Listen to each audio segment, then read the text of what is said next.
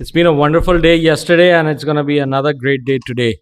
So thank you very much for gracing the occasion once again. And I'd like to just take the opportunity of thanking our sponsors, Biostat, Can Biosys, for sponsoring this program. We also have our kit partner to recognize Acadian, and our tea coffee break sponsors, PI Industries, Ramsides, uh, and IPL and microalgae.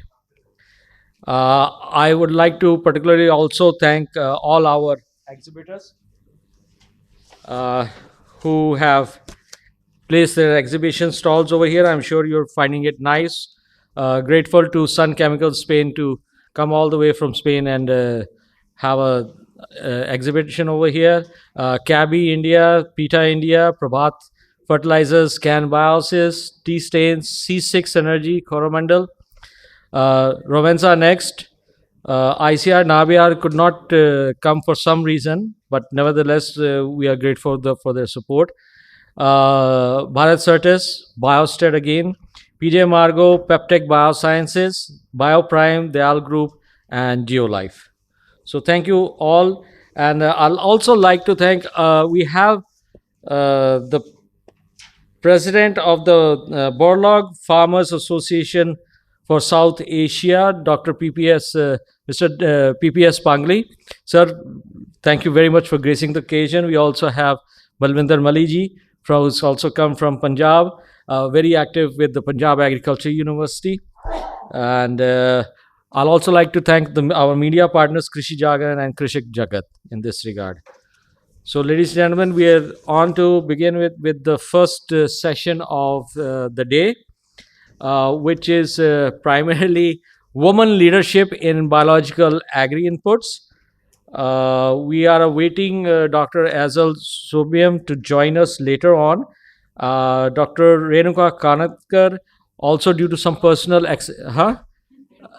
Karandikar, sorry, Renuka Karandikar, who due to some personal exigencies in her family or for personal reasons could not come across, but she has left a message which I'll ask the chair of the session to come across. So, ladies and gentlemen, may I all like to introduce you to the chairperson and also the vice chairperson of BASAI, Madam Sandeepa Kanetkar. Ma'am, if you could just come over on the dais, please. I would also like to have Amrita Kumar and Aman Khorakiwala, ma'am, to please join us on the stage.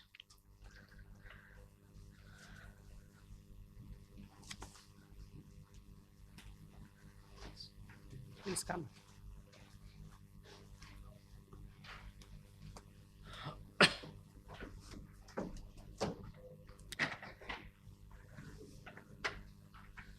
Madam Sandeepa Kanetkar is the founder, chairperson, and managing director of Can Biosys, the microbial company. And she had started from a first patent for producing liquid fertilizers, which won the United Nations WIPO Gold Medal Award for improving the efficiency of fertilizers and pesticides using microbes. A serial entrepreneur and also the vice chairperson of BASAI. Sandeepa believes in the power of compassionate capitalism for improving the farmer's income, the way our food is grown, and reaching the goodness to the consumers, as she believes. We are what we eat, is what she says. So, welcome, ma'am, in this regard. Ma'am, before we start the session, if you permit, Madam has a great technology on solving or resolving the issue of stubble burning in the country. And we have published, and we are in the process of publishing a series of books on behalf of our members to disseminate information on their technologies available. So, ma'am, if you could release the books on stubble burning, we would be really very grateful.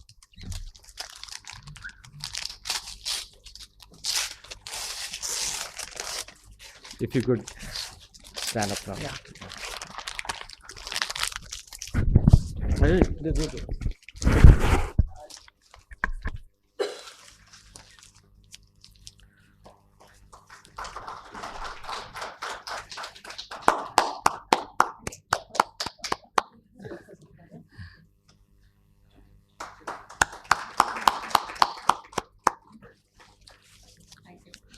Thank you very much, ladies. And ma'am, the stage is yours. Thank you.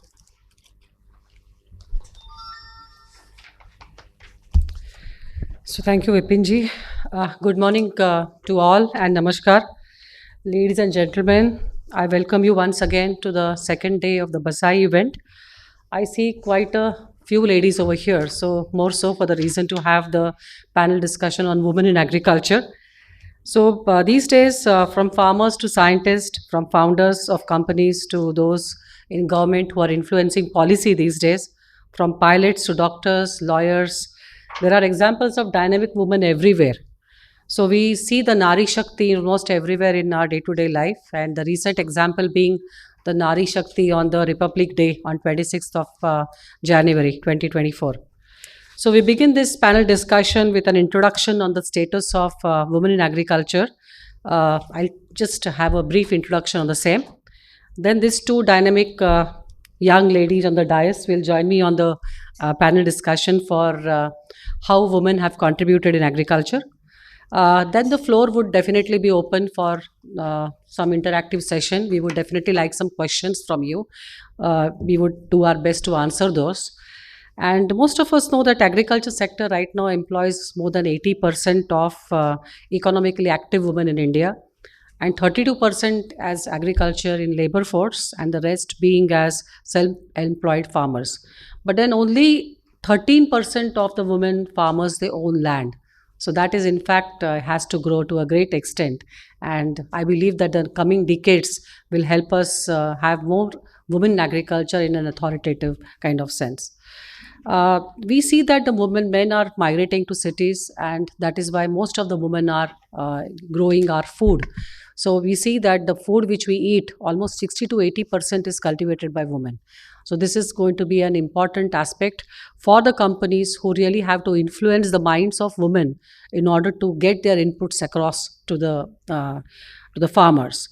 So why is it important for a country like India, which really I'm proud of? We gave equal voting rights to women in 1947, when we fought for independence and we got it. So how women's empowerment can help India? That is going to be an important aspect. So, women's economic empowerment could reduce poverty not for everyone. In fact, more of the government policy making has to happen with a woman centric kind of approach, which is going to be important if India has to have good participation of women in agriculture, also in the policy, because most of the government policies are influencing agriculture to a great extent. So it is essential to keep women at the center of the policy, which right now may not be happening to the extent we want. So this is going to be an important aspect wherein we would like to have some views of the expert panels in this case. In addition, in fact, the regenerative agriculture, which right now is going to be a very focus. Women by nature, they are more of nurture. It is in their DNA, nurturing for their family, then nurturing for their children, nurturing for the soil. It comes naturally to them. So it is going to be more important for a kind of woman to influence this kind of regenerative or sustainable agriculture. And then that is going to be an important aspect which we will be considering here. Because these days food safety is going to be very very important. We see many instances whereby drastic decisions or drastic opinions are we see those wherein we believe on one hand equally we have to stop totally chemicals, we have to stop pesticides, but all of us know that the food security, safety, sufficiency and affordability, these four things are going to be important if at all we have to go get ahead. So let me, in fact, take this opportunity to thank the male colleagues over here, because without their support and encouragement, we would not be that kind of, empowered to have this subject on the panel. All of us know the current challenges right now in agriculture being deterioration of soil health, then water scarcity, food safety, as I mentioned earlier, pesticide residues, which are going to play an important role. And but in spite of this, India is progressing to a great extent. If you see the food exports which are happening, they are growing day by day. almost 36 billion, and the Prime Minister is envisioning a plan to reach around 100 billion. So we really have to play an important role, wherein how do we create such kind of residue-free food, that is going to be very, very important. Now we have the two dynamic ladies over here right now. They are trying work hard to address some of these challenges. We had two more ladies who are entrepreneurs. They could not join due to some personal exigencies. So I shall, in fact, introduce them one by one. Uh, on my extreme left is Miss Amruta Kumar. She is the executive director, corporate, and second generation family business member in Dayal Group. And prior to her role at Dayal, she has been working in several industries in the aspect of food, agri-tech, finance domain. She's an economic graduate from Lady Shri Ram College for Women's Delhi University, and holds an MBA from London Business School. And she also told me that she also was educated at Berkeley. So that is a great aspect. We have intelligent minds in agriculture which can contribute to what agriculture needs in the next 10, 20 years, because everyone is knowing that agriculture cannot wait. We have to have developments to the extent we require, because if it is right now 4%, we need more growth in agriculture.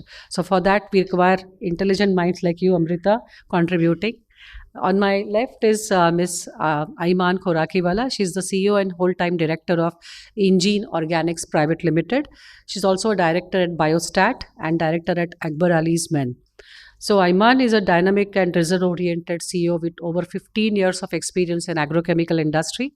And after completing her degree in genetics from United States, Aiman began her career working in her family and agri-input business. She helped establish the company's seeds division, which was then known as the HiQ Seeds, in 2004. So currently, Aiman is the CEO and whole-time director of Engine, which is a part of the privately owned Biostat Group. She distributes the crop protection chemicals and biostimulant. The company is committed to giving sustainable growth solutions to Indian farmers, focusing on seaweed, which are enriched with biostimulants, seaweed enriched biostimulants under the umbrella brand of Nanozyme. Uh, Aiman, in fact, she has accumulated over a network of more than 1,600 distributors, 5,000 retailers, and she's working with around 60 products. So with value-added products being introduced year after year, Engine Organics has a 410 people strong field force, which is committed to helping Indian farmers make the good choices on their fields, practice sustainable farming, and boost productivity. So thanks, ladies, for your consent to participate in this women discussion. So we begin with you, Amrita. In fact, this is going to be a kind of a difficult way to answer. So I'll just look in the front and just you have to answer it. So I would like each of them to put out their journey in brief.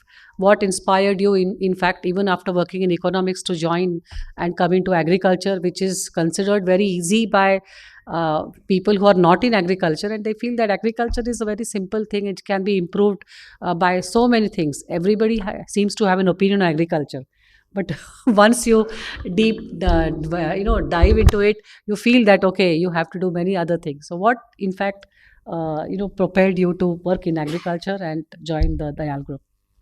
Thank you, ma'am. I think the fact that I grew up in a family that was always talking about agriculture day in and day out sort of was the beginning of my journey in agriculture. So Dayal Group, a little bit about the history of Dayal. The group started in 1979, and we were the pioneers in manufacturing zinc sulfate monohydrate in a commercially cost-effective manner. And we started with the extension strategy to enable farmers in Uttar Pradesh to adopt zinc for the cultivation of paddy. And over the course of the next 40-45 years, we've expanded into all sorts of micronutrients. We have an entire range of biostimulants, biofertilizers, biopesticides. We also do improved seeds, both grains and vegetables. And we have an extensive portfolio of animal feed as well. So cattle, poultry, fish, and we've recently ventured into pet care also. We also have a IT solutions arm that looks at creating digital solutions for the agricultural value chain. So what was started in 1979, and with me coming into the picture in the 90s, I was always seeing this growing up. So even before I went for my undergrad in economics, I knew that this is what I wanted to come back to. So agriculture was never agriculture; it was a business for me. And so my entire professional journey was panned out in my mind based on that. I chose economics because I wanted to get into the business side of things. I chose MBA because I wanted to get into the business side of things in agriculture. What was also very important was that growing up, my father is also here, Mr. Abhay Kumar. I've seen that how his mission to bring a smile on every farmer's face was something that was very closely linked to the business ethos at Dayal Group. And that was something that resonated with me from day one. So while it was a business that I wanted to get into, it was the value that we were adding by doing business that excited me. Um, Being in an entrepreneurial family also makes me want to be an entrepreneur and not really work for anyone else. Being able to add value in an entrepreneurial way was a lot more exciting. So that's how I ended up from being in finance and economics to finally being a agricultural entrepreneur. That's great. And Ayman, what about you? Can you add to that? And after your education in genetics and launching HiQ Seeds, what do you feel that right now India needs, and how can fresh minds bring a breath of fresh air into agriculture and innovation? Because we see innovation not to the extent which happens in the other fields. So, what do you feel should be done, and what about your journey to date? Yeah, thank you. So I graduated in 2004, and at that point, I had studied genetics and I had done a few internships in college with professors who were working on the genes of the maize crop.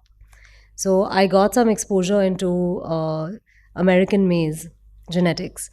And at the same time, my father had just started Biostat the same year that I graduated. And I called him up and I said, you know what, should I stay back in America and get a job here, or should I come back and be part of this journey that you have started? So he said, just come back and we'll see what you can do. So that is how it started. I came back and I jumped into the business.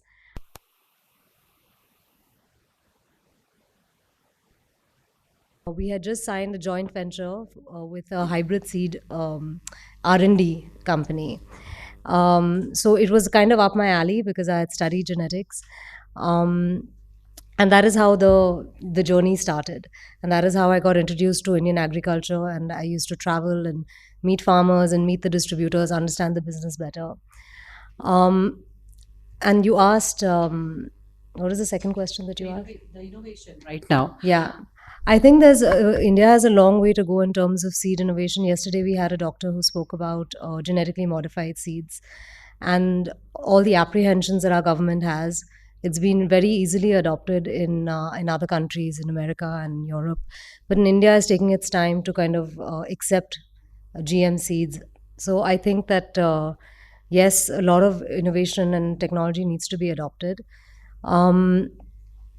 I really think the tech companies that are coming into the agri space to enable farmers to buy products online, like Dehat and Agrostar and all these companies that are coming in, they're going to make the farmers more technologically aware. And there's a lot of funding in this space as well. So I think, yeah, India has a long way to go in terms of adopting technology. So, how do you feel, in fact, coming back to the aspect of women participation? I was, in fact, concentrating more on the women farmers or farmerettes as they are called. In fact, women farmers, they have a name. In fact, I Googled it and I saw it, but it is not my kind of thing. So, I just was concentrating on the farmers, in fact, how women farmers. So the same aspect happens in the entrepreneurial space, wherein I often hear about entrepreneurs, not getting the funding to that extent and the confidence which is being shown. We see many examples. In fact, Dr. Dima and Renuka is not here, and Enzil is not here. They have been able to raise substantial amount of money with respect to when it comes to funding technology, because funding usually happens in new space, and if you have to bring some new products into the system. So, how do you feel the women participation with respect to farmers and with respect to the agri input industry as a whole? Do you have any thoughts on that? Yes, I think that whether it's women in as farmers or women in any kind of industry in the job space, women are, as you said earlier, that they're the nurturers, right? Uh, at the time when men are enhancing their careers in their 20s and 30s, that is the peak time that women are having children. So it is in direct clash, actually. And when they have children, they have to spend the time to take care of them, nurture them. And this is the time that simultaneously the men are advancing in their careers.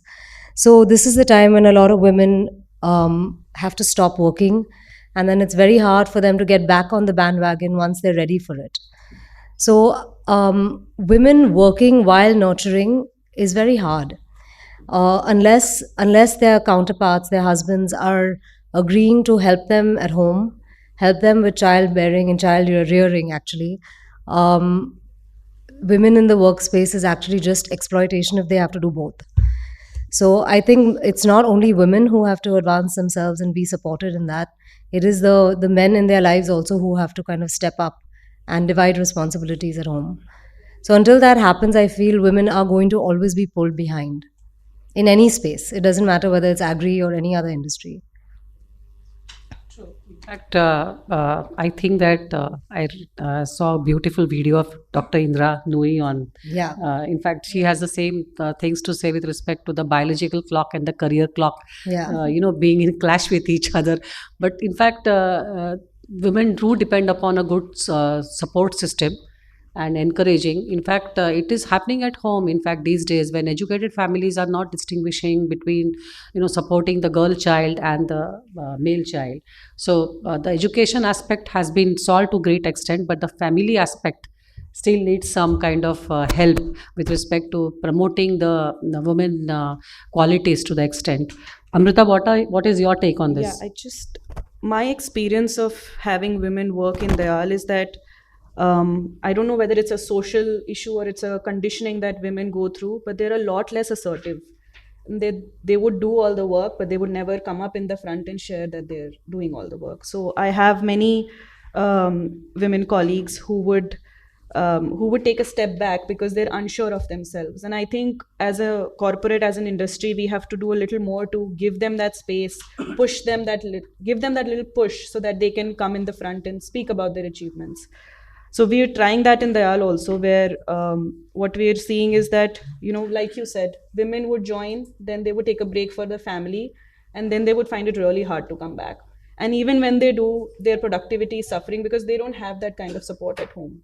So we've seen women join and then leave. So up till mid management, we would have women, but beyond that, it's just very, very underrepresented. So as a corporate, what can we do to provide that kind of supportive environment even at workplace for them to come back? Whether there are some trainings that we can do for them to feel like, whatever they've missed, they can get back on track with that. So that is the viewpoint that we've also experienced in there. And now we're actively trying to work and find women in senior positions, because also seeing women in senior positions enables other women to feel like, okay, there is a career path for me. I don't have to stop after I have a family. So we're working on it. We're really struggling with it, especially because we're a little farther away from the big cities. But we've been on it for a while, and we continue to do it. So hopefully, in the coming future, and looking at the representation of women in this room, I'm confident that things should change. Yeah, I think that company policies need to be bent and adapted to suit women, and that would be equitable. We recently hired a new, BASAI recently hired a new HR head, and she's a lady. And when we interviewed her, she asked to work from home, which for an HR person is, they need to be kind of there in the office. But we said, okay, that's fine. And because she has a small child, and she had to kind of deal, and obviously her husband also was working. So that is the kind of adapting that corporates need to do to let women in leadership positions be able to remain there. And you know what? Ironically, she doesn't work from home at all. She manages everything. I know she has her video on, which she's seeing her kid at home. The CCTV is constantly on. I can hear her child because she sits next to me. But this is what we need to do. This is how we need to embrace it, rather than expect the women to fit into the men's shoes in the way they work. So that, in fact, is great. In fact, technologies may help women in future. On a lighter note, I was, in fact, working with an NGO head called as Ameyo Joshi, and I was asking him about, because he has worked in about 192 villages, and I asked him about the women participation and how really they are, influencing the entrepreneurs and all. So he had one thing to say, that if you bring women together, an enterprise happens, but if you bring men together, there's a power game and politics happens. So that is a thing which really stayed with me. Not to blame you men, but then that is the reality with which we have to do that. And with respect to women, really one aspect of because she's getting some option and she's getting an opportunity, so she wants to make the best out of it. Yes. And that is what really I have seen also at Canvases, wherein if we really give the believe in their abilities and make them believe in their abilities, that is the first step to make women come into workforce to the extent. So we are all working in the biospace. In fact, I really believe, and I mentioned it earlier, that we do a lot of nurturing with respect to soil health and food safety, what we cook at home. We always feed good things to our children. So, do you feel that the bio market should be addressed in a different manner vis-a-vis the chemical market when it comes to taking the products to the farmers? Because I often see that when we have a distributor kind of gathering, I see that only men are there, and sorry.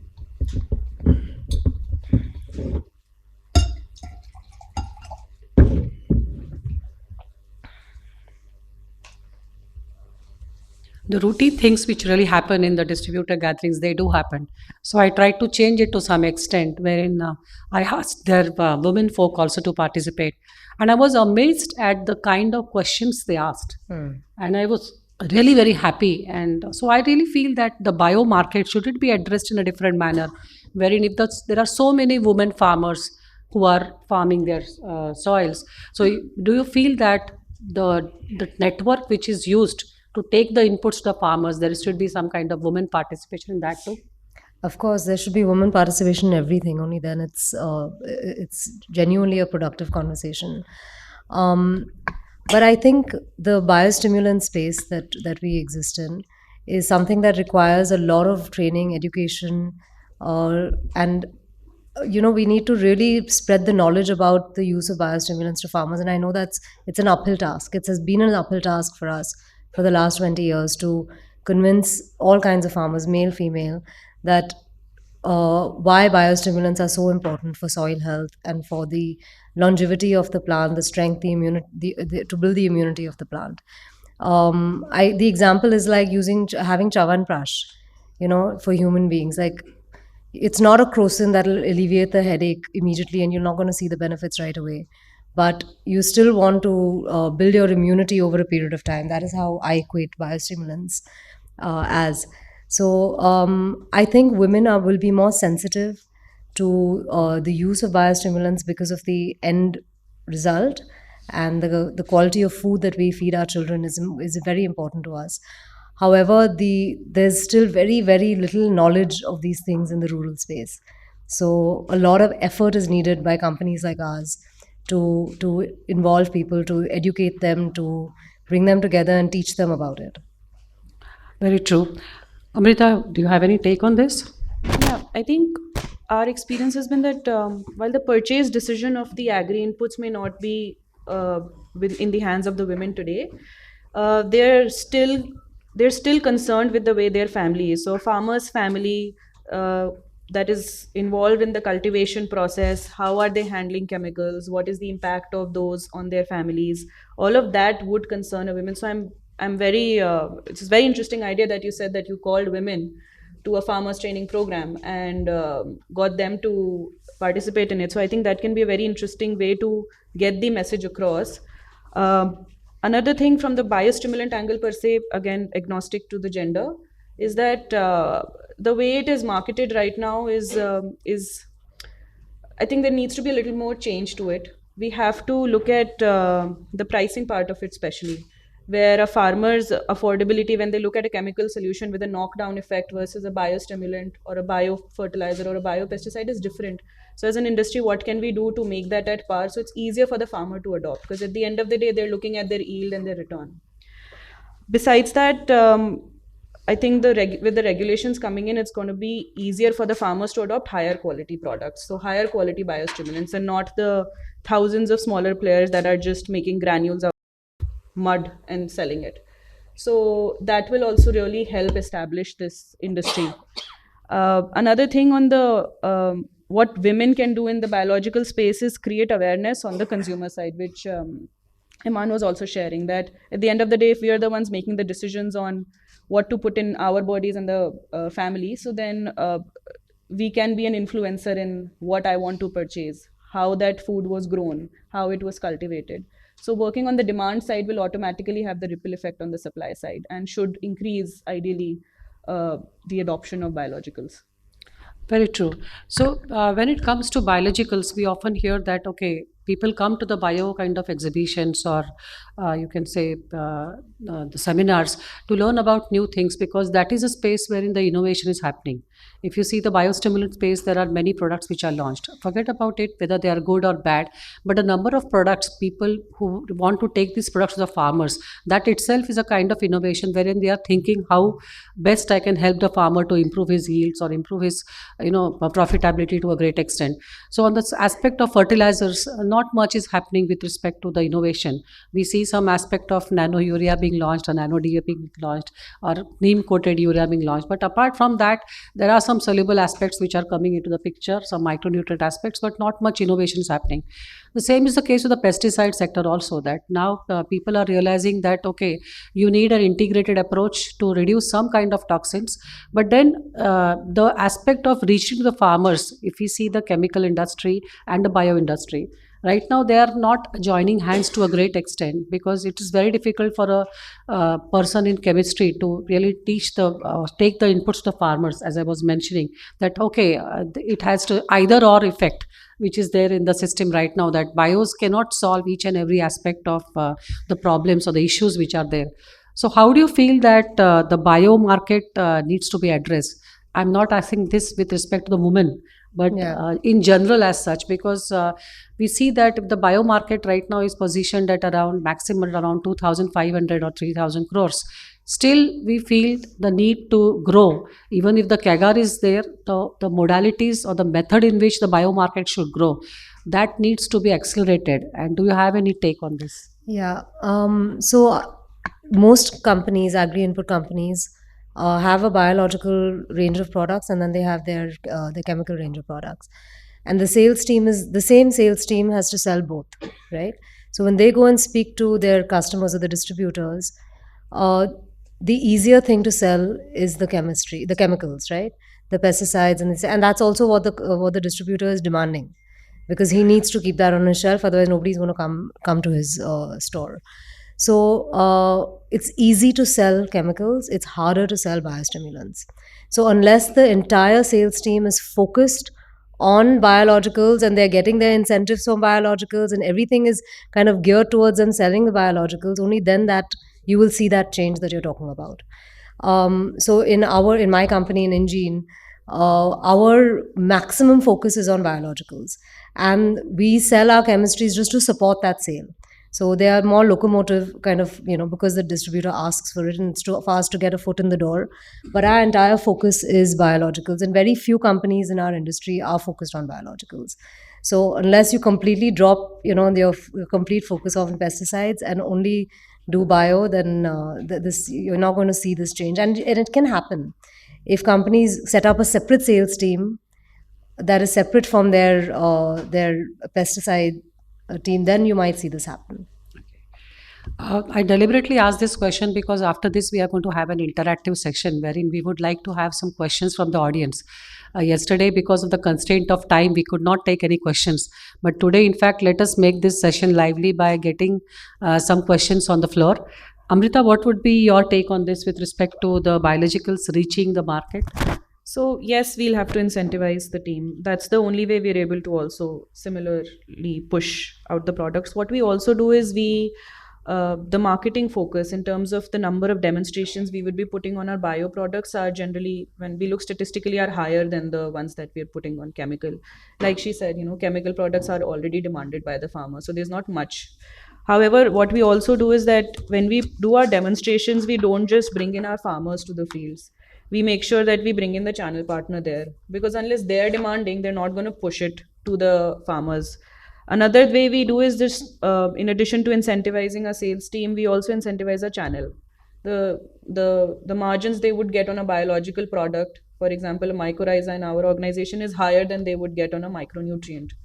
So that is what we do. And we also focus on the INM IPM approach. Like, those are words that are constantly uttered in our marketing rooms, in our training sessions. So the sales team is already always thinking of that. So when they also go back to the field and talk to the farmers, they are using those conversations that they've had in the corporate offices to convince the farmers to use both kind of products. Absolutely. You mentioned the thing about incentivization and value. Many of these days, I believe that the biologicals are not priced well. Because if you really have to get the biologicals to the market in the sense, and you have to satisfy the channel, because unless you satisfy the channel, you're not going to get a repeat order with respect to even though the quality or the value which is being given to the farmer is good. So value pricing in biologicals is not happening to the extent it should happen. That is what I believe, because right now there is no economy of scale which is there in biologicals. So they mostly are sold on the basis of the production cost and not on the value which is given to the farmer. So right now when you take the demos, the rate at which the fertilizer replacement happens, or the rate at which the one of the two sprays of pesticides are reduced, and that kind of reduction in cost, or that kind of increase in the yield the farmer is getting with respect to the value of the biologicals which the biologicals are being used for, if that is not done, then the value pricing is not being done. That is what is not justifying the biological entry to the extent which is happening in the market. Do you feel so? Yeah, there's a lot of legwork that is needed to sell biologicals. The demos, the discussions, the we need to show the profitability to the farmer. We actually write it down and show it to them that this is how much you can gain from spending this money. So that amount of legwork is not needed for selling the chemicals. So yes, that is probably the reason why there's so much work that is needed to sell biostimulants. True. Amrita? So even when we introduce a new product, I think we do that analysis at our end, where we look at the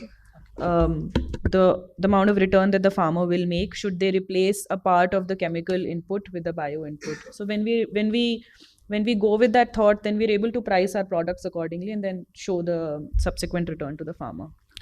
Very nice. Thank you so much. Now we, in fact, open for questions, and I would request Vipin ji to arrange for some mics if the people need it, or they can be loud enough for the gathering to hear their voice. Thanks.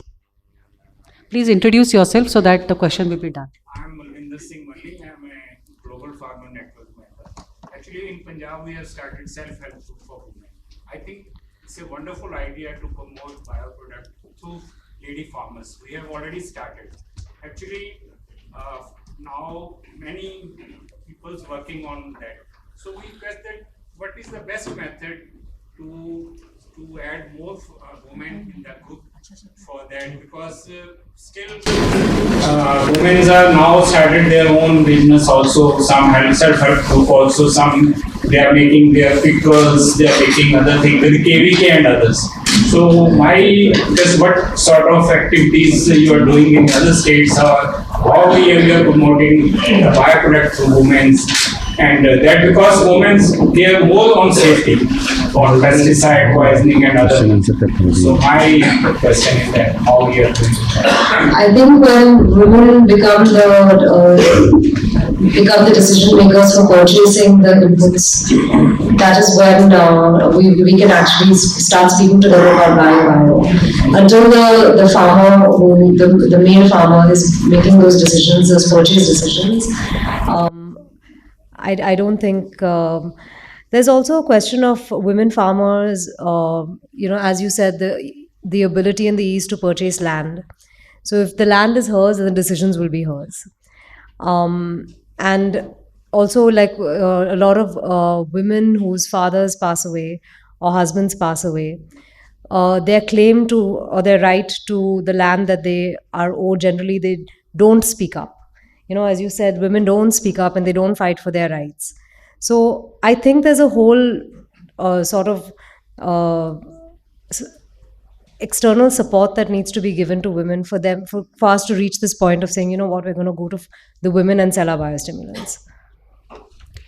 Just one example also I'll share of what we did. आपने KVK की बात करी, so that reminded me that in Sultanpur in UP, we partnered with the KVK to do a meeting where the women farmers that were using biological products and other products to do good cultivation were celebrated in public. So public recognition really helped us, promote the role that they were playing in farming and making the right choices. So, like Eman was also saying, we have to push them. So we also have to show that, okay, there are people who are doing great things and you can be one of them too. And there were other women farmers in participation. So we're hoping that these kind of initiatives, when we take at a ground level, will also push women farmers up. Is there any biological certification authority in India that gives the confidence of the farmer that it is certified quality? Yeah, I would take that question. So basically, right now, the good thing which has happened in the market is that biologicals are being registered now. Earlier on, they were not registered. So there is some kind of methodology which is required, or some kind of small entry barrier. Any person having, say, 2 rooms cannot set up a biofertilizer or biopesticide plant now, because he has to undergo rigorous registration procedures. So that is one aspect. And there are also some inputs which are registered for certified for organic farming. So that doesn't mean biologicals are only used for organic farming. They can be used for conventional farming also. So that is a kind of a confusion is created in the market. So it's the government aspect is being done. And in fact, I would like to mention here that we are at BASAI, we are trying to work on this aspect of certification aspect also. So in the years to come, we may be launching some kind of activity with this regard. Yes, Nidhi?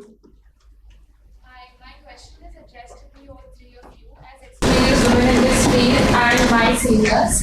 How do you think the landscape of agriculture has changed for the women since you guys started? And what advice would you have for a newbie like me? Anna, you take that? Okay, sure. I don't know how old you are, you're pretty young. Okay, you're 22. Wow, that's young. So, in your 20s, I don't know, when I was in my 20s, we have confidence issues. We're not sure whether the decisions we're making are right decisions. We don't know if we're being accepted the way we want to be accepted. So the advice I definitely give is you just need to be at it and continue to speak up, continue to make your voice heard. That is the most important thing, because if you shut down when you're surrounded by men, and it always is like that, right? You're in a room alone and everyone else is a man. And many times they try to speak over you and they try to crush your voice. So don't allow your voice to be crushed. You've got to keep going. And as you get older, you begin to not care and you become more confident. The confidence comes.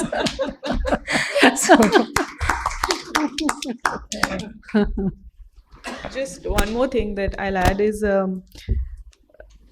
you will have to work a lot harder to prove yourself than your male counterparts. You will have to go to the field and show your face on the field and stick it all over your office to remind people that, oh yeah, I also went and met a farmer. I'm not just a lady sitting in an office behind a laptop. You will have to, whatever you do, please make sure you talk about it or you show it. And as a person who's working with her father, you'll have to step out of that shadow at some point in time, which I'm also still learning to do. Even at conferences, I'm always with the chairman, my father. So, you'll have to create a place for yourself. But I think at 22, you just, you work at it, you just go for it and just work slightly harder than the male counterparts. I'll just add to that, at 22, you feel you can change the world. Just keep that spirit alive. But you must go to the farmers also. Yes, that is Farmer right. is very important. Yeah. Any more questions? Ravi, I would like you to ask a question because you have worked so hard in regulatory space and everything. Do you have any question for us? Not a question though, but I guess Okay. first I have talked about pushing pushing the biologicals in the market is quite hard compared to the conventional one. Probably with the world moving towards more sustainable thing, I would think that would change. But how do you perceive the role of non-genuine biologicals in the market space? So which is probably more an incentive to the retailers in terms of selling. Is it also creating the same kind of disturbance in the market to push the genuine ones? And how would industry like yourself, I guess, all the time we tend to blame the government, but how as industry are we working towards it? I think firstly the fact that now we have to be registered under the FCO, and this BASAI, this association has been formed. The genuine biostimulants and bioproducts are getting recognized, and it is very hard now to place something that doesn't have this registration on the shelves of the dealers. They have to hide it and sell it. So there's a barrier now. They were selling it openly before, now they cannot sell it openly. So I think that restriction will definitely help the genuine biologicals that are properly registered under the FCO, because it's expensive to register, number one. Number two, all the paperwork and everything that is required. A small player, local player that is probably giving much larger margins to the channel partners, they'll not be able to survive it. And now you have the larger MNCs getting into the biospace. So the kind of bucks that are going to be spent on selling biostimulants now it's at another level. Absolutely, and one I feel okay. We can take the questions, and maybe I can address this for later.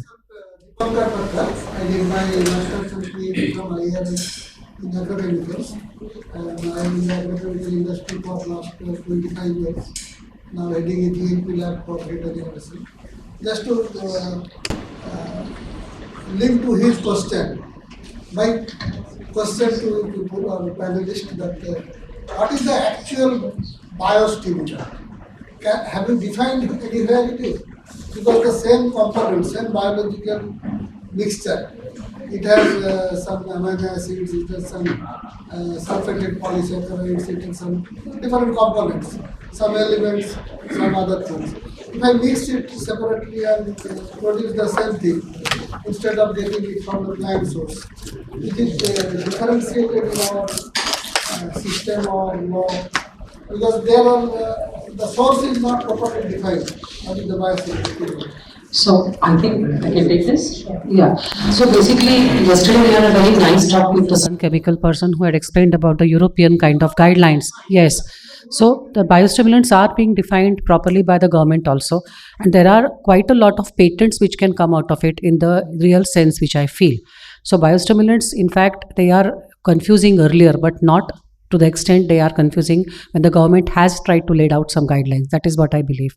If I can answer the question right now. Yes. The same ascobyl, which is coming from Arabian Sea, is different from the... Absolutely, but then the value which is given to the farmer, that is what is being looked at, not only the containers. Yes, so each industry has its own kind of metal to standardize its product based on the guidelines which are necessary. I'm sorry, Vipin is trying to say one question last and we'll stop. This lady has a question. I'm Dr. Mala. I have worked as a regulator. And I have a lesser opportunity to directly venture except to the pharmaceuticals, where I have been advocating more the safety, etc. as came to like So one question which you people have said, my previous mission may not be effective, right? Like because I'm looking at the other aspect about the cost. Since you said that cost, because what I have the notion that maybe more of these biologicals or the quantity is required than compared to the chemicals or whatever. They are strong chemicals, so less quantity, more space period required.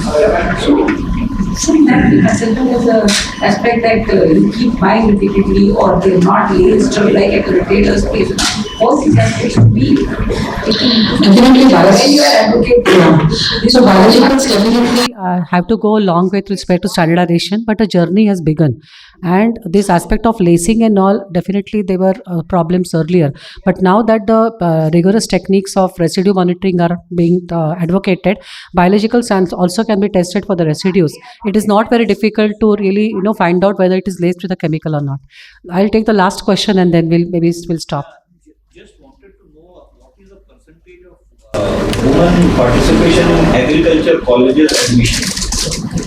The talent comes from an agriculture college, and I see that the percentage of women in agriculture college or going through the rigorous course of agriculture per se is very less. So in my batch in Pantnagar, it was out of 72 students, there were only 5.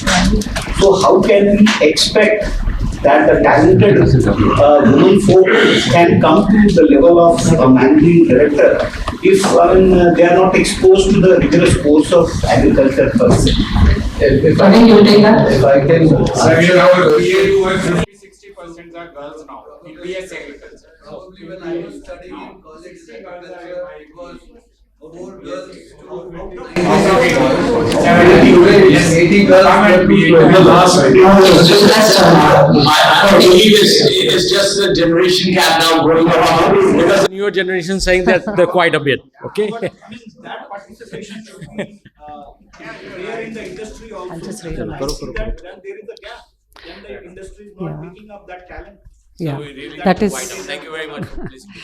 Yeah, so I'll just, in fact, read the message from Dr. Renuka Diwan Karandikar, who is not here. She's the CEO of Bioprime. Women have been the unseen, unheard driving force in agriculture since a long time. However, it is time we make their presence felt, our voices heard, and that will only happen when we take up leadership roles, as you rightly mentioned, and help our fellow women to become leaders. Technology is a means to achieve that.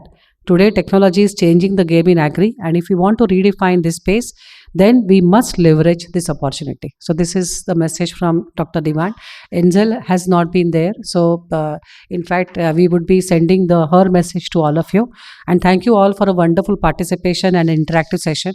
I believe there could have been more questions, but Vipin is bent on following the schedule. So, thank you so much, and thank you, Amrita and Ayman. It was Thank a you, great ladies. pleasure. If you could just hold your horses. Okay. Just hold your horses. Just hold your horses. First, I'd like to thank all the panelists for a lovely and a very lively session into it, and a very interesting question answer, which we missed out yesterday, unfortunately. My apologies for that. Due to probably time constraints, we couldn't come across. We have another list of panelists coming across later on. I believe looking into all the enthusiasm in the women's leadership field, we just had a quick talk between a couple of board members in BASAI, ma'am. And we would like to formally announce that BASAI has chosen to form a women's wing within BASAI to connect all women entrepreneurs of agri-input companies from biological seeds, pesticides, and farming, etc. And we shall be officially launching it on the Women's Day, that is on March 8th.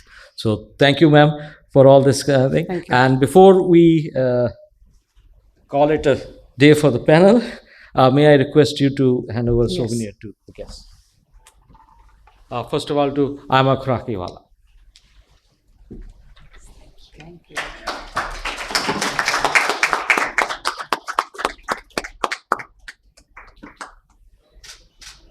Thank you so much. Thank you.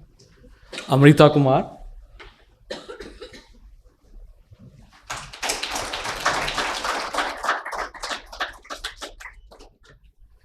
May I request Dr. Srita Balla if she could grace the stage and hand over a souvenir to Madam Kanatkar, please. वो आपको दे दूंगा, आपको नहीं मिलेगा.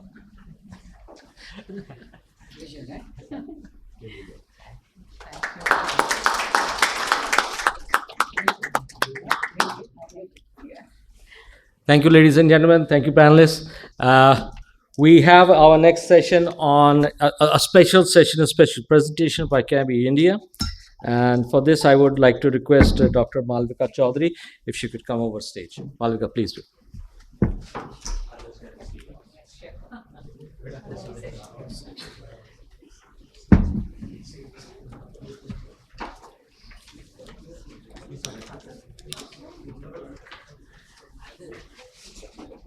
I said, okay.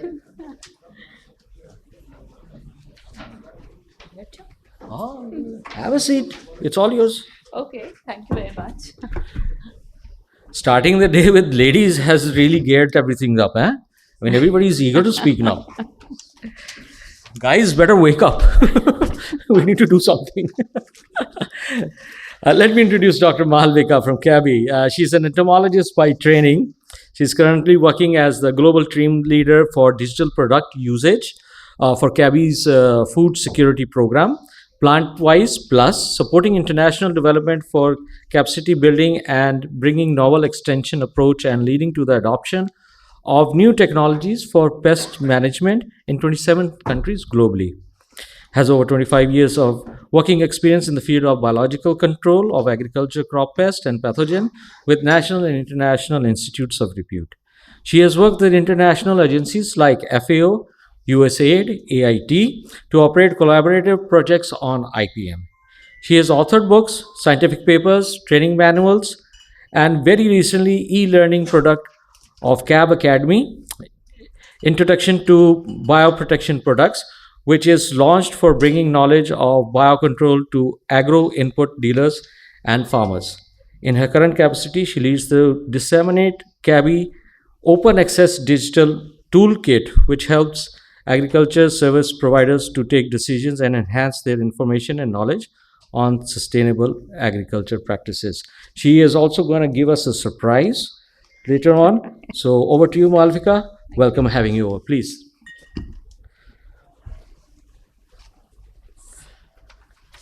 We can give her a round of applause. Oh, thank you very much. At least that goes unaccustomed. Thank you very much. Thank you, Vipin, for such kind words, and a very good morning to the audience, ladies and gentlemen. So I would take this up from a very inspiring session that Dr. Sandeepa was chairing, and two lovely ladies commenting on women in agriculture. And I'm very happy that with the support of Gabby and my colleagues over here, that yes, women can retain their position in leadership if they are supported. So with this note, I would just like to begin the presentation today.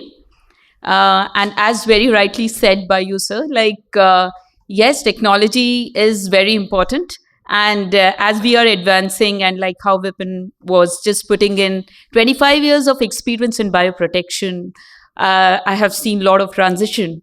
But then when we are coming towards the technology, and like yesterday we were hearing Digital Bharat and a lot of emphasis on digital, then digital innovations in bioprotection would definitely be something that we should be looking for. So I would like to bring your kind attention to the very latest innovation from CABI, that is the CABI Bioprotection Portal.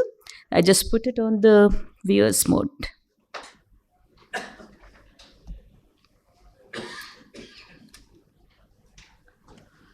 So CABI has been leading food security programs, and from the past 10 years, we were having a program called PlantWise, wherein we were running plant clinics, and our emphasis was to give advice to the farmers, which is biological.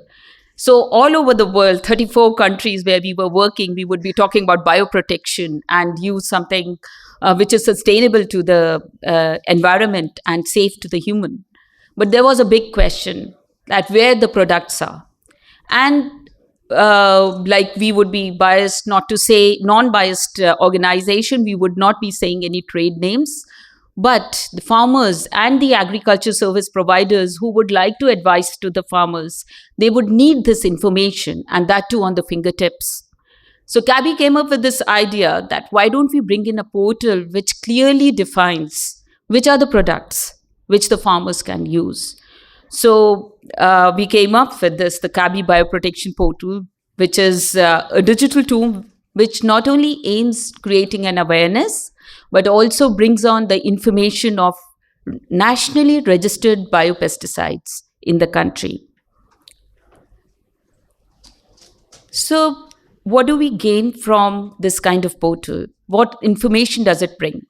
So, if a product is being searched, we could understand what is the trade name, where to source it from, and how to apply. Application has always been a big issue in bioprotection world, and we have always, joined hands to create a lot of demonstrations for the farmers. So application in form of knowledge comes from the educational area, what Kabi Bioprotection Portal has to give an information on biological control and IPM. So these are in form of blogs, resources, news on a particular commodity and the products that are being used. Now we say knowledge, but knowledge is always for sharing. It has to be an open access knowledge so that more and more people can access to it. So this portal is open access, web-based, but when we are talking about developing countries where internet can be an issue, then we have to always bring a product which can be operated offline as well. So accessibility will increase the awareness, and awareness will increase the uptake of bioprotection product. So that is the theme behind this product. And of course, when we say open access, we do have to have a business model behind it. I was really inspired by the young entrepreneurs over here, and definitely everything has a business model. And this comes through the partner and the sponsor membership, which allows the tool to remain open access. Who are the users of bioprotection in portal? We say the information is everywhere, but yes, who are the people who need this information? Then they are the growers and the advisors who needs the authentic information about the products, which are authentic. Like we had just a question, how would you discriminate between an authentic and the spurious products which are in the market? Now, when we talk about Kabi Bioprotection Portal, we talk about the data that we take from the responsible organizations who are responsible for regulatory registration of the bioprotection products. So this data is taken with the permission of these organizations, and it is put on the portal. And hence, we can say that this is our effort, that we talk about the authentic products in the market, so the farmers also get the same information, and these products are being taken up and used. So we also understand that there are legislators around who would also like to know which are the bioprotection products which are available maybe in the neighboring countries, because they also want to streamline their regulations accordingly. And I'm not talking only about India over here. We are working in 43 countries with Kabi Bioprotection Portal. And there are many countries who look upon India as a very inspiring example.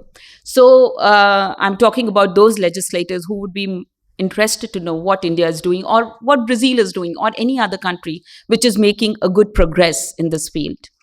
And there are biocontrol manufacturers who would like to promote their product to wider audiences and also identify new markets. So this portal is also instrumental for the biocontrol manufacturers as well.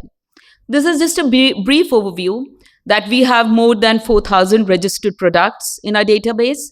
They are available in local languages of each of the nation and English. So for India, we have it in Hindi and Telugu.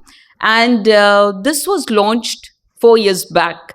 And I must thank to people like Mr. Vipin Saini, who were amongst our first associates to be for the bioprotection portal.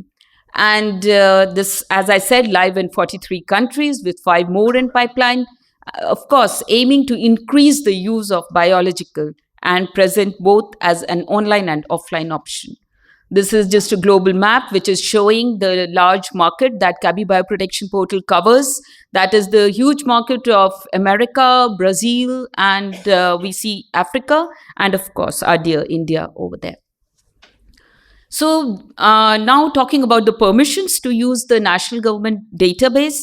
So of course these permissions are sought, and the link is always provided on the Kabi Bioprotection Portal, that it is the authority which has given us the permission to put the authentic data.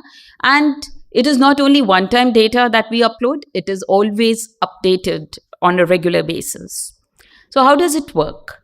So in a very simple language, if I'm a farmer or an extension officer, I just give my country name, and I also put that which crop I'm interested in and particular pest that I would like to know the bioprotection product. And then I get a list of the products over there. And these can be filtered according to the active ingredient I'm interested in to see. So this is something which makes it very simple to be used. And now about the partners. So partners have these special privileges, of course, that they're more information about the product is put on the bioprotection portal, like their labels, their MSDS, and the product fact sheets can be put once we have them a partner on board. Not only this, I was talking about sources. So the network of agro input dealers, the dealer information also sits over there. And if there is any specific product information, then like maybe the packing size, etc., and how it can be used, the PHI and REIs that we are often talking about, all those important informations can be put over here. And as I was saying, there would be a link, and that product link goes directly to our resource center to give more information about how the product can be used. And also, we are talking about like the product should be used in a proper dosage, etc. And we talk about digital, then there is a crop sprayer app which tells the farmers that how does he calibrate the dosage while he mixes it with the spray tank. So these are some kind of links that comes with it. Now the access, the resources, news that is very helpful. I would say news globally. So there are a lot of things which is happening all around us. And it is very important that we make innovations and progressive steps once we understand what is happening around us. So the news regarding the biocontrol and their products are being put in one of the section. And when I talk about resources, I talk about the courses, because we understand we need to educate the agro input dealers, the farmers on bioprotection. But we need to be speaking their language so that they can understand. We need to be present there at their own pace. So we have e-learning modules which are put on something like what you see here, the self-study course, which introduces the bioprotection products to these stakeholders. So these kind of resources are uploaded. And now I talk about the funding mechanism. So I said that there has to be a kind of business model behind the portal, and we look for partnerships. So there are three kind of funding sources that keeps the bioprotection portal ongoing. One is the partnership, and I had several questions, and my colleagues were also facing several questions on this. How do we partner? So the private sector biocontrol manufacturers or distributors can be a partner if we have a 3-year commitment on their continuity with us with a fixed annual partnership fee, which is based on the turnover of the company. Similarly, sponsorship. So when we talk about sponsorship, so I would be showing some examples later on, but we have private sector stakeholdership over here who also come with a commitment of 3 years with a fixed amount of fees, which is contributed as a sponsor. And then we have donors. So these donors are global donors like FCDO, SDC, who are supporting us because they have preferences on practice of biocontrol products. They want that farmers should be taking this more and more, and hence we get donorships and donations from there. So this is just an example that who our partners are, current partners, sponsors, donors, and associates. Happy to say that there are 3 associates from India, BASAI, BIPA, and PMFI, which are numbered over there. Being in BASAI and talking to Mr. Vipin for quite a long time, so I would reflect on associate level partnership benefit. So when we can even approach BASAI as an associate for an associate partnership, definitely they are an associate with a fixed membership fee over there. And what kind of enhanced visibility it can bring it to the members. So this was a very good suggestion by Mr. Vipin that we talk about bringing all the manufacturers into one umbrella and giving them the complete benefits of enhanced visibility to their products. So the associate members, products listed, they get the top of the searches. And then there is a value, there all the data like product sheet, MSDS, and their pages for India only, they get uploaded on the website. And even we upload their information on the distributor and their dealers. Now, the annual associate fees, like yesterday, ma'am, we were talking about. So it is like, you can see it over the screen. It is like 4,750 euros that has to be paid by association. And then all members are taken on board to be associate level partners for the year. We review this after a year, and if an industry want to become an individual partner, we have an option for that as well. So my next slide shows full partnership benefits, which of course the three which is named on the top is something I've already spoken about. But in addition to that, you get your logos and the links to your website on our portal. And I would again bring your kind attention that this is a global platform where we are moving in 43 plus 5 countries. And then we have a development consortia meetings, and you would be invited to have your opinion about the portal. Maybe you're looking for a particular niche of market, or you want to explore a particular country. So that is something your voices would be heard, and we would form our strategy for Kabi Bioprotection portal accordingly. We do have a user analytics dashboard, which can be very valuable for the members. And definitely partners get multiple clicks, which are double the number through the Google search through our portals. So this is full partnership annual fees. And for India, I'm really happy and very proud to say that I think we are one of the largest manufacturer associations and manufacturers of biocontrol over here. So anybody, any organization which has euro 10 million, they are entitled for 25% discount just because they are a member of BASAI. And also 50% discount if we are looking only at the market, which is Indian. But we do have an option of looking into the global markets as well. So how do we do this? This is like all the users who are using the Kabi Bioprotection portal, their data comes in because it has been tagged. It is subjected to Google Analytics, and through the data visualization, we can get a customized dashboard for the particular company. And then you can have these data. What we collect is it has definitely a wide range of dimension and metrics, and we can modify it as a report or a particular dashboard for the country. So these are the kind of searches that you can track. That is according to the pest, crop, occupation, location, and then also according to the products you can track, and also like according to the user, what is the geolocation, what kind of digital devices he or she is being using, and what are the kind of engagement they are having over your product. So you may gauge the kind of interest the user is having for your product. So these are the examples of the dashboards, and which is on usage overview, which is on product overview, and also the kind of users, So these are the three main dashboards that can be created for a particular industry. So I got this question 2 years ago when I was talking about Kabi Bioprotection portal. But how many people are actually accessing information through digital, like portal like Kabi Bioprotection? I didn't have an answer then, but today I can say, because yesterday, like our regional director was on the dais and he was saying that we are the 49 member countries. So these are the member countries where Kabi can go and talk about Kabi. While talking about Kabi Bioprotection portal, we automatically talks about our partners, and hence the information of the product get across the globe. Second, we are also into digital advertising like social medias, Google Ads, Facebook, LinkedIn.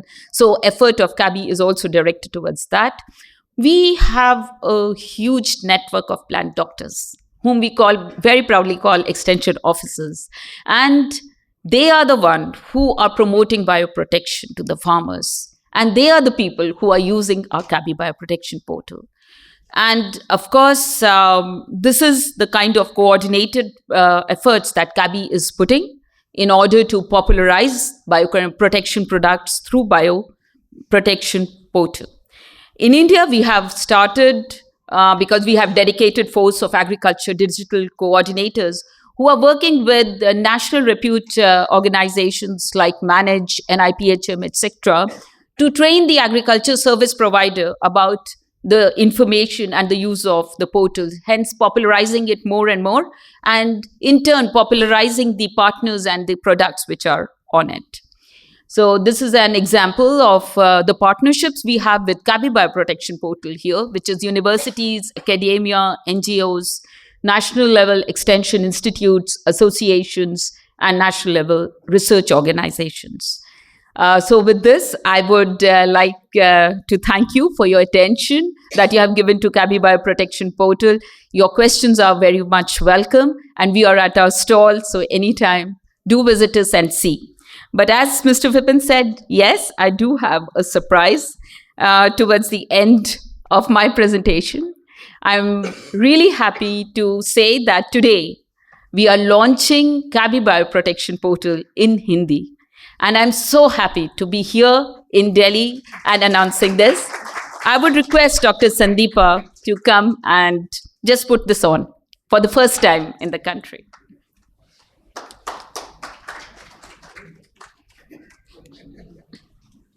Ma'am ये जो Google वाला है ना, ये Google वाला को आप on कर दीजिए. Google?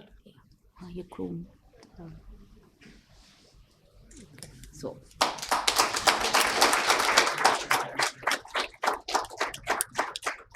Thank you, ma'am. Yeah, just a minute. Aapko thank you. So thank you, Mr. Vipin, for giving me this opportunity. I'm really thankful to you. Kabi is thankful. Thanks. Thank you, Malavika, for your kind words. We've been in talks with Kabi, and it feels a matter of pride when you travel internationally and you have a Kabi, the poster over there, and you see BASAI. It's a really sense of pride that we are at such a level. It's been a lovely journey, ma'am. Thank you very much. We look forward to working more closely with you. And since we've already now have a BASAI women's wing, so I believe we have our first member. Thank you very much. But frankly speaking, you got to pay for it, huh? BASAI is all about money. So may I request our Vice Chair, Sandeepa Kanatkar ma'am, to present a gesture of appreciation from us. Thank you very much.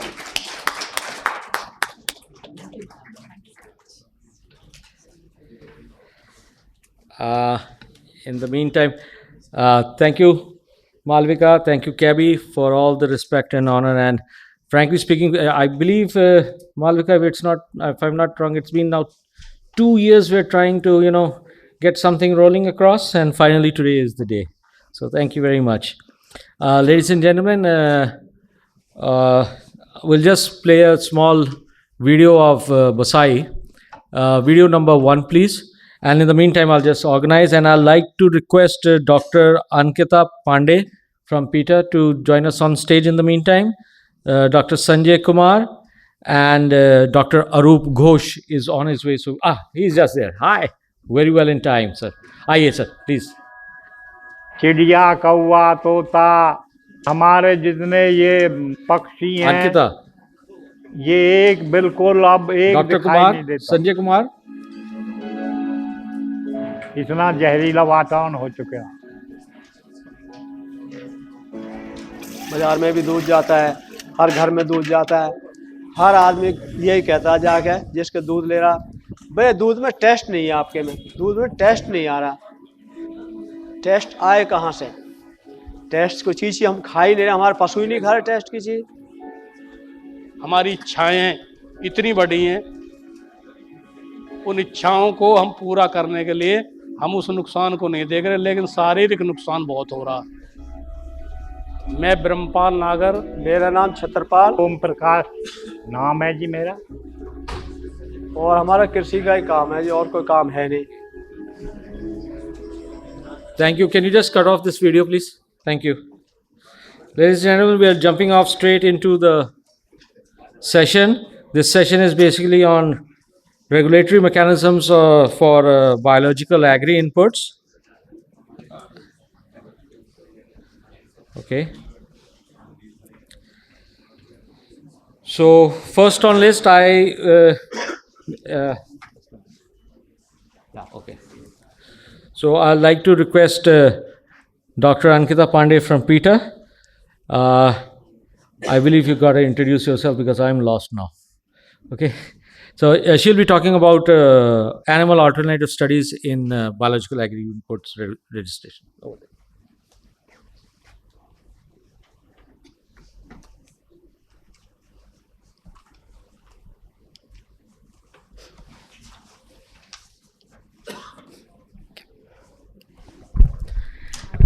Good morning, everyone. I am Dr. Ankita. I'm working as a science policy advisor with PETA India. At the very outset, I would like to thank Mr. Saini and BASAI for inviting me to speak today. I think it's a great privilege for me to be sharing this platform with such inspiring women, especially on National Science Day. It's wonderful to see how they've, carved a niche for themselves in this male-dominated world, and they're, striving towards excellence. So congratulations to everybody on that. So for all of those who are not familiar with PETA India, we are basically an animal rights organization. Our primary area of interest is animal protection, but it's also to promote good science. And we've been working very closely with several government regulatory agencies, with companies and with scientists to promote non-animal methods of research and testing. Before I begin, I would like to quickly introduce you to the PETA Science Consortium International. It's basically an international group of around 25 scientists from all over the world. That is 9 PETA entities, including India. And we've been very closely collaborating with several scientific and regulatory organizations throughout the world to advance the uptake of non-animal approaches. So some of the ways how we are able to achieve this is through funding. We fund the development and validation of new non-animal approaches. We organize a lot of trainings and workshops and webinars to create more awareness. We publish and present at conferences, and we also conduct a lot of retrospective reviews along with regulatory agencies that help shape guidance documents towards replacing and reducing the use of animals. So in my today's presentation, I would just be walking you through with what is wrong with the historical approach of toxicity testing that has been dependent on animals, why it's being currently challenged, what options do we have if not testing on animals. We'll also be discussing how regulatory agencies all around the world, they are changing their practices to align with these new technologies. What are the current challenges that we are facing with respect to the regulatory acceptance and implementation of these methods? And I'll just be, to conclude, I'll be sharing some insights into what could be useful future directions. So when we speak of toxicity assessment, these have largely remained based on a checklist of animal tests that have been traditionally been considered as a gold standard. But the issues with the scientific robustness of such methods, it's increasingly being evident in the last couple of decades. So taking a closer look at what the limitations of this historical approach is, animal tests, they are known to have poor reliability, poor reproducibility, they are cost and time intensive. They also have questionable human relevance owing to the differences between humans and animals with respect to anatomy, physiology, metabolism, etc. Meaning that the data from these animal tests may not always be protective of human health. We know that science, technology, it's constantly modernizing, it's evolving, and animal tests do not represent the most up-to-date science. In fact, many of these methods date back to more than hundreds of years, and some of these were never even formally validated. What's also important is that as we speak, there are thousands of chemicals that still remain untested. So we really need to have systems which are faster, which are more efficient, so that we can keep up with the increasing number of assessments that we need to bring in new products into the market. What's also concerning is that these tests are quite animal intensive. For example, more than 10,000 animals are used to test just a single pesticide active ingredient. Fortunately, the need to have more faster, reliable, fit for purpose, human relevant methods, it's kind of led to a paradigm shift towards the development and use of non-animal approaches, or as we call them, new approach methodologies, which are faster, they're cheaper, and they're more definitely fit for purpose. So taking a closer look, these are some of the examples of widely used non-animal approaches which are internationally available. They are scientifically valid and recognized, and they're either being used as a standalone or they are being integrated together to make protective risk decisions. Due to paucity of time, I will not be delving into each of these, but if you are interested, you need more information, please feel free to connect with me after the presentation. So when we speak of in vitro ex vivo approaches, these are available for assessment of a lot of endpoints such as skin irritation, eye irritation, and corrosion. So the beauty of these systems are that these are actually based on human-derived 3D reconstructed tissue models that allow for better understanding of human mechanisms of toxicity, meaning that the data from these models will actually be more predictive of human health and more reliable. For skin sensitization, for example, we have another battery of assays ranging from cell-based assays to chemical activity-based assessments, which are arranged in an adverse outcome pathway where every assay represents a key step that is involved in the skin sensitization process.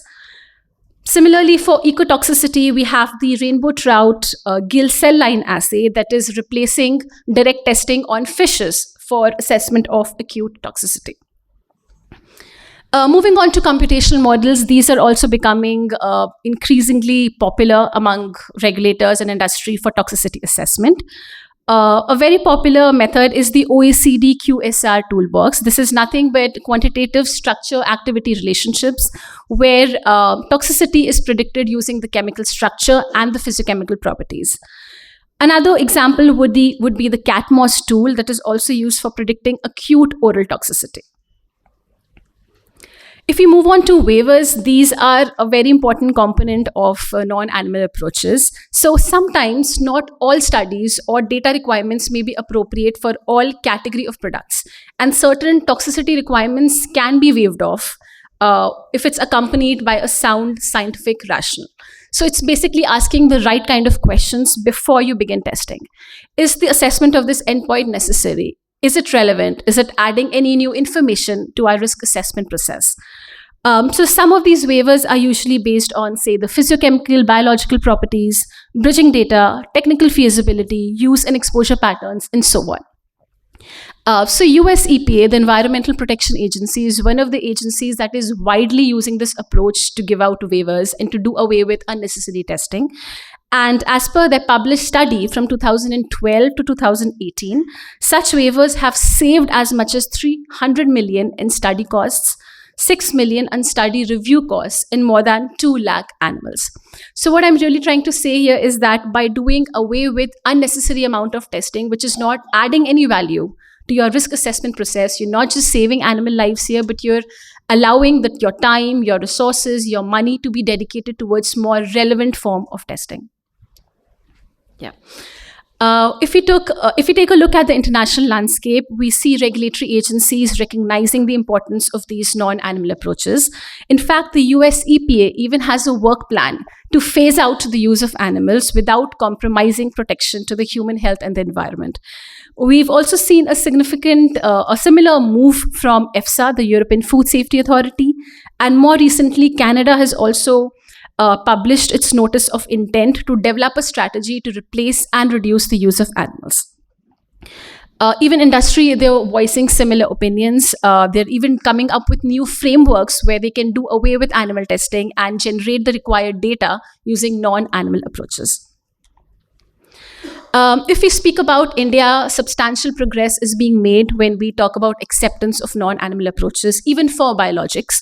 So for biopesticides, we have the 2023 guidance document by CIBRC, which allows waivers to be accepted based on a weight of evidence approach.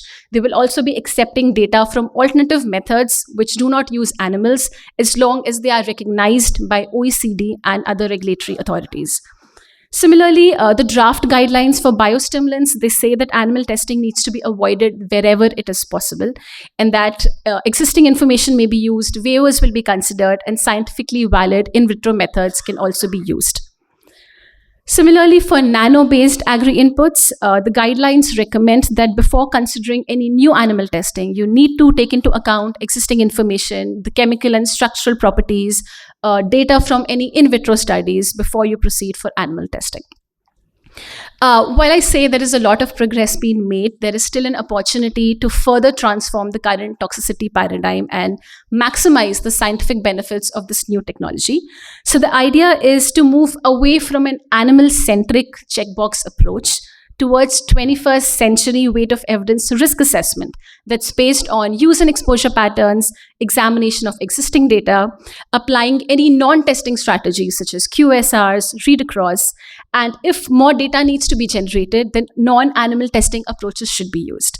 An animal test should solely be considered only as a last resort. While I understand it's easier said than done, and there are a lot of translational barriers that exist, whether we talk from a regulatory acceptance point of view or from implementation. So, of course, there is a lot of historical inertia. We sometimes see a lot of apprehensions, even from the regulators, with respect to, acceptance of non-animal approaches. There's definitely a lack of awareness on the availability of these alternatives. And even if people are aware, they do not have enough confidence to use them, or they may not know how to, apply data from these methods. We also see a lot of methods which are accepted in other countries, but not yet accepted in India. There is also lack of clarity on the acceptance of specific non-animal methods, which may actually discourage the industry to submit data using these alternative methods. Again, not a lot of CROs are equipped with these new technologies, so accessibility, that poses a major challenge.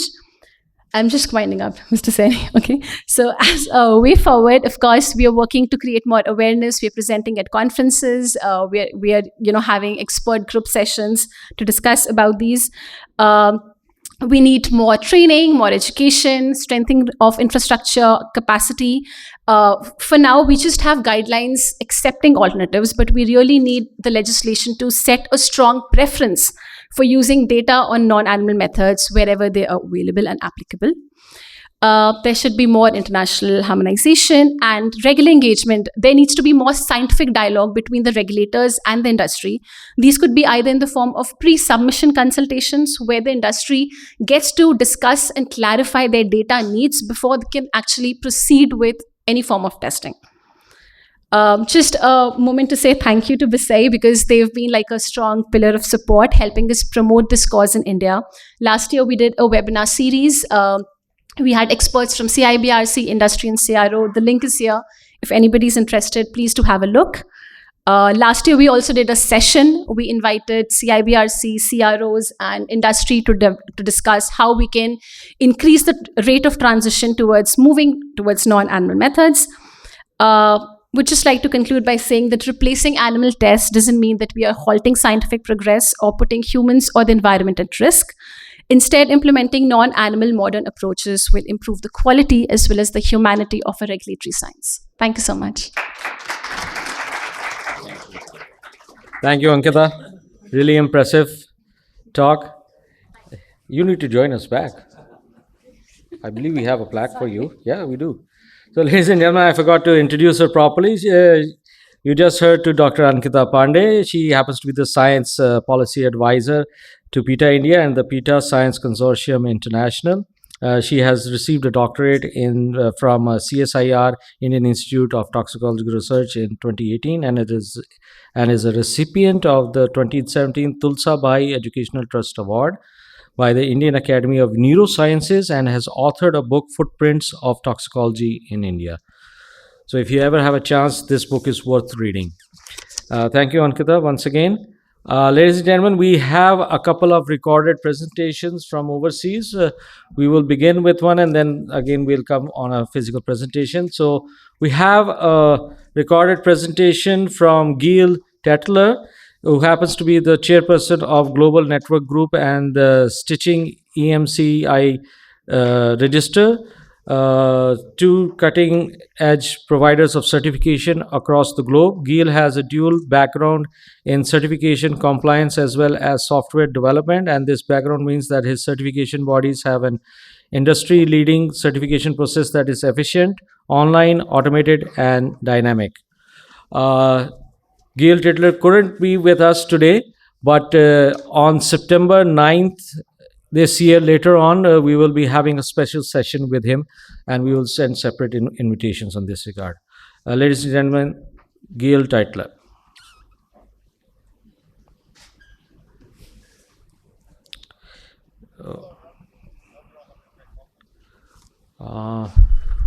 बेटा किसी को भेजोगे कैसे करना है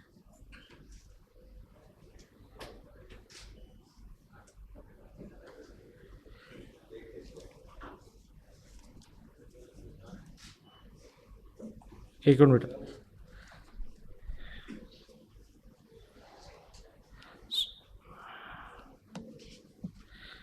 ये यहाँ से प्ले कर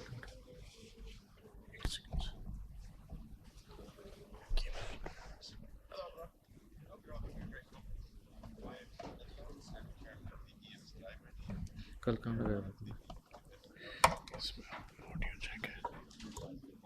तू लेके आ तब तक फिर मैं दूसरा यहाँ नहीं है कहीं इसमें नहीं है हाँ कल तुमने किया था क्या किया था सर ऑडियो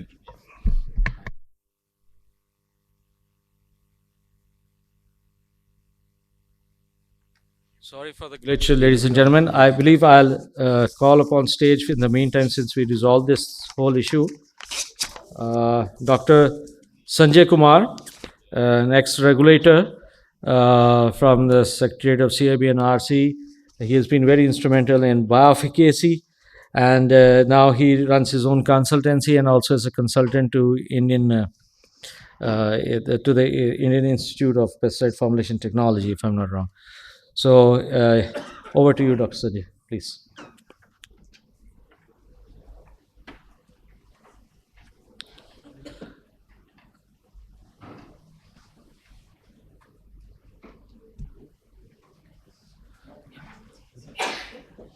इसको कर दीजिए इसको यहाँ से आगे पीछे रीडर नहीं चाहिए फुल कर दीजिए हाँ फुल कर दीजिए इसको इसमें कुछ नहीं है नोट इसको इसको ये इसके आपको ऐसे वहाँ पूरा आ रहा है वहाँ पूरा आ रहा है मुझ भी आ जाएगा ना स्क्रीन कर दीजिए ना इसको क्या करूँ अच्छा चल छोड़ दीजिए छोड़ दीजिए good morning everybody myself Dr. Sanjay Kumar.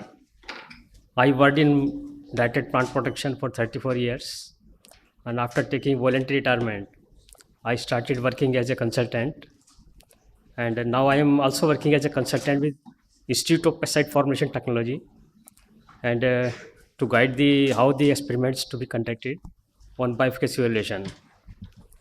So now I am talking about the bioefficacy strategy requirement for chemical pesticides, biopesticides and biostimulants, because more or less the bioefficacy strategies are similar except few parameters are different. So under the Insecticides Act, it is framed to regulate the import, manufacture, sale, transport with a view to prevent the risk to human beings or animals. Now in this, the term insecticide, it is coined during 68 when most of the pesticides were only insecticides. There were no fungicides, herbicides like that. Later it get incorporated, means any substance is specified in the schedule. Whatever in the schedule, it is covered under the Insecticide Act. And the other substances including fungicides and weedicides, they have also been covered under the term insecticide. And the preparation of the containing of many more substances like the combination products. Now there is a misunderstanding, misinterpretation of the schedule. So like these insecticides, now the number of pesticides are there, like insecticides, acaricides, nematicides, all are covered under the term insecticide under the Act, and commonly they are called the pesticides.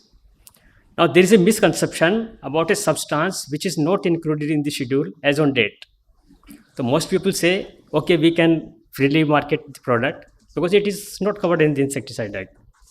But the truth is that if any product is claimed to have any property of this insecticide, acaricide, nematicide, then the manufacturer has to request to CBRC for inclusion in the schedule before marketing and before getting registration. It is the prior requirement. Now another is the biostimulants, which are regulated under the FC orders. So basically biostimulants are referred to as to stimulate physiological process in plants. It means it is some different from the plant growth regulators. In plant growth regulators, they enhance or retard the growth of the plant. But here, this function is not there.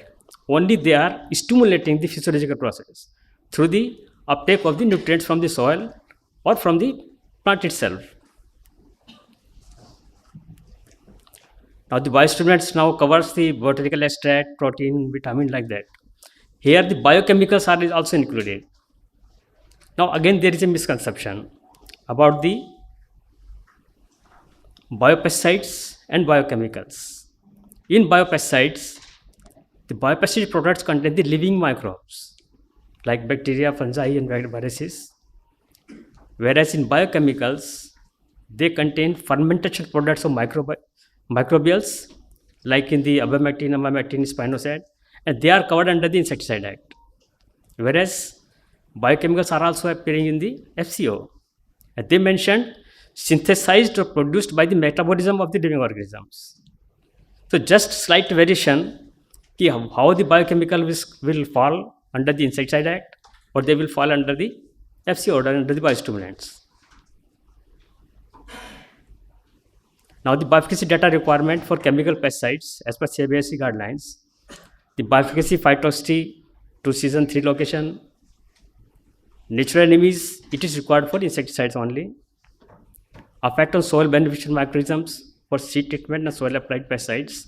Now it is essential. Earlier it was not mentioned, but now it is mandatory to submit the soil beneficial microorganism data on seed treatment and soil applied pesticides, whether it is herbicide or whether it is insecticide.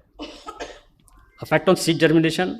For seed germination, it is required for the seed treatment. But it is my opinion that better get for pre-emergence herbicides also, because they may also check on the germination of the crop.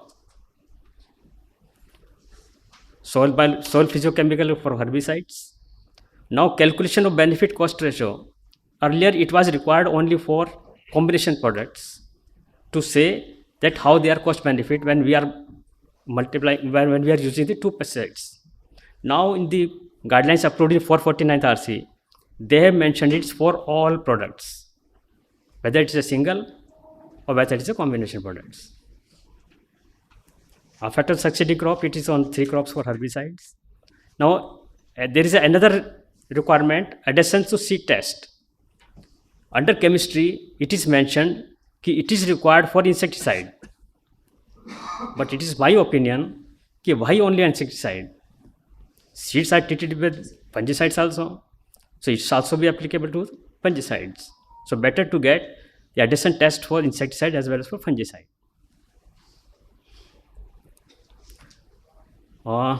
Regarding persistence in plant, so RC has approved now in 421st RC that it is to be generated at 1x and 1.25 dose. It is approved by RC. Persistence in soil for 4 types of soil, persistence in water 3 types of soil. Now come to the residue in plant. Residue in plant, as CBRC has approved long back, it was for X and 2x dose. And it was still continuing to some extent. But when the committee was formed for requirement the persistent in plant, they approved only for persistency plant 1x and 1.25 dose. But CIBRC now also asking for residue also. I have discussed many times, sir, it is not approved by CIBRC. Please get a notification, approval of RC, so that instead of 2x dose, residue 1x and 1.2x may be generated. They have not considered my request. On one meeting, they informed me that now onwards you have to generate data on 1x and 1.25x, not on 2x. I told them, sir, it is a verbal commitment. How we will like that it is required? Then it was told, what is discussed during this meeting, you send a mail to all concerns so that you have a written proof that it is discussed and you have a paper in your hand that it is to be required. So it is the data requirement for insecticide, fungicide, it is for 1 season and 4 location, herbicide 2 season, 3 location. For seed treatment, now they have mentioned 1 season at 3 locations only. And for seed treatment, one point of interest is there, कि MRL fixation is exempted. But in case the crop is consumed well before 30 days, like vegetables, spinach, coriander, etc., then MRL is required. For soil application, 1 season residue data is required. But if at harvest the residue is found more than LOQ, then second season data will also be required. For non-commercial, non-edible crops like jute, jatropha, rubber, they are exempted on residue and persistence in plant. It is not required as per 4449 RC. Now, biofactory data requirement for biopesticides and consortium of biopesticides. Biofactory 5 is same, 2 season at minimum 3 agrochemicals like for chemical pesticides. Lab BASAI, it is the requirement of chemistry. They mentioned dual culture. Dual culture actually it is for entopathogenic bacteria, or not for entopathogenic bacteria or viruses, only for antagonistic bacteria and fungi. Disease severity, root colonization for antagonistic bacteria and fungi. But since it is a requirement of chemistry division, if a biopesticide is claimed like trichorhodonium hargenium only for nematode control, they still insist that no, as per guidelines, dual culture data is required. It is replied, discussed, sir, it is a nematode, dual culture experiment cannot be conducted. They told no, as per requirement we have to be required. After all, what is done? In petri dish, nematode eggs were kept, fungus were kept, nematode egg viability was tested, and the report was submitted. And it is not scientific. It is not a dual culture. It is just to comply that your study has completed. So it should be requirement of the bioefficacy, not the chemistry. Please do not understand where, for which product, for which disease pest, this dual culture is required. Laboratory decision under bioefficacy, LC50 is required from the approved laboratories institutes.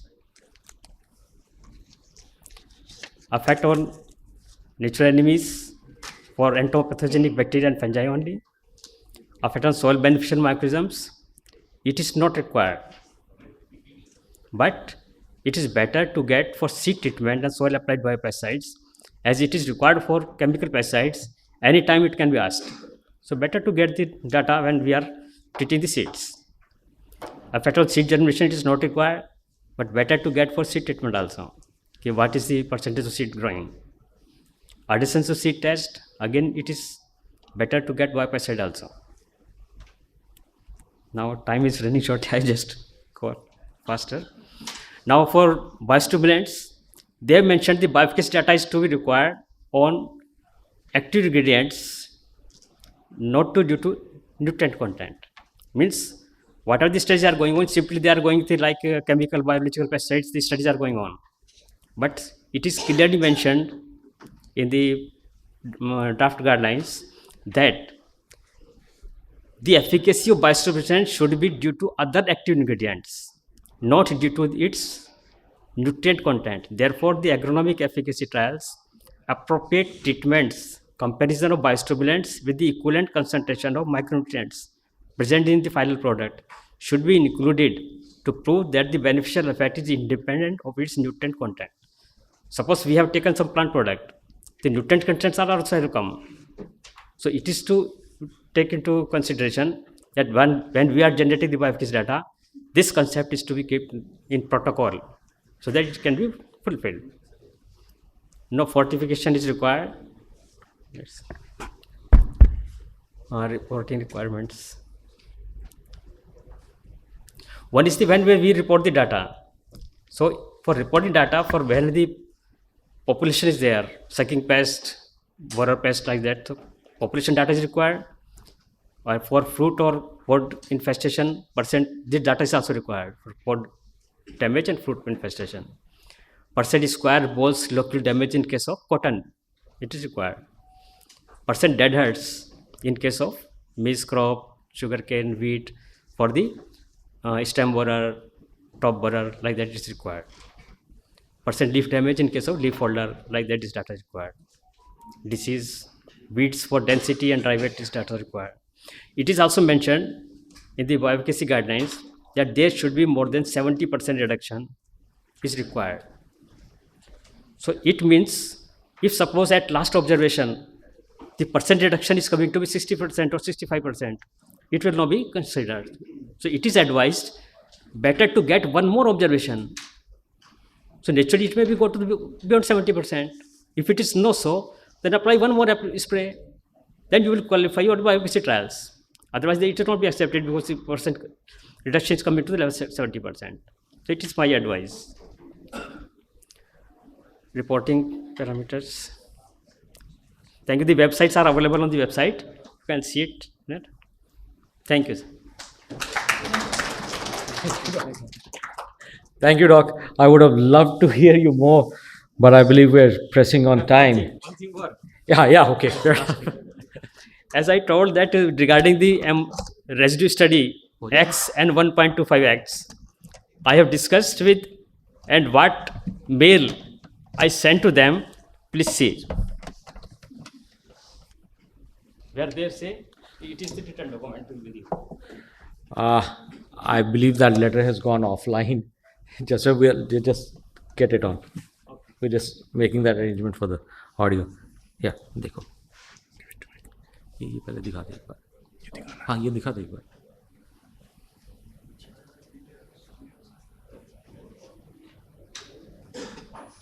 This is the mail which you sent to CARC.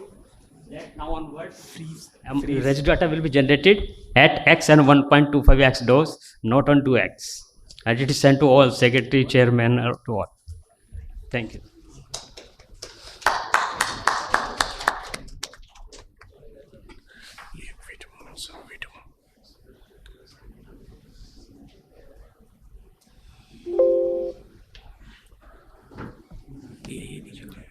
नीचे Gill.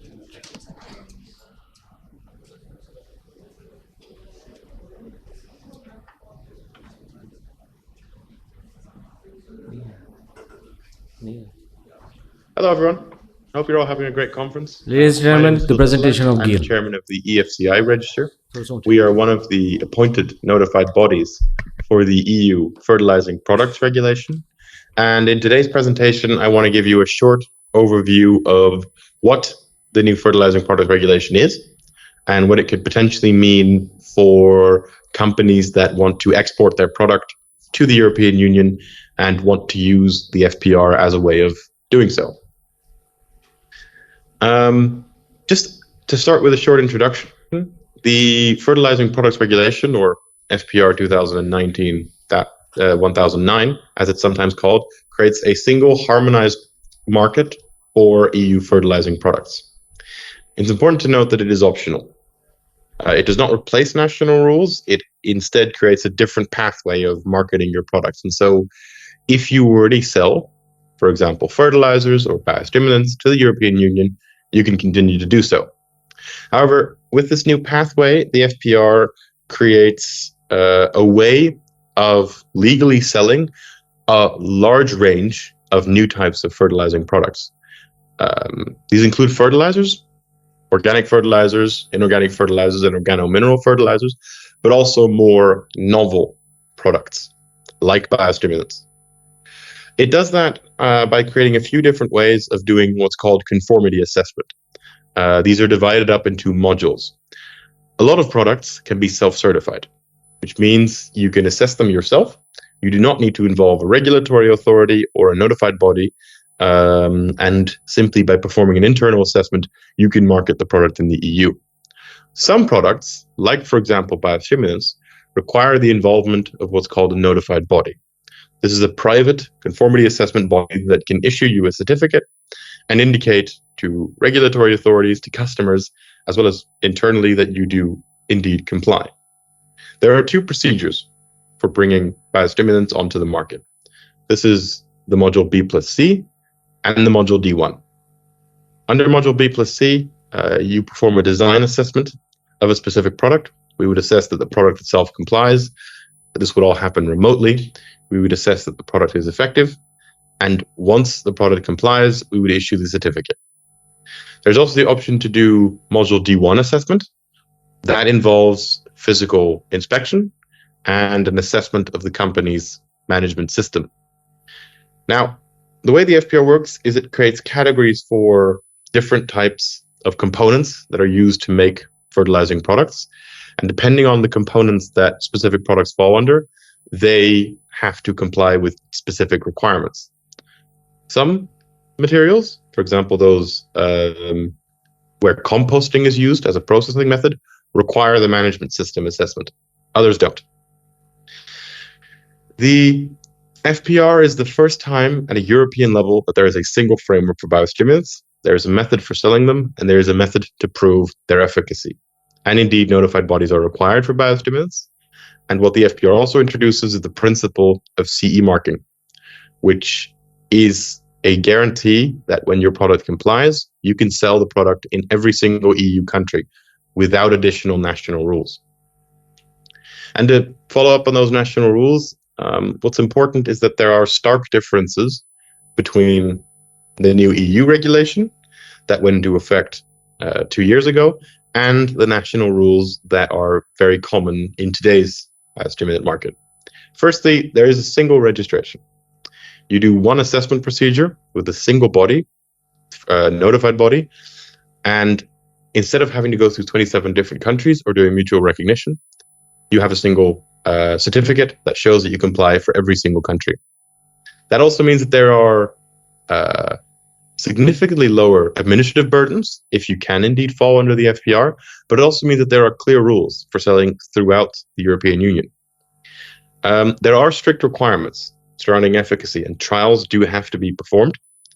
Having said that, especially when managing different registrations, in the long term, the FPR potentially is cheaper.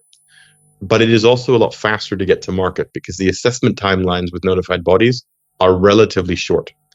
Assessments are usually done within a matter of a few weeks instead of months or years, as used in other regulatory schemes within the European Union. And what is important to note, that even though you can continue to sell a product under national rules, some national authorities are implementing the FPR as a requirement and potentially even a replacement for their national rules. So when we speak of getting to market in the FPR, we will talk of conformity assessment and certification. And in that regard, these notified bodies are very important because they essentially replace registration authorities. You do not need to deal with national public authorities because you have to deal with private certification bodies. That also means you choose your notified body. It does not matter which one you choose. You just have to choose one, and the one that you work with, once you have a certificate from them, you can get to market. That also means notified bodies are pragmatic. You can approach them, they will answer your questions, and they will support. Once you submit a dossier to a notified body and you get approved, you get a certificate with a certificate number, and that allows you to get to market. It is as simple as that. And certification is valid for a period of 3 to 5 years, which also means you have some predictability in how you can continue to sell the product in future. Because changes must also be reported by the manufacturer, there is a lot of responsibility on the manufacturer, not just to report changes, but also to make sure that they continue to sell a compliant product. So you have to take this obligation seriously. Of course, when someone speaks of a regulatory regime within the European Union becoming more efficient and potentially even easier or more straightforward to comply with, the question is always, what is the catch? And in truth, there is not really one. Certification is in principle straight to the point. There are a few documents that you need. These are things like your analysis of nutrients and contaminants and pathogens in the product. You need to understand what are the ingredients in your product and how do they comply. You provide an explanation of the claims of your product.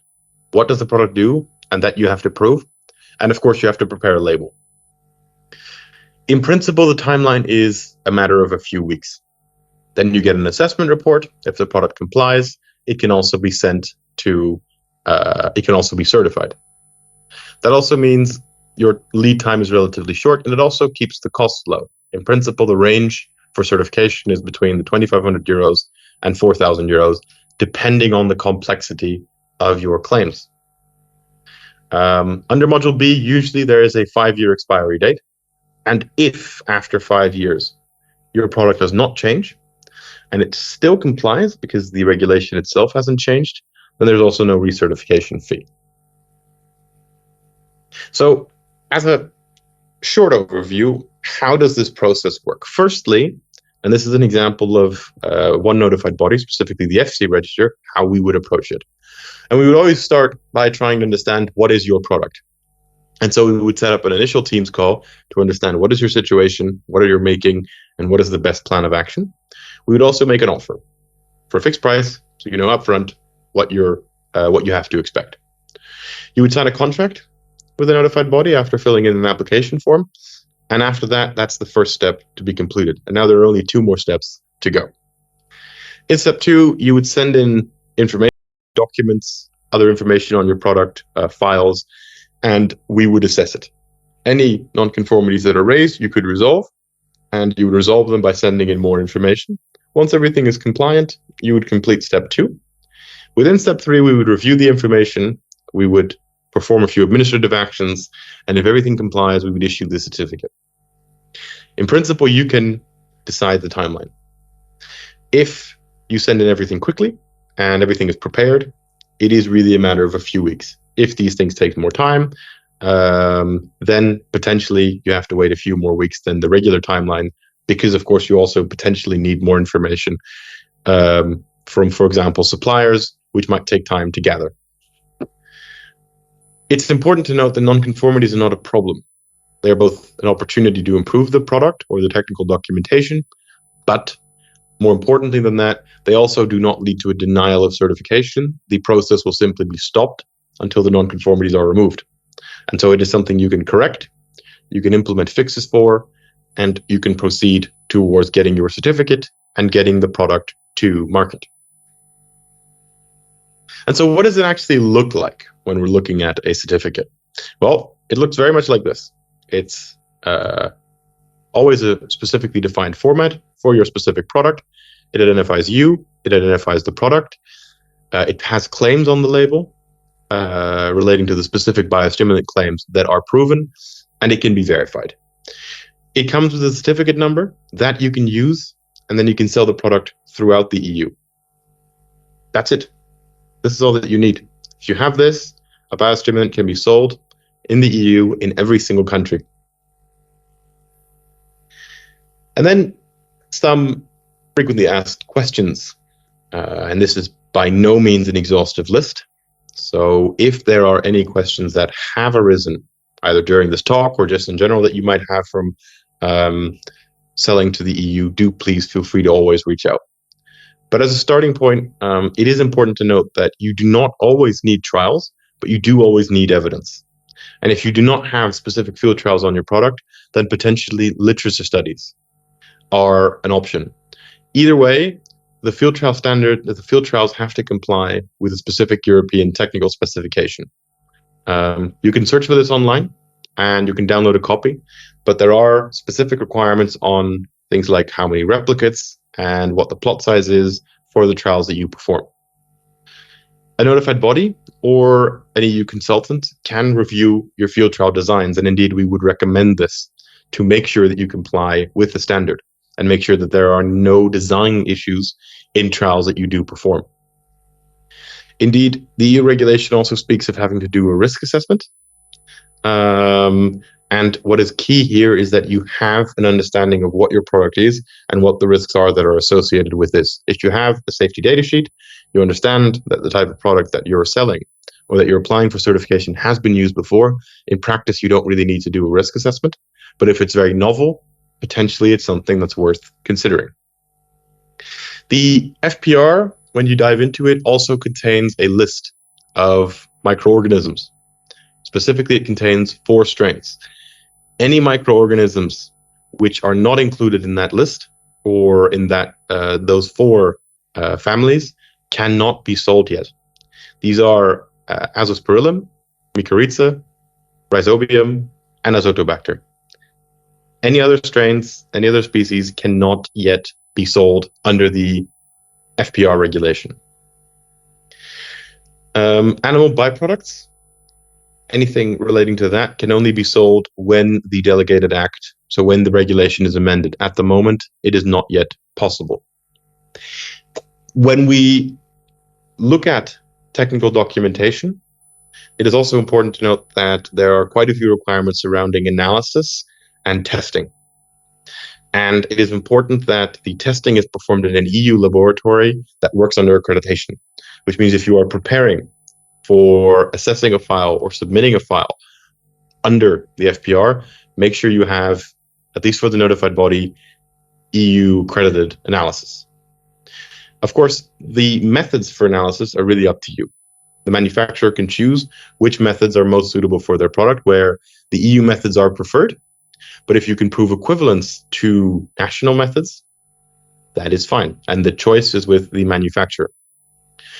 It is also important to note when it comes to the efficacy trials themselves that you have to define claims and you have to prove them. But you don't necessarily have to start with all of your claims that you want for the product and prove them. If you want to start with a smaller set of claims and then expand that list of claims later on for your label, you can do this by simply submitting in new field trial reports. And as said earlier, you don't need to work with a specific national authority. You work with a notified body, they can explain to you what the specific requirements are, and then from there on, you can submit your file and get a certificate. Once you have a certificate, you can get to market. That's the big new change in approach that the FPR introduces. And as a summary, I would say it's impossible to make a complete overview of this regulation and the full impact that it has on you as an individual manufacturer. This is a brief overview of the most important points, namely that trials are required, that this is a new route to market, and that it does create a pathway for biostimulants. But if you want specific input on your situation, always feel free to reach out. There are no obligations in that regard. If you just have some questions, feel free to send us an email, and we will be more than happy to help and provide input on how the EU regulation could potentially work for you, or perhaps not. With that, I want to thank you all for the time for listening. Unfortunately, I couldn't be there, but I hope next year that can be different, and I wish you all a very successful conference. Ladies and gentlemen, that was Gil. I'm leaving. Okay, it's just gone off. So, anybody wants his email, you can just, or couldn't note it down, just contact me later on. We'll have it across.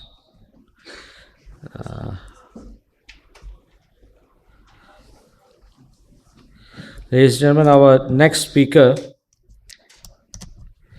is none other but Dr. Arup Ghosh. I'm sure all of you are familiar of him. Dr. Arup Ghosh is a senior principal scientist at the CSIR Central Salt and Marine Chemicals Research Institute in Bhavnagar, and is also a professor at the Academy of Science and Innovative Research in Ghaziabad. He is a renowned scientist, one of the authorities we believe in seaweed.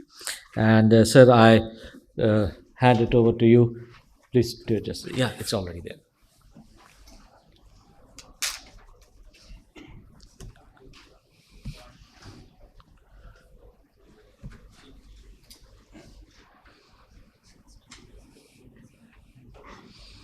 I think it's not taking me there. Some it is not there. देख लो तो देखो ना यार, इसमें नहीं दिख रहा है। हाँ, इसमें दिख नहीं रहा है।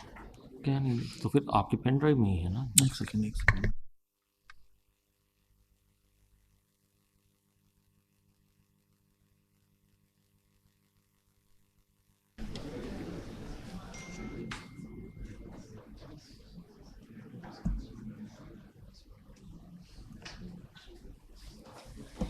Yes. Thank you very much, Bipinji. I thank you very much for giving me an opportunity to speak in front of all of you, the august audience. Basically, I am from CSMCRI. It's a research institute. This is a CSIR research institute in Bhavnagar, Gujarat.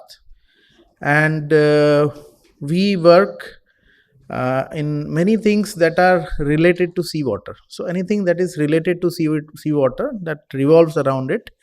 My specific topic for today would be seaweed biostimulants, brief about what are the bioactives, what are the mechanism of action, their effect on crop growth, quality, and something about the regulations also.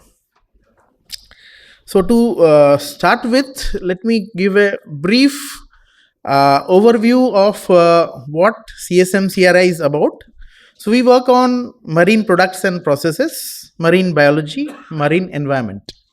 In marine products, we deal with salts, we deal with water, marine chemicals, both inorganic and organic, marine elements, and marine biology, we do seaweeds, microalgae, halophytes, plants which are only growing in high salinity condition, salt tolerant plants, and we try to develop even genetically modified plants that have salt tolerance property, marine microbes, marine bioactives, and different products, valorization of seaweeds and the microbial products.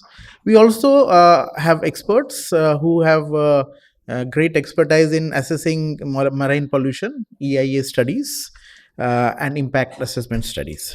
So that is in a nutshell what we do.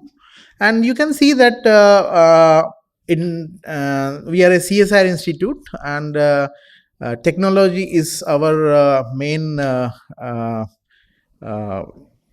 focus area. So technology we develop, and we have been, considerably doing good on different things like composite of patents, publication, societal work, and visibility.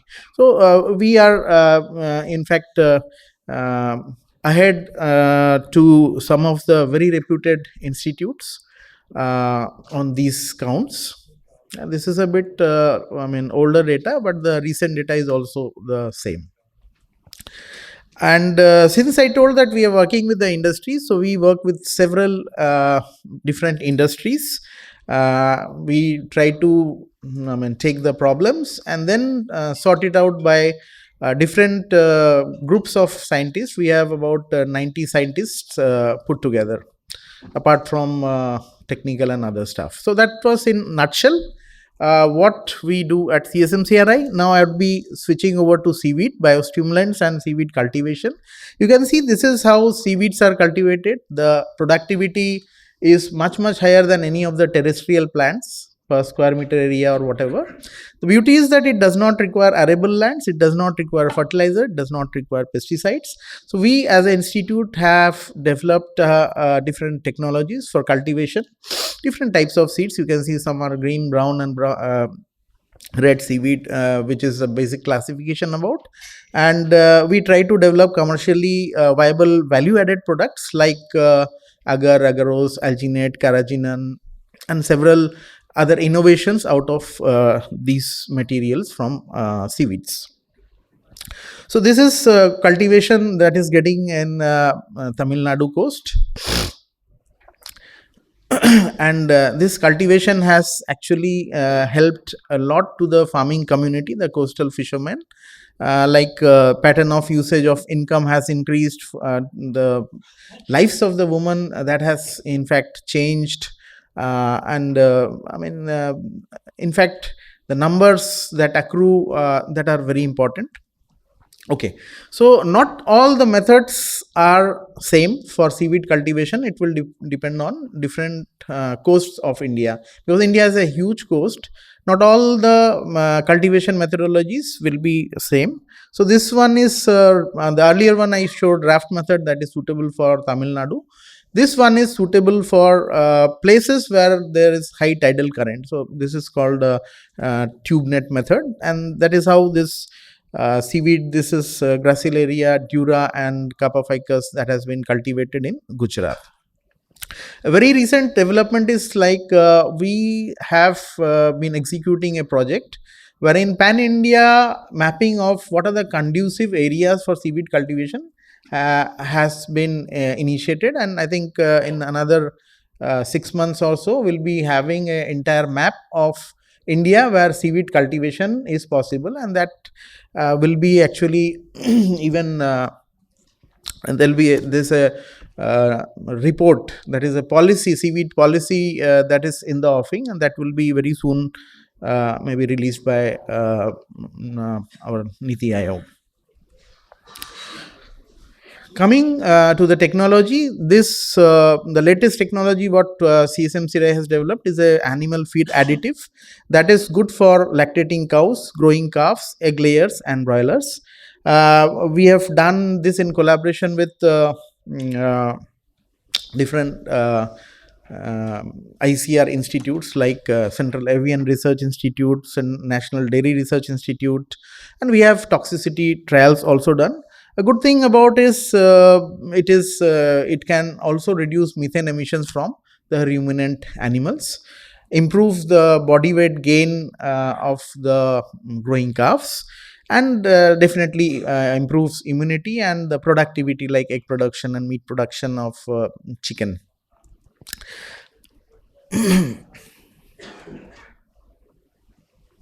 Coming to the biostimulants, world over there are only few species which are utilized for making biostimulants. You can see Ascophyllum nodosum, Eclonia maxima, Durvilia species. These are most of the important ones. Even 90% of the biostimulant market which we have in India is totally based on Ascophyllum. But in India also we have different species which are growing, which can be grown, like Kappa ficus, Gracilaria, Sargassum, Turbinaria, and we are basically working on the Indian seaweeds, both their valorization, characterization.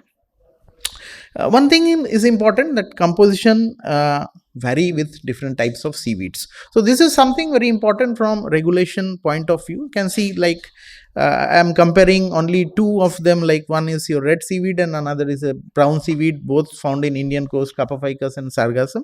And we see that there are several things like total flavonoids, ascorbic acid, phenols, antioxidant, different species of polyphenolic compounds that are also very different. But that does not mean that there is a change in efficacy, because there are some things which are not found in one sort of seaweed, and others may have some other bioactives.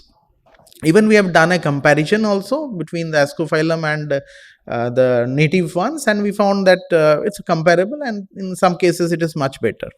So regarding the efficacy trials, that is also part of a regulation. We have actually carried out 175 trials. The requirement is only 3 trials, but we had carried out 175 trials. For example, in rice only, you can see we have carried out more than 20-30 trials all over the country by collaborating with different agriculture universities and ICR institutes. And with what Dr. Sanjay Kumar just now told, that it has to have a very specific statistical design. There are doses, like 3 doses. In these trials, we have done at least 4 doses.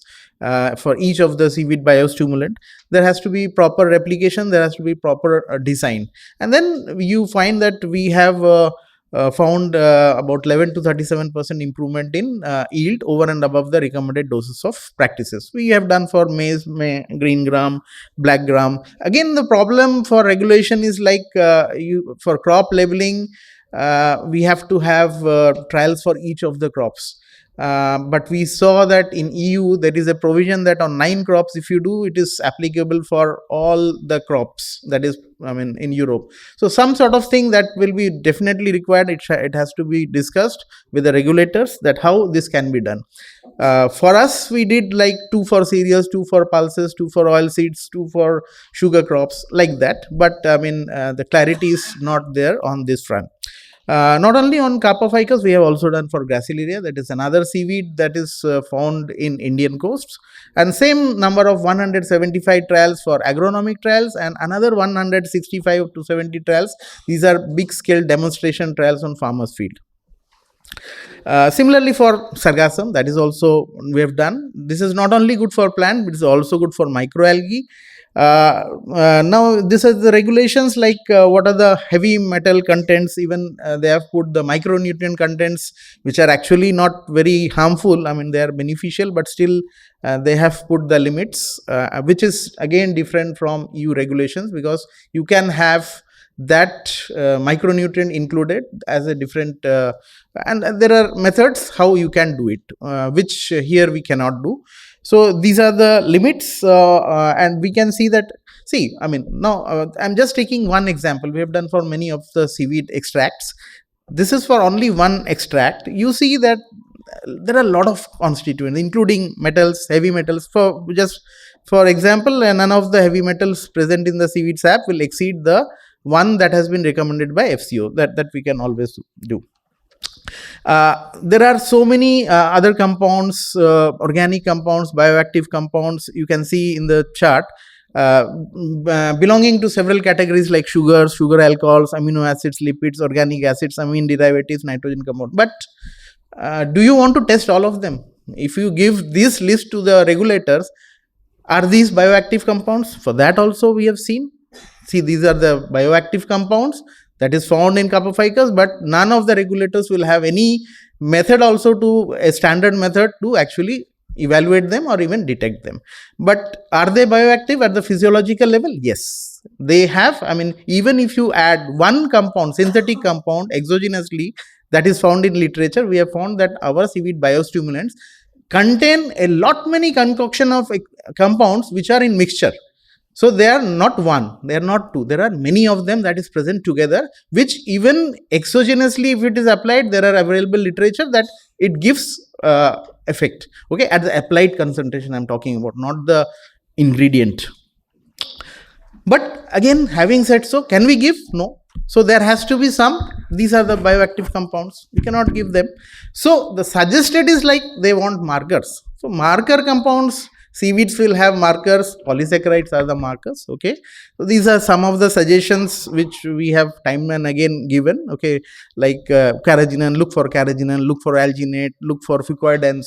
So these are some things which we have discussed. I mean, it depends again on the regulators what they are going to do. But yeah, definitely there should be, and I mean, not all the compounds are going to be present all the time, because the time of harvest is important, the season of harvest is important, even the stage of the harvest is important. Okay, so I am not going to put so many things, like we have done research, photosynthesis improved, I mean nutrient content improved, nitrogen content especially, the whole lot of transcriptome work we have established how without having any significant nitrogen compound, why it is important, why the nitrogen content is increasing. That is because there are two genes that are upregulated, that is nitrate reductase and the nitrogen transporters present in the roots. So that is what we have done, and we have published, I think, more than 50 research papers, especially targeting each of the mechanism, each of the scientific mechanism. I can share the presentation with Vipin ji, so you can have a look at all the publication of whatever is your interest. So I'm not going to go into the detail, and that's a very good, I mean, disease resistance mechanism, how it is important for soil microbes. This is, for example, soil microbes, how it is important. Even under drought condition, it is going to increase the diversity and population of the soil microbes. This we have done through metagenomic 16S rRNA next genome sequencing. And this is also good for, I mean, from policy point of view, this is my last slide. Policy point of view also, it is important because this is an extremely low carbon footprint product. We have calculated about, I think, 118.6 kg carbon dioxide equivalent per kiloliter of the production of biostimulant at industry level. This is the industry data, and we have published in several of the research papers. So ultimately, when you use low carbon footprint product by reducing at least 25% of the recommended dose of inorganic fertilizers, the carbon footprint per unit of production is much more reduced. So this, thank you. I mean, that is all I think for today. Thank you very much. Thank you, Doc. Thank you, Doc. Wonderful presentation. I'm sorry, we are just running out of time, and we lot speakers in place at this point of time. Ladies and gentlemen, I'll just come back. We have our next recorded presentation from Elizabeth Dawes, who happens to be the Global Regulatory Lead Biosolutions at NPP by UPL. Her presentation is entitled Global Regulatory Landscape, New Emerging Areas for Biocontrol and Biostimulants.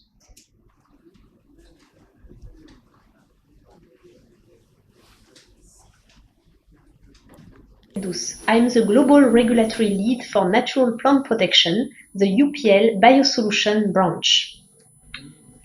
NPP is a UPL open global brand dedicated to biosolutions. As all brands, we act with a single mindset and culture and a shared belief in advancing sustainable growth for all. I'm going to speak about new emerging areas for biocontrol and biostimulants on a global regulatory point of view.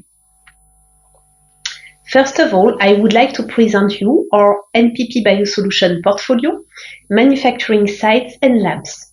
Then we will deal with regulations for biocontrol, highlighting recent progress, more specifically about microbial cell-free extracts. Finally, we will discuss about fertilizer regulations, focusing on the EU harmonized regulation and the concept of product function categories. NPP ranks number 1 globally in biosolutions with 9 manufacturing sites and 5 R&D labs worldwide. NPP manufacturing sites are located in India, France, Mexico, and South Africa.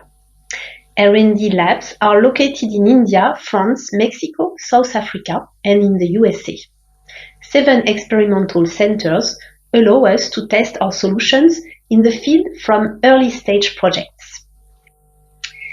Here are some pictures of our manufacturing facilities and of our new brand research center in Mexico that opened last November. NPP product range covers all biosolutions. It consists in biocontrol, bionematicide, bioinsecticides, including bioacaricide and biogrubicide, as well as biofungicides. It also consists in biostimulants, nutrition, and inoculants.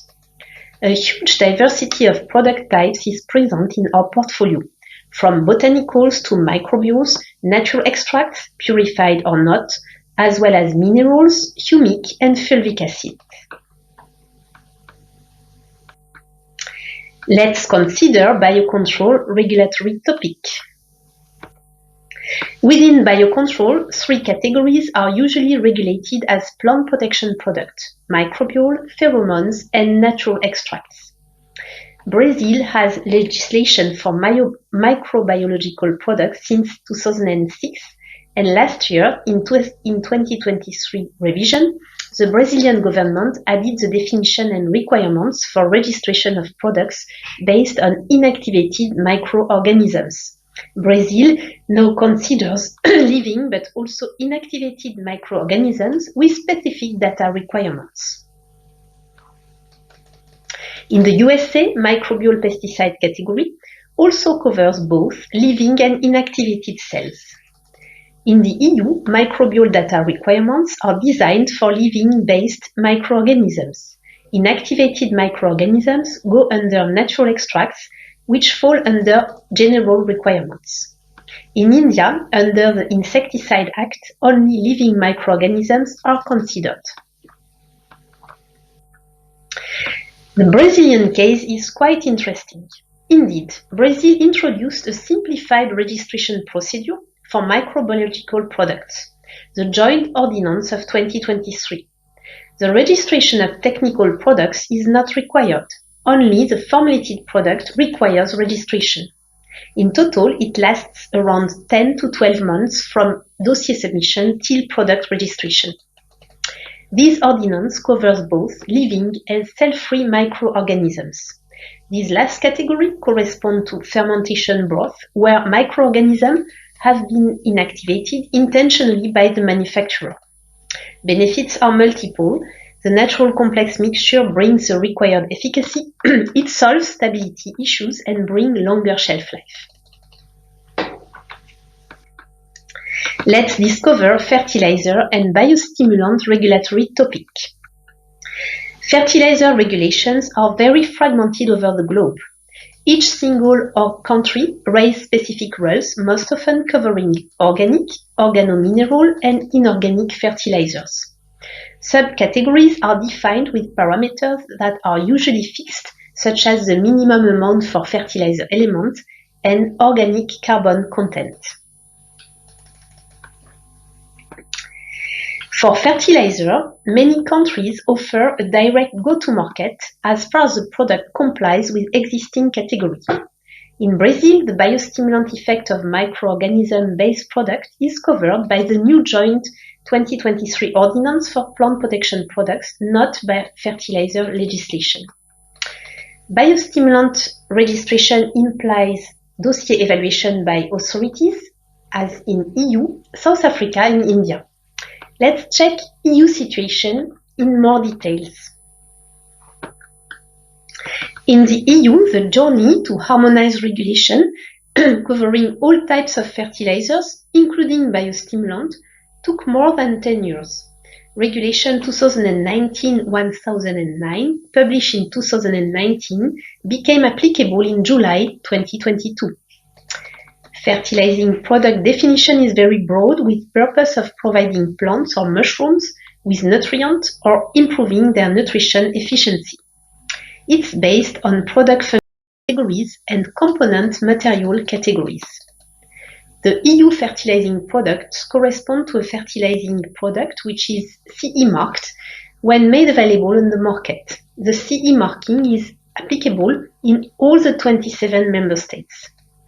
7 product function categories covers all possible functions related to plant nutrition and nutrition efficiency improvement. The PFCs have been defined as follows.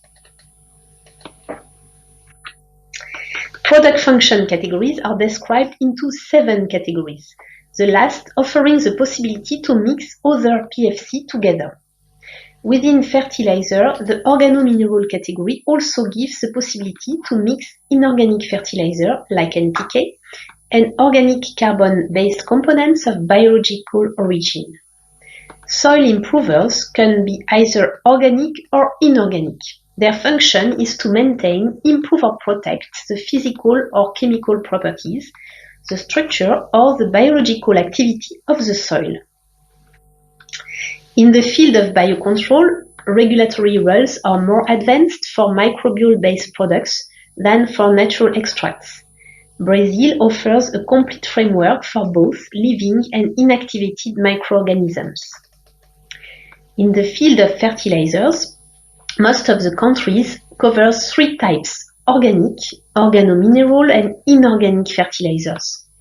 The EU concept of product function categories, PFCs, bring a much broader offer with a total of 7 PFCs, including organic, organomineral, and inorganic fertilizers, but also organic and inorganic soil improvers, as well as plant biostimulants. It gives the possibility to mix several PFCs. Combination across categories open more possibilities for agriculture, such as multi-spectrum use, combined tools for farmers. This is how we see the future of biocontrol and fertilizer and biostimulants. Thanks for your attention. Please forward any question either to me or my colleague Ravi. You can see our email address in the slide. Thanks a lot. Bye.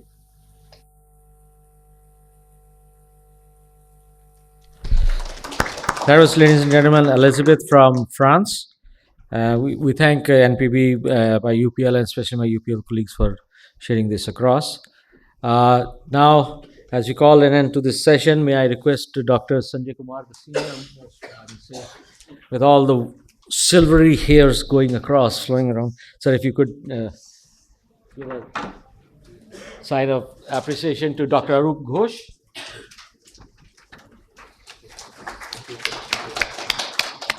एक minute camera बना रहा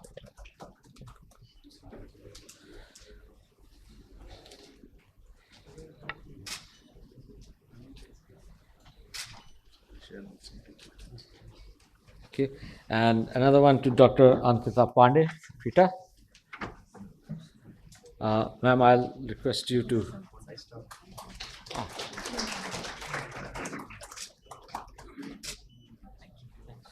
And I'll request Dr. Savita to give it to Dr. Sanjay.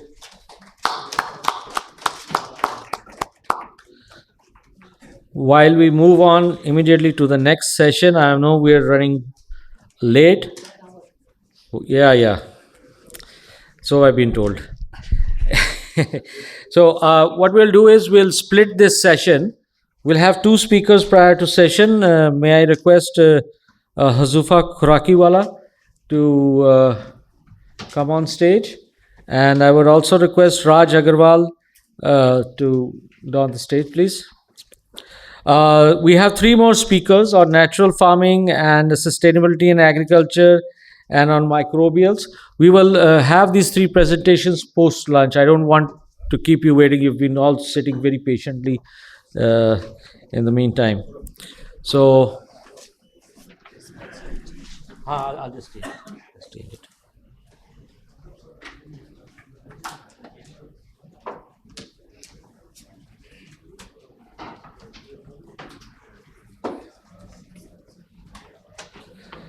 So rather than going into any formal introductions, may I request Hazufa to kindly give a presentation on regulations impacting marketing of biologicals. Hazufa, over here.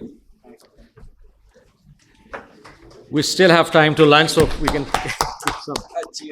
Cheer up. I'm going to need some space. My presentation.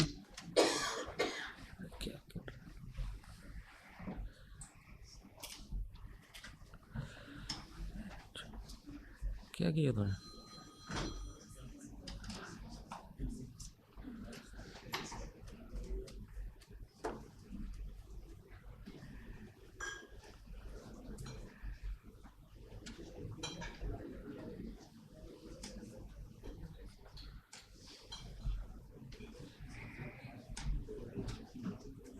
Hey. Hi, good morning, good afternoon, everybody. Today I'd like to touch upon a very interesting topic. You know, we all know that the FCO guidelines and place for biostimulants, and how this impacts marketing for organizations who've been in this business, and how positively and some negativities are also there when guidelines come in, but overall it's a positive thing which happens. So as we know, India today, I would say, at least from the larger players, like we have from Latin America, North America, Europe, India is also quite a major player now in biostimulants. We see the revenues which are coming from many companies from biostimulants today has crossed quite a large threshold. So in 2020 we saw the guidelines which come in, right? So the positive thing is that we are also a bit behind Europe, but also ahead of many other countries. The American regulations are due to be, or they are in force quite recently, and other nations are still negotiating on what sort of biostimulant guidelines are required. So this was the FCO which launched the guidelines in 2020. This year they have further delayed the guidelines by 1 year. Now, what are the challenges and the opportunities come with these guidelines?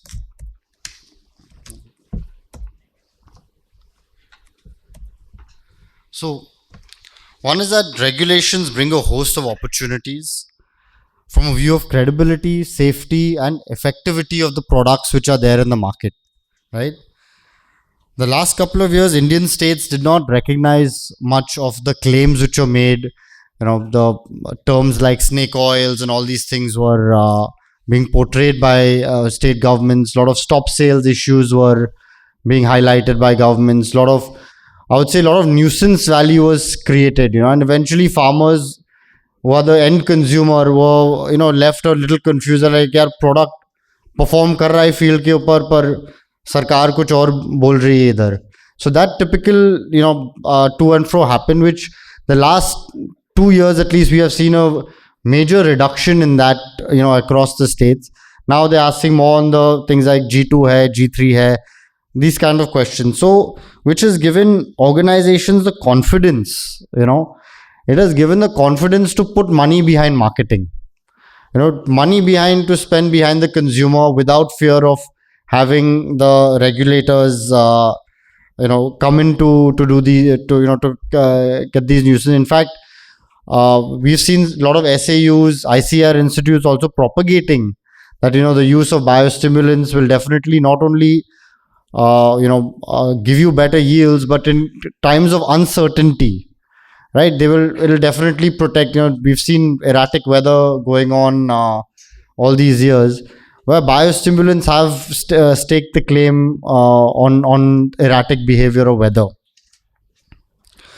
However, there are some points where we would like to point out to our regulators, right, that yes, there are, we all say that there are spurious players still in the market who are adding things in the formulation which are not required, or which are regulated items, like they put some pesticides or some PGRs, regulated PGRs in there.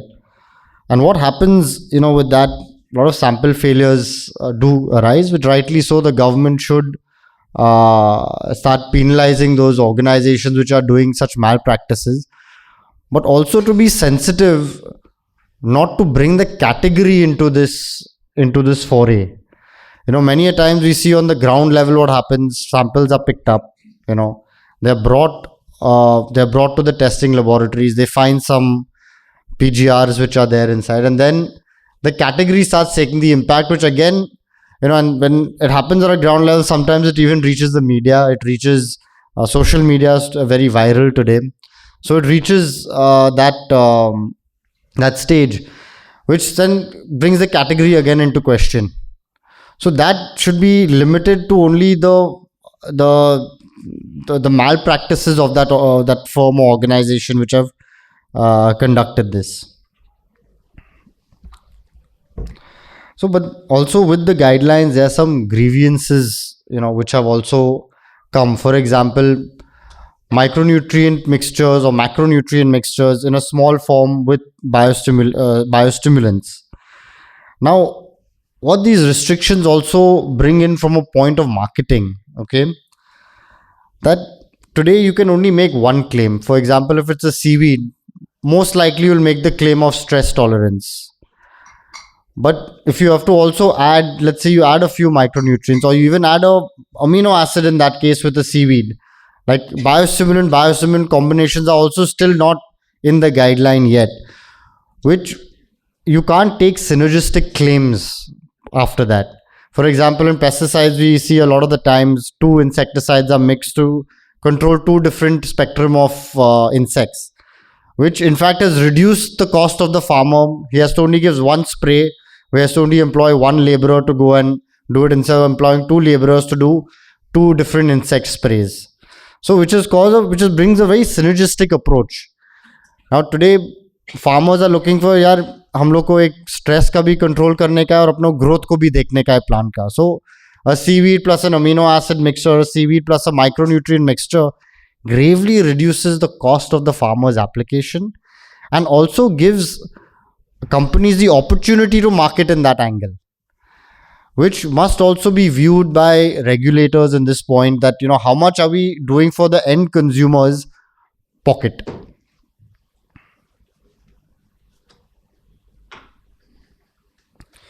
So coming to a little bit about the Indian market, through some data which you have gathered from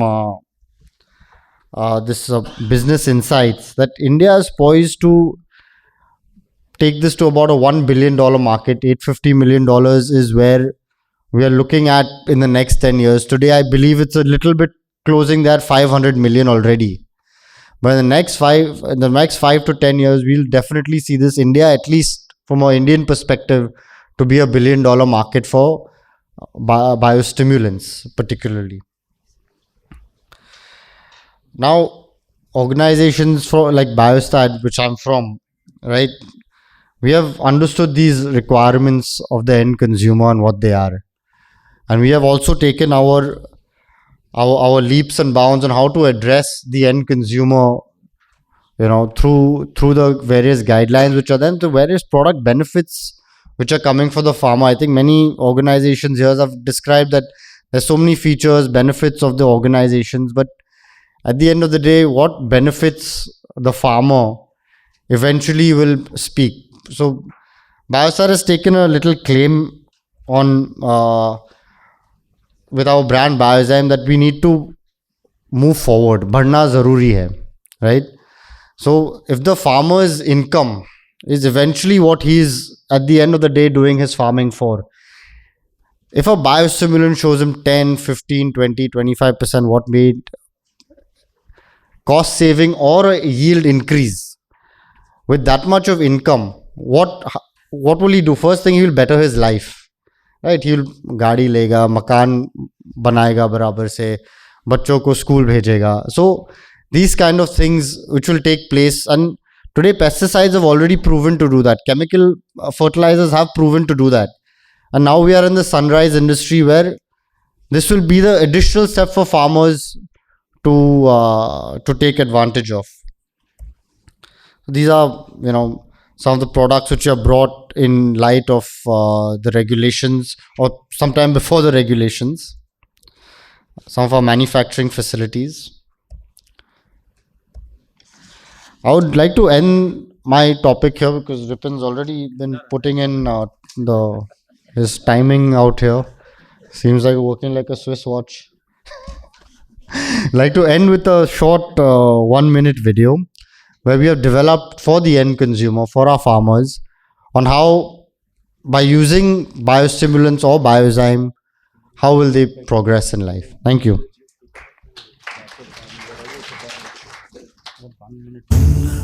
जरूरी है सूरज का इंतजार ना करना, रात लगा के बेजुबानों का सहारा बनना। जरूरी है नदियों का रुख बदल के किस्मत का रुख बदलना,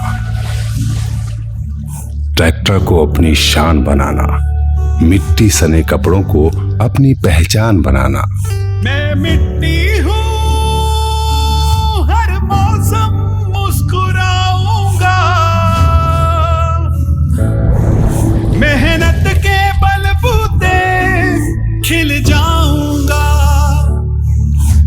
जरूरी है बड़े ख्वाब देखना और ख्वाबों को हकीकत बनाना, क्योंकि जिंदगी में आगे बढ़ते रहना सबसे ज्यादा जरूरी है। बायोस्टैट का बायोजाइम बढ़ना जरूरी है। Thank you, Zufa, for a wonderful presentation and giving us an insight and a beautiful video. Ladies and gentlemen, our next speaker for this session, for this part one session, part one of the session, we have Mr. Raj Agarwal. He happens to hold an postgrad of agriculture entomology from G.V. Pant University and also a business management from XLRI. After decades of hands-on job experience and go-to-market strategies, realizing the gap in Indian agriculture for valuing adding intervention, Raj ventured and started Ray Consulting for agri-business advisory, consulting, and knowledge domain. Ladies and gentlemen, he'll be speaking about the domestic marketing trends. Over to you, Raj. Thanks. Thank you, Vipin. Good afternoon, ladies and gentlemen. I need to just click this.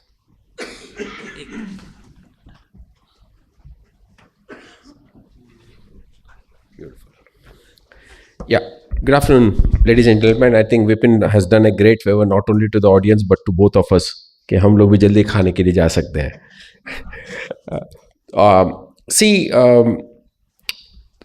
I just wanted to put 5 points which yesterday when I was boarding the aircraft in Hyderabad, I just put these points on LinkedIn. Exciting part was when I clicked this link this morning, I saw more than 2,600 views. And why? I mean, because all of us, incidentally, have been associated with bioagri industry through an association called BIPA. Just a couple of days more for me to be with them. These are some of the questions we all need to answer ourselves.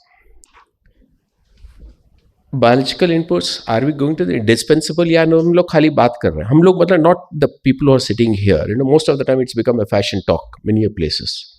You meet anybody, my friends, I meet so many of them, my seniors, not seniors, not from the industry. अरे आजकल organic का बहुत चल रहा है, कहाँ मिलता है ऑर्गेनिक, ये बातें चलती हैं.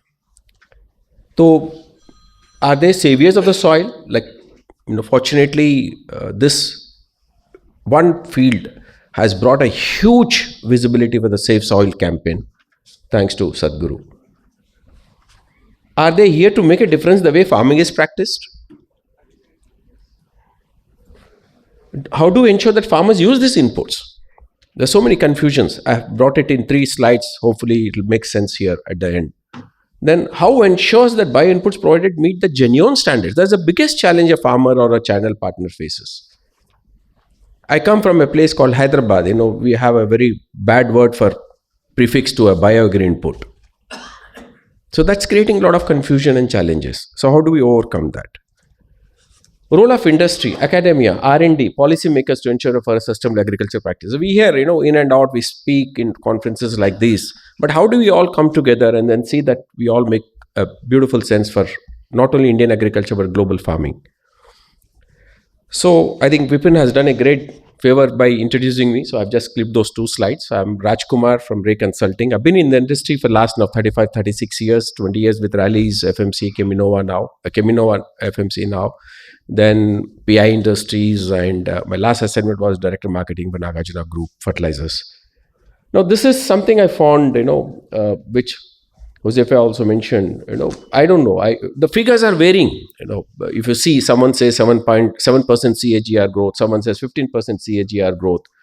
If you ask me, if you keep these figures aside, I would say it's like MF Hussein's white canvas we are. आप कुछ भी पेंट कर लो उसमें. That's an opportunity. That's a potential you can create. So, what are the trends we are talking about? I'll skip this quickly because I think most of you have covered yesterday and today. You know, globally, organic producers are increasing. Largest country, organic farming. Like my friend, most of you must have heard of. I keep talking about him wherever I go. Is Rajshekar Reddy, 24-lettered mantra. A brilliant guy who 20 years back he envisioned that organic cultivation is going to stay here. 90% of his produce is sold across, not in India, abroad, in the packed way. But that's the kind of demand they are in. But in India, we need to look how we can grow further. Then this is what quickly, as I said, demand accessibility through now e-channels, like thanks to your e-channels where, there's a separate category of organic foods. But the challenge is what is genuine, what is not. Am I really eating the organic food? That's a question. As I said, these are the trends, but I'd like to come to the solutions, what I had discussed with many, and then coming to this. This is one thing we keep talking about, changing climate conditions. Today, farmer doesn't know what crop to grow, and the industry doesn't know what solution to offer. It's so quickly, so dynamic. The second point, depleting levels of soil fertility is the biggest challenge. However you talk about hydroponics, however you talk about aeroponics, soil is here to stay. We need to cultivate only on soil to meet the demand. That's how I personally believe. And of course, consumer awareness. This is something very nice. Thanks to many of you sitting here. The very interesting part about this industry is that most of the guys who have started this industry are the intellectuals or the background of R&D. That could be one of the reasons why we are conservative. I meet so many top industrialists, many of you are sitting here, and then there are so many R&D and production guys. When a big guy comes to a small, when I say small, says the person who started the business, and he says, hey, look, we'd like to collaborate with you, but our scalability is very high. Will you be able to do that? Hey, look, piche hat jate. Now we are happy with what we are doing. So that's advancement has to be converted into scalability. One of the very good examples of the startups you take currently in the tech sector. What is the first thing an investor looks into a tech sector's startup? Besides technology, blah, blah, blah, sab kuch, bhai, aap scalability kar paoge kya? So that's something we need to look into. Today we hear some of you speak, we have got 5,000 liters fermenter. That sounds good. A big guy would look into it. Yes. Then the other day, last week, I was in one of the very big fertilizer companies, and I was facilitating B2B business with one of my clients. The only question he asked was, Raj, please go and ask so-and-so person, this is my requirement for 24-25, this is budgeted. Is he willing to increase his scale to meet my demand? Then I can put it in my budget so that it has to be achievable next year. So that's a kind of thing we are looking into. A lot of export opportunities which we are all enjoying.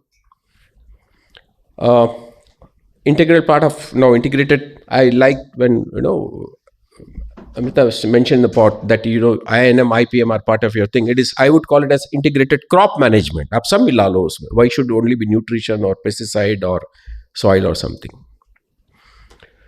Now, how do we ensure? This is something which I would like to elaborate. Probably you can also contribute to my thoughts. I have divided this business, or if you call the opportunity, into three different things, which when I started my consulting, I kind of discovered these three beautiful words. WWW for me stands what went well. And then I have another WWW called what went wrong. We need to be very sincere to find out what went wrong. How do we, then comes to it, what needs improvement. In any one of your business review meetings, if you can do these three, I don't think there's anything required. You don't need Michael Porter, you don't need SWOT analysis. You just do this, everything. So I have taken each one of them separately. What went well? We all know. Increased visibility and awareness from policymakers, consumers, social reformers. We were fortunate to spend a few minutes with Sadhguru when he was in Hyderabad, BIPA team. And one of the very important things he mentioned, he said, look, I'm only blowing the trumpet. हम खाली डब्बा मार रहे हैं. काम तो करने वाले रतन लाल जैसे हैं. So that social reformity has come. Then the agriculture biologicals market has been steadily growing over the past decade, if you see last 1 or 2 decades. Concern towards soil conservation. That's one of the biggest things. Today, even farmer has started realizing, looking at the soil, he feels if the soil is happy or not. just to not to promote someone, but if you see JU's tagline, it's a beautiful tagline they have. They say "Mitti muskurayegi." So if you use these products, even the soil, the crop would be very happy with you. Healthy crops, healthy productivity. Now that's how, when I say healthy crops, in the nutrition point of view, today is no more. Even if you go to a backward countries, so-called backward countries, underdeveloped countries like African, or where earlier it used to be, पहले इनको खाना दो, लेकिन अभी कैसा है? Nutritious खाना दो. Whatever fertilizers, pesticides, or whatever been applied to the thing, the challenge is that the plant is not able to absorb the way it requires. So if you have to make plant healthy, our things will play very important role. So this is, of course, a lot of pest resistance and pest resurgence also. Unbalanced nutrients. Even today, in spite of having soil health card promoted by our Honorable Prime Minister in a big way, every farmer has got a soil health card but doesn't know what to do with that. So we are working with some of the very big fertilizer companies to see that how they can help to get the balanced nutrition to the crops. So small place to big place, investments, as I mentioned earlier, horticulture and value-added crops. My friends, PI is sitting here. They have got a beautiful, totally a new company dedicated to horticultural crop, right, Venkat? So that's how the focus is. Doubling farmers' income doesn't come only by cultivating rice, wheat, or chili. It comes from crops like this. So government policies, regulatory, Indian biologicals is driven increasing by supreme quality farm practice produce. So what went wrong? Quickly, of course, all of us know. Just for your thing, limited awareness among farmers and sales teams. I'm using specifically the sales team. We spoke this morning, Ayman and Amrita said that we need to incentivize sales team. You are incentivizing your own company's sales team. So how do I incentivize someone else who is not selling or who can promote on our behalf? So awareness in the sales team. Shelf life. This is one of the things which I have when I go to corporates to tie up understanding. One of the first questions they ask, "Hey, bhai, iska shelf life kitna hai? 6 months, 1 year?" Because we are used to stock returns, we are used to resell. The industry is that, and then high cost of inputs and slow results. We need to educate. कि भाई ये allopathy नहीं है, ये आयुर्वेदा है, homeopathy है करके. Storage and handling, big challenge. If it's a high, like for example, I'm sure he's here, my friend. We were shipping one truck in May of a microbial from Hyderabad to North India. By the time it reaches started from Hyderabad, not in Bathinda, the microbial count was 1/4. So what do we do that? It's a peak summer. So how do we handle that storage charges or handling transportation? So biologicals dosages are very high. That's one perception.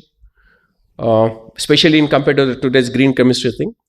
These are some of the things, of course, we can all debate. Lack of transparency. This is the biggest challenge.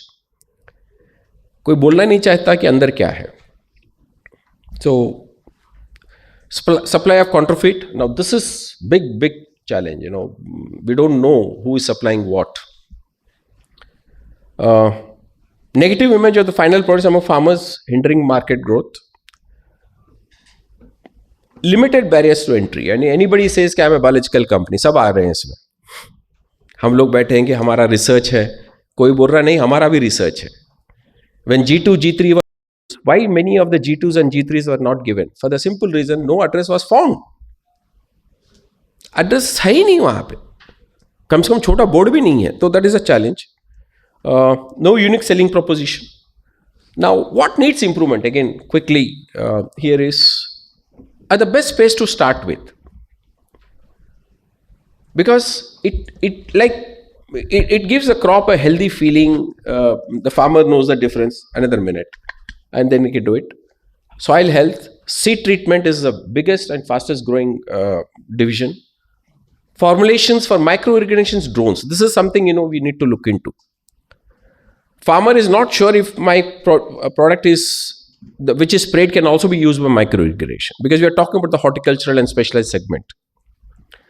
Residue free, educate farmer that chemical and bio can go. This is something, I see in many of the conferences. हम लोग जब bio की बात करते हैं, खाली we are talking only about bio. We need to coexist. We are after all in a marketplace. We need to coexist.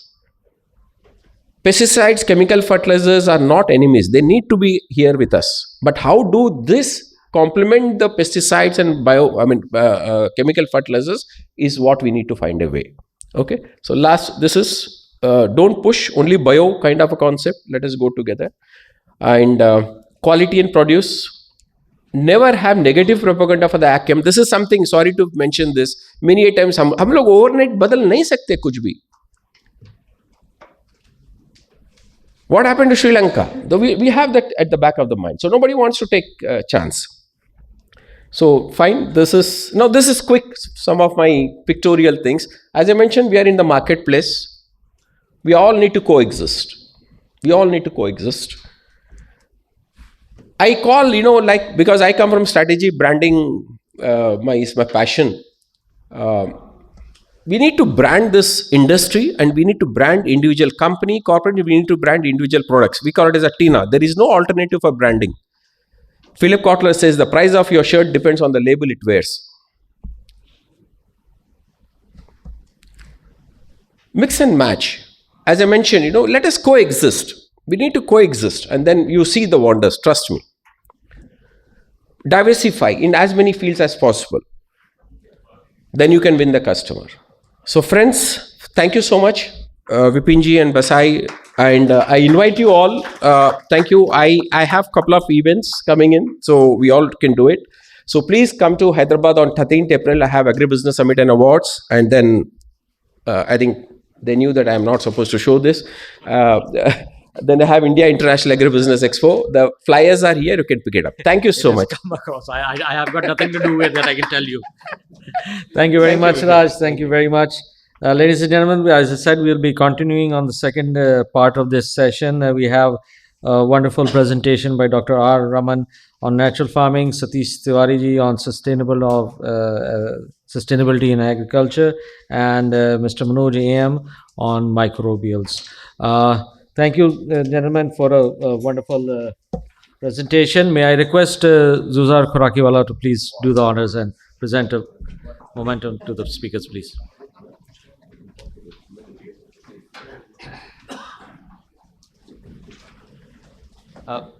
May I request you to present a momentum to Raj Agarwal? What a honor. Thank you, sir.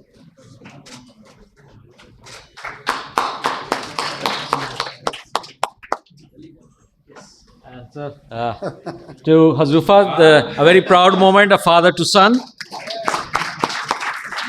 If I may say, rarely seen. Thank you very much, sir. Thank you. Thank you. Ladies and gentlemen, we now break for lunch. And I would request all of you to kindly reconvene in the auditorium by 1:45, please. Thank you very much. You've been a wonderful audience. Thank you.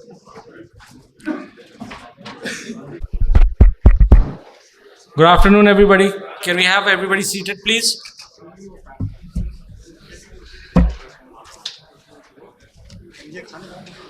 Huh? No, he's gone to somewhere else.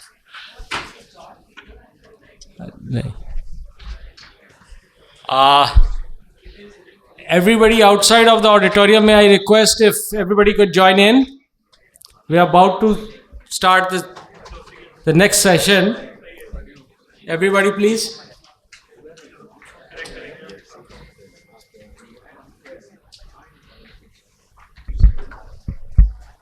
Thank you very much. Before lunch, I said that we'll be continuing with the remaining speakers of the previous session. But now, since we have our chairpersons from respective industry organizations, we're going to keep it very brief and crisp, sir.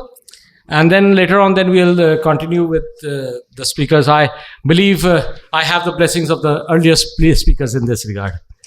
So, ladies and gentlemen, this session is basically known as the CEO's panel discussion. We have Zuzar Khorakiwala, the chairperson of BASAI. We also have with us Dr. K.C. Ravi, chairperson of CropLife India, And we also have Mr. John Peter, the Vice President of BIPA. A warm welcome to all of you, sir. Thank you very much for gracing the occasion. I would. It's an interactive session, sir. So I'd just like to start with my own chair, if everybody permits. Zuzar Sahab, I would the question is posed to all three of you. You can go one by one. I'd just like to understand that as an organization's head, we've now, it's very difficult to categorize each association, that this is a chemical association, this is a biological association, because everything is being mixed up by we've got companies, members who are also into chemicals and also into biologicals. So, sir, in your opinion, very briefly, what makes you, what kind of vision do you have on biologicals, and what kind of things that you believe that need to be catered by the industry association to come across? The more importance of biological agri inputs more into the way that the government is trying to promote organic and natural farming, but also in an effort under PM Pranam to reduce chemical things. But we all know that biologicals are complementary to chemicals. So, I mean, your take on this, sir. Zuzar sir, first of you. I think it was mentioned earlier also. Good afternoon, all of you. It was mentioned earlier that everything has to coexist. You can't have one or the other. If you take our own experience in biostat, we started with biologicals way back in 1988. Only biologicals. But that was not sufficient. We were one of the first to get into this space. But then we soon realized that this is not going to solve all the issues. So we had to get into chemicals and then into many other things as we went along. So the whole idea is that everything has to coexist. And therefore, the associations are there which also represent their own segments, but we all have to work together on this. So, yes, the government is promoting organic production and all that, but I mentioned yesterday in my talk that I think the way forward for organic is to create demand at the front end. If there is a lot more awareness of organic consumption, like it is happening in Europe as we see, then the supply chain will automatically coalesce around it. The problems of accreditation, problems of certification, all that will get resolved if the demand is there. If the demand is not there, then the supply cannot, it will. So it's very important that government also looks at creating demand and awareness of organic food, organic consumption, what have you. And when that happens, especially in India, as I said yesterday, you have a young population which is very receptive to change. We have a large middle class. So all these factors put together, the demand is created and awareness is there. The entire supply chain ecosystem in our country will coalesce around it. And you'll have far better, far bigger production of organics as we see it today. Thank you very much, sir. Raviji, your take on the whole thing. Sure. Good afternoon. So I'll just take you back. You will remember that when biologicals were largely unregulated, so CropLife India was the first association to take it up because there were a lot of challenges and states were allowing, some states were allowing, some states were not allowing, and the problem with the administrative machinery was that they neither fell in the Insecticide Act nor the fertilizer. So therefore, there was a lot of confusion. So CropLife was the first one to take it up with the government and said that let's see, I mean, it is important and the benefits are being realized by the farmers. So therefore, they should be regulated. So that was the starting point. And as it developed, as we all know, different countries have adopted it differently. So some countries have considered it as crop protection, under the crop protection. Some are considering it in the fertilizer. We went the fertilizer control way. But having said that, I think it's not either or. So in my opinion, it is if crop protection are required to save crops from the various pests, diseases, weeds, and what you may. Biologicals are like supplements, so the crop protection is crop medicine, and biologicals are medicines. And I wouldn't even suggest that there is any silver bullet which will take care of all the challenges that we are facing today. We are seeing newer and newer pest complex. We are seeing all the climate change having a major impact. We know where we are headed. We don't need a crystal ball to see that our population from 1.4 billion is going to become 1.7 billion in 2050. And all those challenges, including climate, why biologicals has become important in that integrated pest management practices is because of the fact that there are some very good features of sustainable agriculture, regenerative agriculture. So these are the buzzwords wherever you see.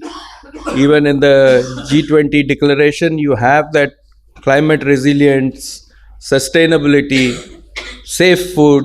So all this, in the mix of all this, I think crop protection and biologicals will play a very, very important role and complementary role to each other. So I'm not sure whether we should look at it differently. Right. And wherever we are saying, I would say that it's the same things apply, whatever is applying to crop protection products. So with that, I'll thank you. Save my opening comments. Thank you, sir. Thank you. Dr. John Peter, if your take, first of all, congratulations in completing 25 years of BIPA. Oh, thank you very Recently, much. I had the opportunity of being there. Sir, you are one of the oldest biological associations. We at BASAI are relatively younger, quite baby tots, I'll say. But, sir, what is your take with your experience on that part? My apologies. After hearing both the CEOs, I forgot the question. You have to repeat the question. Frankly speaking, even I forgot the question.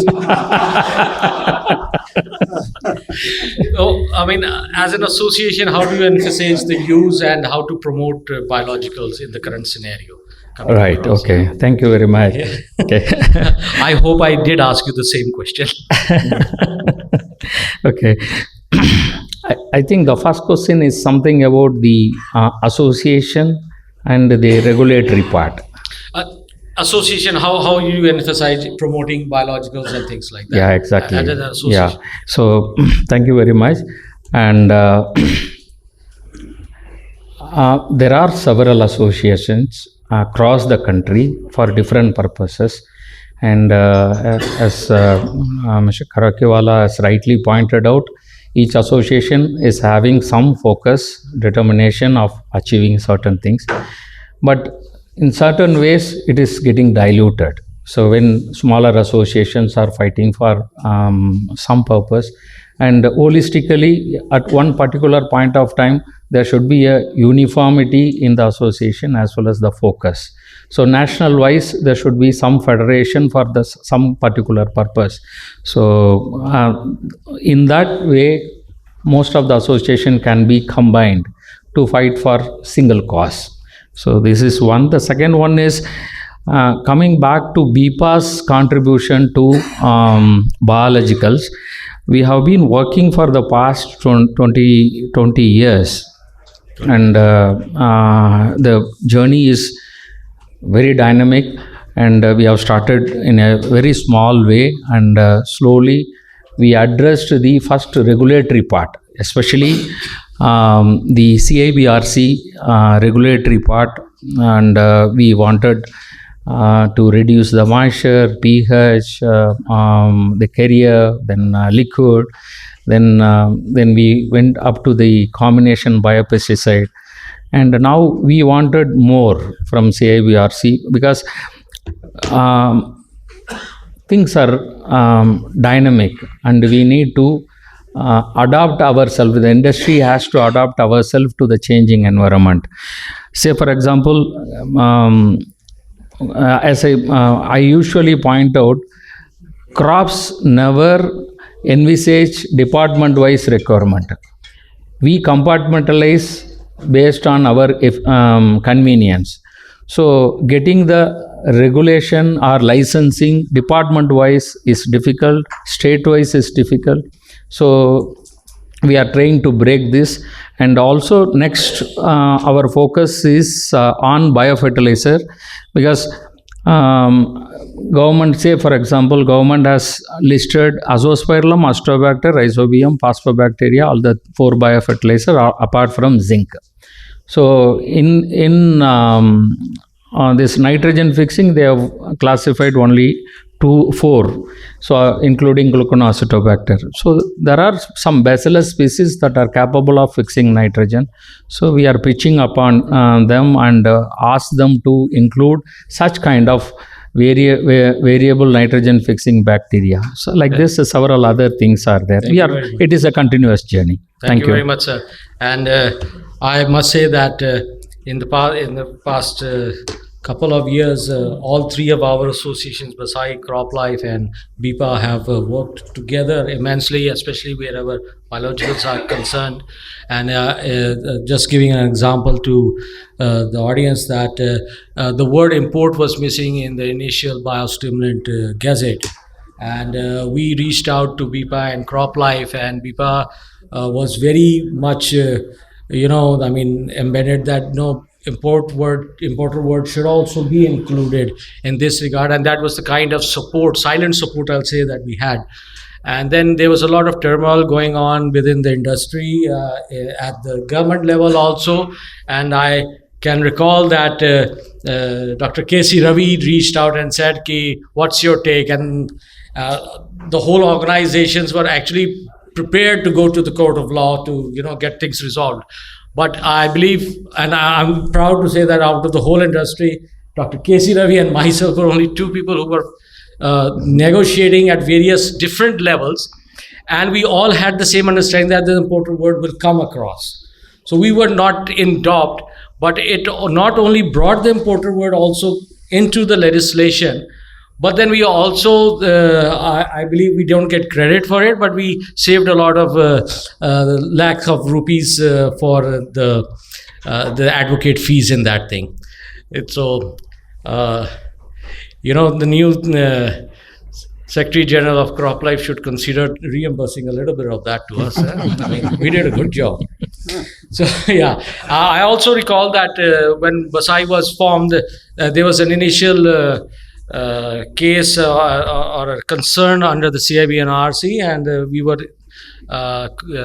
approached by BIPA, and we said, yeah, we are all in with you, though we had little understanding of that point of time of that particular issue and concern, but we got it resolved thanks to you, sir, and thank you very much. Now, as one more point. Yes, sir. See, we are all working for the common cause. Yes. So we are not spurious. So we should be bold. So that is the thing we are focusing. And that is one thing that now the whole biological industry needs to, especially those who are responsible, who are parts of various associations. I won't say only our 3, other associations are also there, because if they're part of it, they have applied through the regulatory affairs channel to get regulatory compliance. So that means everybody's serious enough. Exactly. Yeah, there are ifs and buts, this is too expensive a data, or this thing may or not be required. We have our differences, but again, we are on the same platform. My next question is a very plain, simple one. Basically, I would like you to highlight the kind of concerns within your own domain in crop protection or in crop production under the FCO or in the Insecticides Act.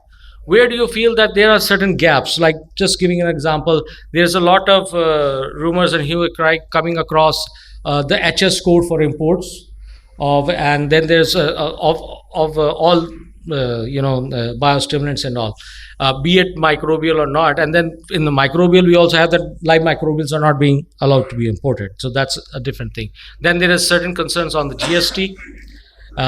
Then sample imports. There are also concerns now going across whether there should be export guidelines to go across in this regard, because what was traditionally being done under the FCO now cannot be followed in that regard, since now toxicology is also involved in various biologicals. So Zuzar Saab, starting with you again. If anything you'd like to highlight on GST, taxation, or anything on biologicals. Not on taxation or GST, but it involves all this. Yeah. Is a question of which I had discussed in some other forum, other association, was adulteration, mislabeling, and spurious, whatever we call it. I think that is across all industries. It's not only pertaining to our agrochemical sector. It is there in pharmaceuticals. It is there in FMCG. There is any brand or anything that becomes very big has its own trailers, if you may call it, which are. See, one of the things that we need to understand is that we should not, as an association or as company, go public with it. The moment you go public with it, that we have 20% adulterated products, 30% adulterated products, it makes the consumer very scary. It makes the consumers don't know all this, right? The lay consumers really don't know what is a good product and what is not a good product. So the moment associations or corporates talk about it on a public platform, the consumers become aware of it, and it is not good for the industry. These issues has to be handled within this forum of people who are sitting in this forum or with the government on a one-to-one basis. Well, that's a real problem. We are not trying to wish it away, but this has to be handled in a very, very proper manner, so that the people who are involved in such activities are taken to task in a proper manner, but not going public. Yeah. Well, this has been discussed in some other associations where people tend to go public with this whole thing. That in our industry, 30-40% is adulterated, mislabeled, or substandard products. It does the industry no good image. You are only spoiling the image of the industry rather than strengthening the image. So I think this is one thing I would like to mention in this forum here, that wherever possible, let's not go public with it, but let us handle it seriously at the government level or at an association level. If you find our own association members are indulging in it, please come with a strong hand. Let's not worry about other consequences, because this is not helping the industry. I mean, this is one thing I would like to. Thank you very much, sir. Thank you. It's just like, we need to not add more fuel to the fire and then coming across. Dr. Ravi, your take. Yeah, so you raised many micro issues. At the end of the day, what we want is equip the farmers with a wider toolkit, and biologicals play a very important role in that. And fundamentally, we have to ensure that our farmers get the latest products, whether it is CP, crop protection, or biologicals, in the least amount of time. So whatever we bring here, and related issue is spurious and other things that you mentioned.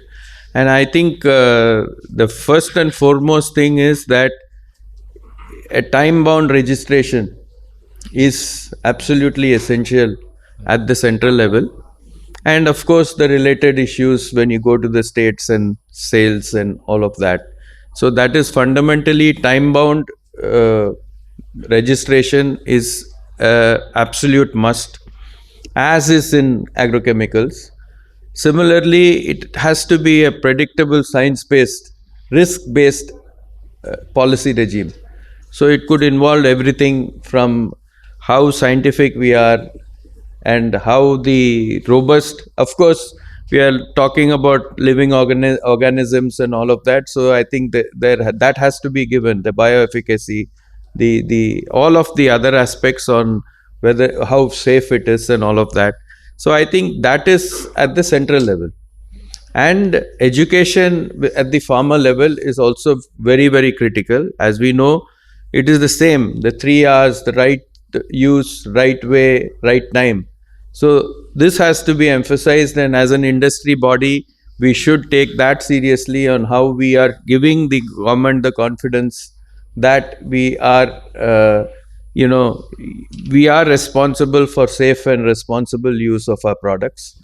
And of course, these kind of smaller issues will keep coming. The import issue, GST, procedural and all of that has to be tackled. But first of all, we have to ensure that the regulatory mechanism is in such that you get the products in the least amount of time And I don't know what is the time frame. I guess there are pending registrations for a long time and all of that. So those issues need, and we can give the government a little bit of leeway in the sense that they are also learning. And once that learning curve is over, I think we should absolutely emphasize on a predictable science-based regulatory and policy regime for the biostimulants, biologicals. Thank you very much, Dr. Ravi. Dr. Peter? Thank you. The answer for this question is... Please don't ask me to. No, I won't ask you. See, the thing is, my first request to the government would be the policy change. Whenever there is a policy change, and it should be industry friendly. And if it is going to be industry friendly, then government has to invite the industry before forming a policy. And if not industry, the association, respective associations. So most of the time this is not happening in our country. So if that is prioritized, then most of our problem can also be resolved. And another angle, if you think, academia. So they do, especially microbials or whatsoever it is, they do in a smaller level, and there may not be any good downstreaming process and other things. They keep some guideline, and that guideline, we need to achieve that specification. All those things is going to be hell a lot of problem, because we will be concentrating on the volume as well as the quality. So academia also should be in a position to get educated how the industry works. So right now we are also getting associated with the several academical institutions, so that they are seeing the magnitude of how the industry works, so that at least they will understand what is the requirement of the industry. So because most of the policies, academia is playing a major role. So academic people should understand what is the industry requirement. So government, industry, academia and government. So this is the 3-step for us to get the work done in a smoother way. So probably we have to pitch on that in the near future. Yeah, thank you very much, sir. As far as academia is concerned, I do agree. Academicians are being involved in policy frameworks. They're being taken up across as consultants or members of various committees, and they are not actually aware of. And normally the industry gets calls from them that you please explain us the kind of thing. And when it depends upon the mindset and the belief of that person, what he wants to communicate across in there. And this is being seen in the recent current scenario also, that the government is confused, that one person comes and say from one organization this has to be done, and the other contradicts that thing, and the third one is probably mediocre. You may or you may not do that kind of stuff. So that's no, I think yes, more importantly, more we talk to each other. I think all the associations have to, like to your point on one association says something, but the classic case was during the imports restriction. We didn't have credible information to be given to the government, and at most times it was well thought through, and they were asking questions, and we were scampering to get all that data that is required. So that is really important. And all of us are, you said, common members. We have international best practices, we have international benchmarks.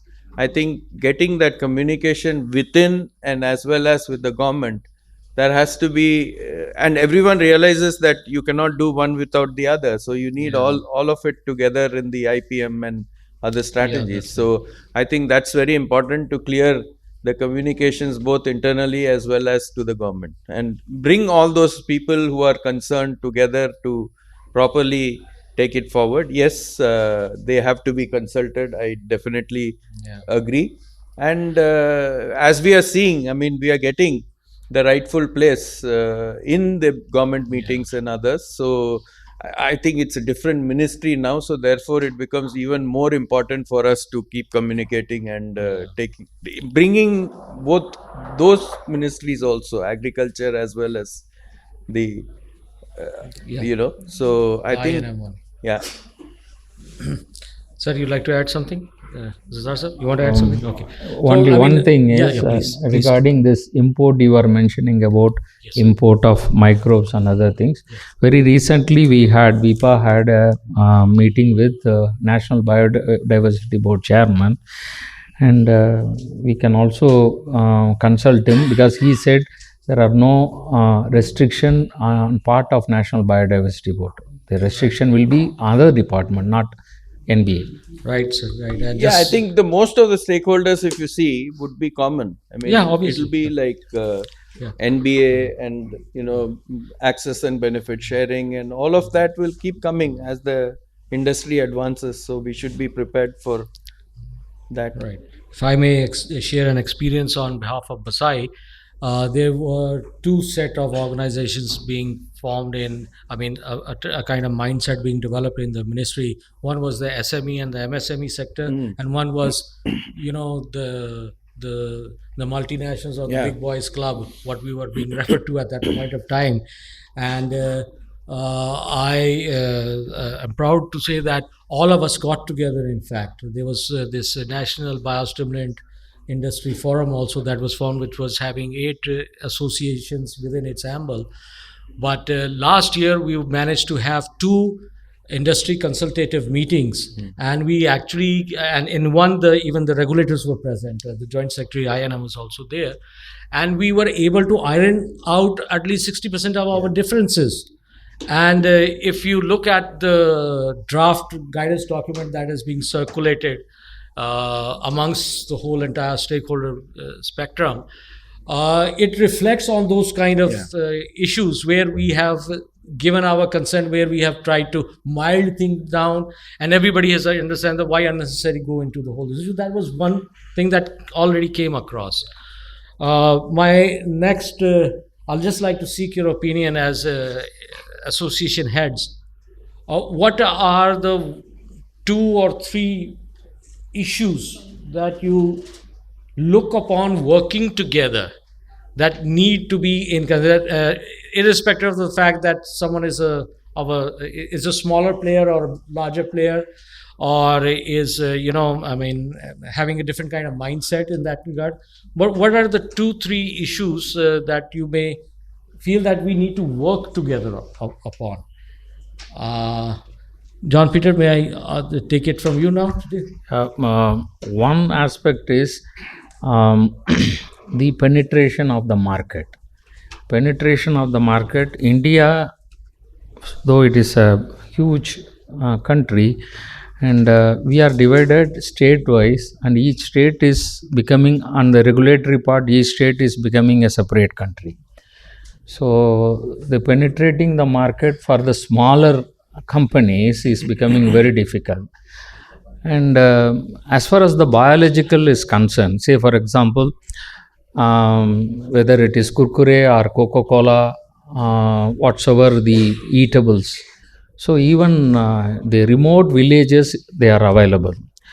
When we want to promote biological, now leave about the remote villages, even in the cities or the district headquarters, it is becoming difficult. So those companies that are having wide network can shoulder this responsibility and take it forward across India as a social cause.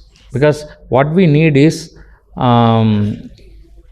penetrating the market with a good molecule.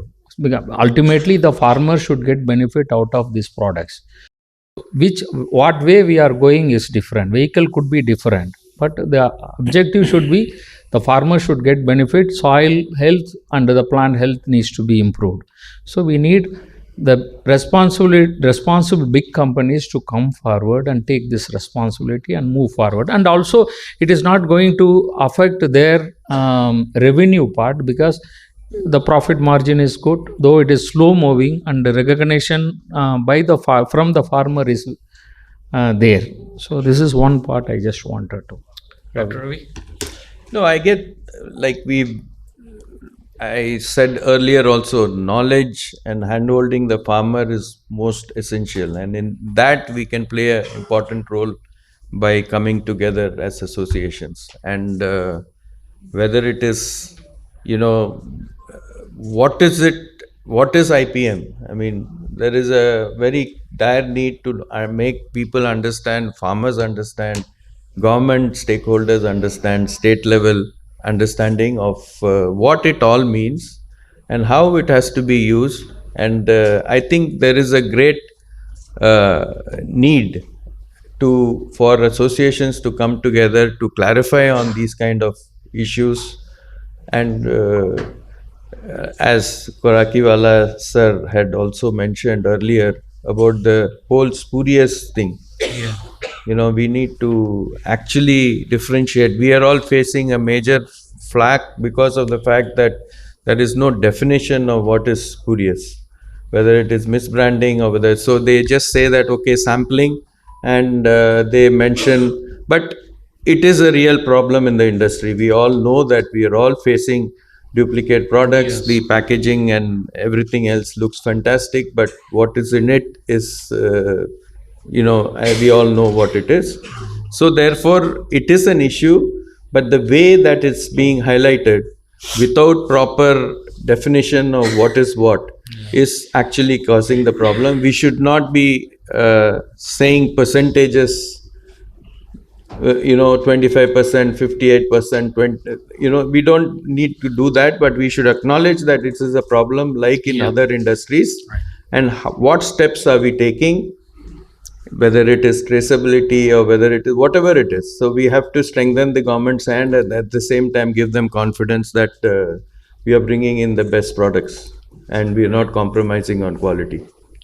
Right, so thank you, sir. I'll give a live example of what I said about this adulteration and all that. I was at a recent meeting with the Commerce Minister Piyush Goyal, and in Maharashtra they are bringing a seeds bill which is thought to criminalize with bootleggers and gundas. So I made an appeal to the minister saying that you are criminalizing the whole thing, and the Prime Minister's vision is that to decriminalize as many laws as possible in the context of ease of doing business.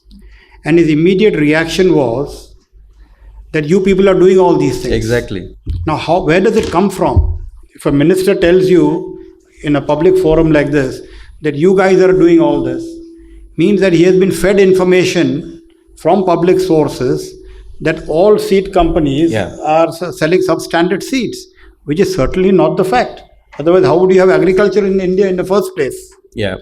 Now, you see, this kind of a perception that goes around when we go public with all these things.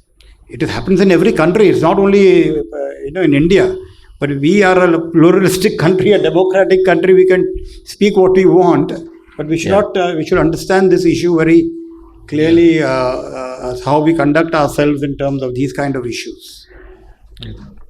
Thank you very much, sir, for being here. And this was one example probably I missed out on, which all organizations have come together on those. If I'm not wrong, there were 4 bills published by the Maharashtrian government, which created hue and cry, and everybody came together.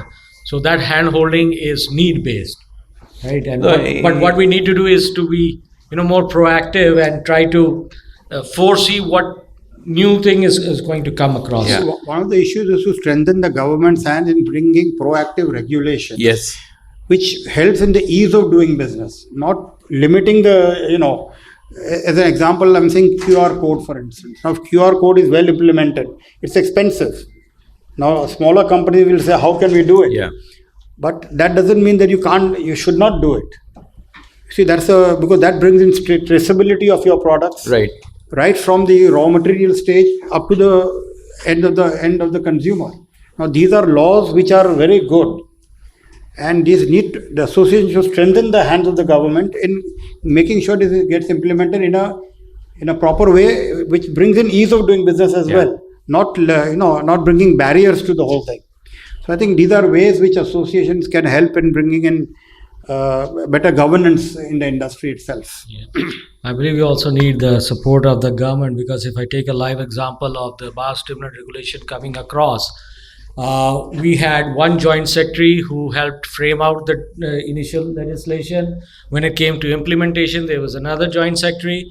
And by the time he got a little bit into it, we had a third joint secretary. So this also, comes across. And also to come across, we have also gone past 3 agriculture commissioners in this regard.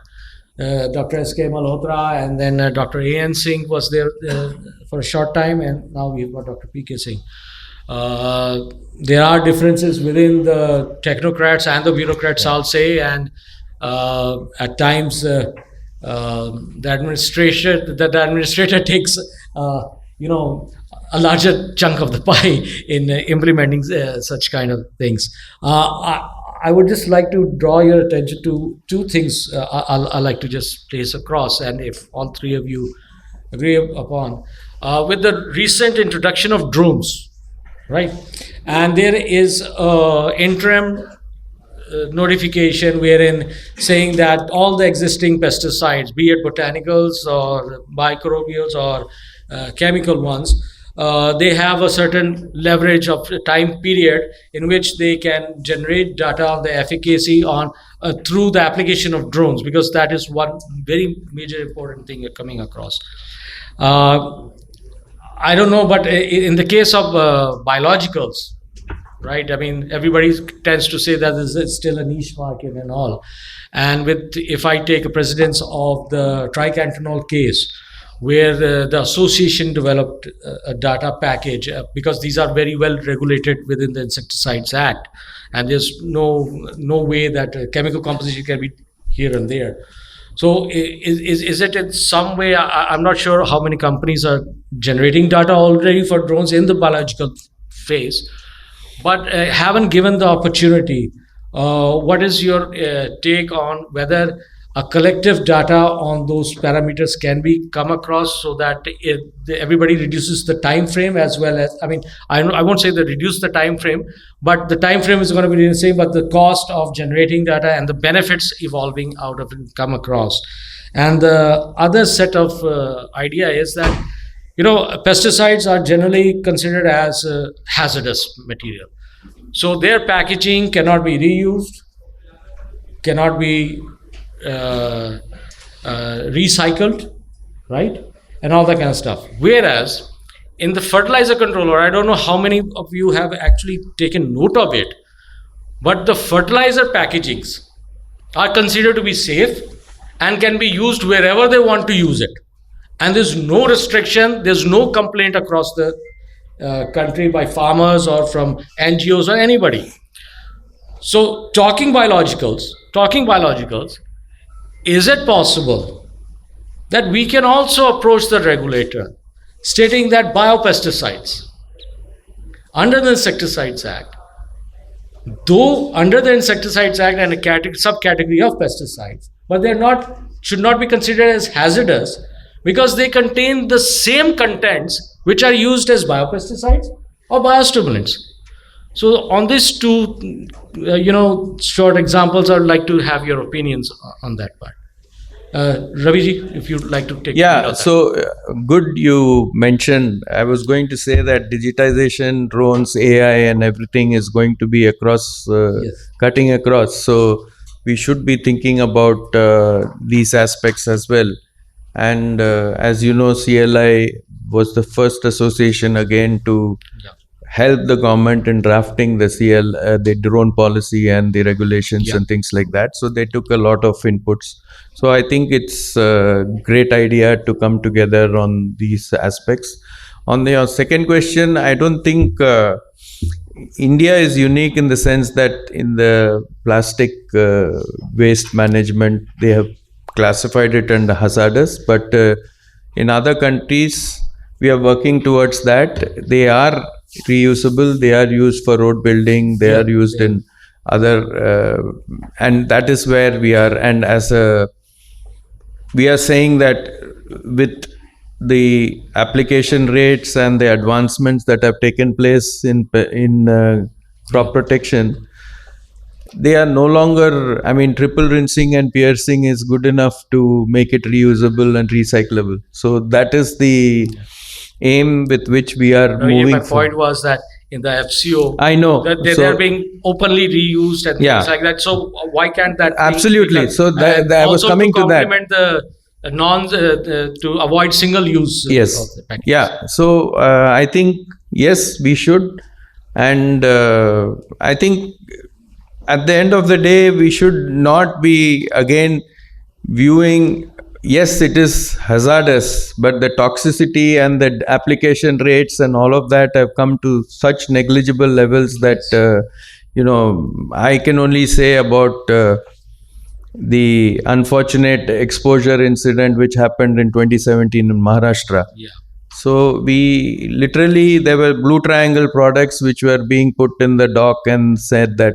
So we said that the new molecules never come out with any antidotes. They say that it is symptomatic treatment. Yes. So it's as good as like if it is irritating your eye, wash your eyes. If you are not able to breathe, go and take him to a airy place. So that is the kind of things that we are looking at, and we all know what actually happened in Maharashtra. It was a concoction of all kinds of chemicals which became lethal, and you have to take adequate precautions. So that in nowhere we are saying that without PPE or without adequate precautions you should start spraying. They were not reading the labels and leaflets. So all these are important, but to again be with the mindset that, like, that's why I said the premise itself is that integrated pest management, and we need all kinds of technologies, and each of us are investing. Unfortunately, I keep repeating this, each of our companies spend billions in R&D. So, but still they think that we are mixing chemicals by hand in shady shacks and we are bringing the products. So unfortunately, that's the image. So we all have to work towards that. And this is also part of the whole process. So I think, yes, good idea to keep pressing, but ultimately we need to ensure that these are also reusable. And Right. Yeah. Thank you. Dr. Peter. Regarding this drone, I use some common sense of mine in this. See, basically, the spray fluid determination is important in terms of dispersal of active ingredient in any kind of pesticides. And CABRC also is very keen on measuring the liters per hectare level, like that. So usually some of the pesticides are having phytotoxicity effect. So we test it as X, 2X, 3X, and what is the phytotoxicity level appearing on the crop. Drone is using such a less spray fluid quantity. And when we want to deliver this active ingredient with the less spray fluid, it is a challenge. Not all the pesticides can come into the picture. So government should not right now give a blanket permission. The data generation is required, that some kind of rechecking is required in terms of application of pesticides through the drone. Though the technology is useful to the farming community, and the adverse effect may happen at later part. This is one part. The second part is, you have also mentioned about the biopesticides. So again, biopesticides, if it is a liquid formulation, there should not be any problem. None of the biopesticides are phytotoxic. So there are no issues. When coming to the powder formulation, most of the powder formulations are with a less CFU count of 2 into 10 to the power 6 or 1 into 10 to the power 8, like that. So, but the volume of spray will be 10 gram, 5 gram. So, instead of CAB can take the leverage, this is only, I am not recommending anything like that. It is only a science behind this. Instead of 2 into 10 to the power 6, if CAB is accepting 2 into 10 to the power 7 and reduce 1,000 gram per acre to 100 gram per acre, still companies can formulate and give. So instead of checking, rechecking, validating, data generating, all these things, the dose active ingredient can be increased That kind of thing we have to check with the CABRC. Yeah, right. Sir, would you like to add upon? No. Okay. Okay, and so anything you'd like to add upon just to communicate about biology? Because I mean, as far as drones was concerned, the only thing was that there's now a legal liability on us to generate data to prove that the application of drones is apt. So for that we need to generate data. Yeah. And most of the time what happens is that when the time frame goes across, then we start wakening up. And then we start asking for extensions. So for all those of you who blame the government that we are getting extension out of extension on biostimulants, please let's look into ourselves. Probably we are also one of the reasons why it's facing that kind of situation. See, one of the questions I have, really just a question rather than is the use of AI, generative AI, which is now talked about, and that's going to be really, will be faced with in the next 5 to 10 years. This is going to impact agriculture in a, people are now talking of synthetic biology, where you can develop molecules through AI. You don't have to actually go to the lab and figure out what molecules will work or will not work. This applies across the spectrum of agrochemicals or pharmaceuticals or XYZ. And this is something which I've been reading a lot recently, and it's going to impact us in next 5 to 10 years. It's not going to happen 20, 30 years from now. It's going to happen in 5 or 10 years. This artificial intelligence. We are already seeing deep fakes. We are already seeing a lot of stuff going on, and it's going to impact our industry, be it in our registration process. That will be taken over by AI as well.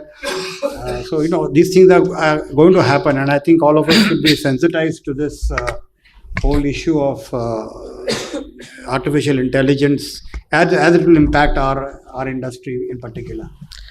Thank you very much, sir. Thank you, gentlemen, for a very lively session. I believe we've taken 15 minutes. Yes, sir, please do. See, we talked of government regulations, and so one point which we missed, which I have been pushing with you, in the fertilizer control order, since biostimulants are known to be covered under FCO law. FCO, yes. So there is a standard sampling testing procedure, which has, for the last 1 year has been amended, and the right to appeal has been withdrawn. Yes. So I think it's a very serious matter which the biostimulants industry here should consider, because they have not yet faced the music. So, and it should, right to appeal is a fundamental constitutional right for everyone. But under FCO it has been withdrawn. So I think all the associations sitting here should be, should get sort of active and push to the government, and the right to, earlier there were two rights to, one could make appeal twice. If there was a difference, large disparity between the two test reports, then you had a second appeal. Now even the first appeal is over. So I think everybody should get concerned and take it up on the highest level. And before you get these specifications done, please get this done. I can assure you, sir, we've taken this on your behalf. You've been very reticent from the Nutrient Society. We took it across. It's still pending. There's still ifs and buts. But yes, I did study the FCO, and even there's not a clear-cut appellate authority as mentioned as it is in the insecticides. There, it is only on subsidy, and whether there's a state appellate authority, they've got to set it up, but that has got nothing to do with us retail. I mean, non-subsidized products coming across. So this is. I wanted to respond to Mr. Rakiwala's point about spurious and things. We are basically a nutrient, micronutrient, and so on, and we face this music. But some 40 years ago, when micronutrients were initially considered medicines, subsequently it's a nutrient. So there are a lot of spurious material came, and we as an association of micronutrient manufacturers, we came up with this idea that the only way you can, attack the spurious material is by providing good quality material for them. So we as an association work across the country and offer to the government and people that our association will underwrite all the members that they will provide good quality material. So I think for biostimulant also, eventually the association should have some kind of certification, registration for the member, and in case a member suffers, the association should support. We did that and we were very successful in that micronutrient. And thankfully now in the country we don't hear much spurious micronutrients as much as biostimulant. Thank you very much, sir. Experience, from that. Thank you very much for the suggestion. We'll take it under advisement. It's extremely important. Thank you, gentlemen, for gracing the occasion. May I request Zinat Rakiwala to present a momentum to Dr. K.C. Ravi, Chairperson of India.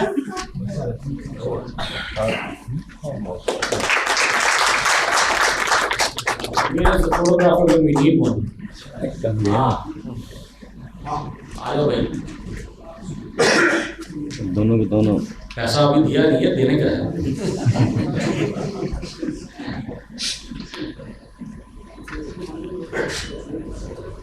Answer one to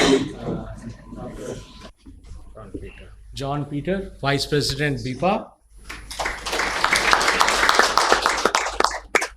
And if I may request Dr. K.C. Ravi and Dr. Peter to give a moment of Pleasure. Jazak Rakiwala. Yeah. It's a different thing, all three guys in the same frame. Come. Thank you.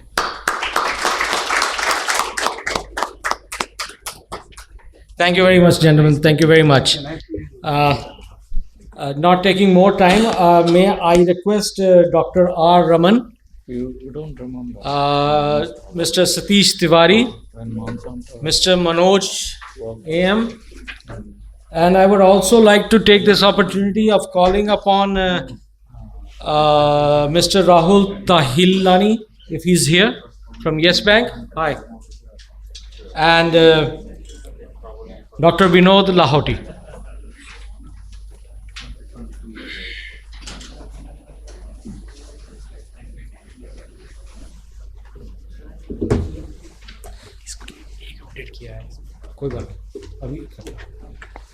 Okay, yeah. So, gentlemen, we're running way past time. I'm not even sure that we may be forced to even vacate this thing by 5:30. But nevertheless, we'd like to hear all gentlemen over here in this regard. May I first request Professor R. Raman. He happens to be the director of the Center for Natural Farming and Sustainable Agriculture, Faculty of Agriculture, Annamalai University. He is. ये name set up. I'll just fix it up. And Professor Raman, the field is all yours. 10 minutes, if I may request. Please, if I say 10 now, you'll probably vacate it by 15. Here you go. Good afternoon to all my fellow speakers and delegates. National Science Day wishes and greetings to you all. So my topic is natural farming. So the Annamalai University started in the year 1929 and the Faculty of Agriculture started some 65 years back, and recently 2 years back only we started the center for the benefit of farmers to enrich the soil health. With this aim only we started the center. We all know that the major issues with the modern agriculture, the depletion of organic matter, especially in the soil. Organic matter is like a jewels of the soil. So recent years, after 1960s when we started this modern agriculture with the chemical and all that, the most of the soils are losses is organic matter content. Originally, the virgin soil should contain around 5% organic matter content. Now the organic matter content of the soil is around less than 0.5 percentage, and built up of salinate in the soil, more residues in the food through the chemical and all that, and we get the poor quality of food and poor taste also, more dependence of chemicals, and it is well noticed in most of the soils. Now we have a micronutrient deficiency. In early days, before introduction of this modern agriculture, we apply just organic matter only. In organic matter, organic manures supply all type of nutrients. But when we confine to the only the chemical-based fertilizer or chemicals, it is very specifically providing the nutrients which is essential for the crop, especially like NPK only. We are very particular. What happened due to the total avoidance of this type of organic manures? We were not able to provide the micronutrient deficiency. It is well noticed in the last 2 decades. The result of all these things, the plants may not take the uptake of major nutrients. So the micronutrients like our salt, when we take a food, we would like to add a salt. If you are not able to add the salt, what will happen? Definitely, we will not able to take the food also. So the micronutrient plays role like a salt in the food. And that is what the central government and the state governments, they are focusing on more on natural farming. Natural farming is not new to us. We have practiced natural farming from the history onwards. It has started only the modern agriculture started due to the population increase, food demand. Based on that only, we introduce all the chemical based inputs. So that is the reason we are having issues. Now the government of India and the state government, all the state governments, they are focusing more on natural farming to rebuild the soil health, to rehabilitate the soil health, to restore the soil health. That is very essential. Without soil, we can't do agriculture. With that view only, we started the center as well as we are focusing on natural farming.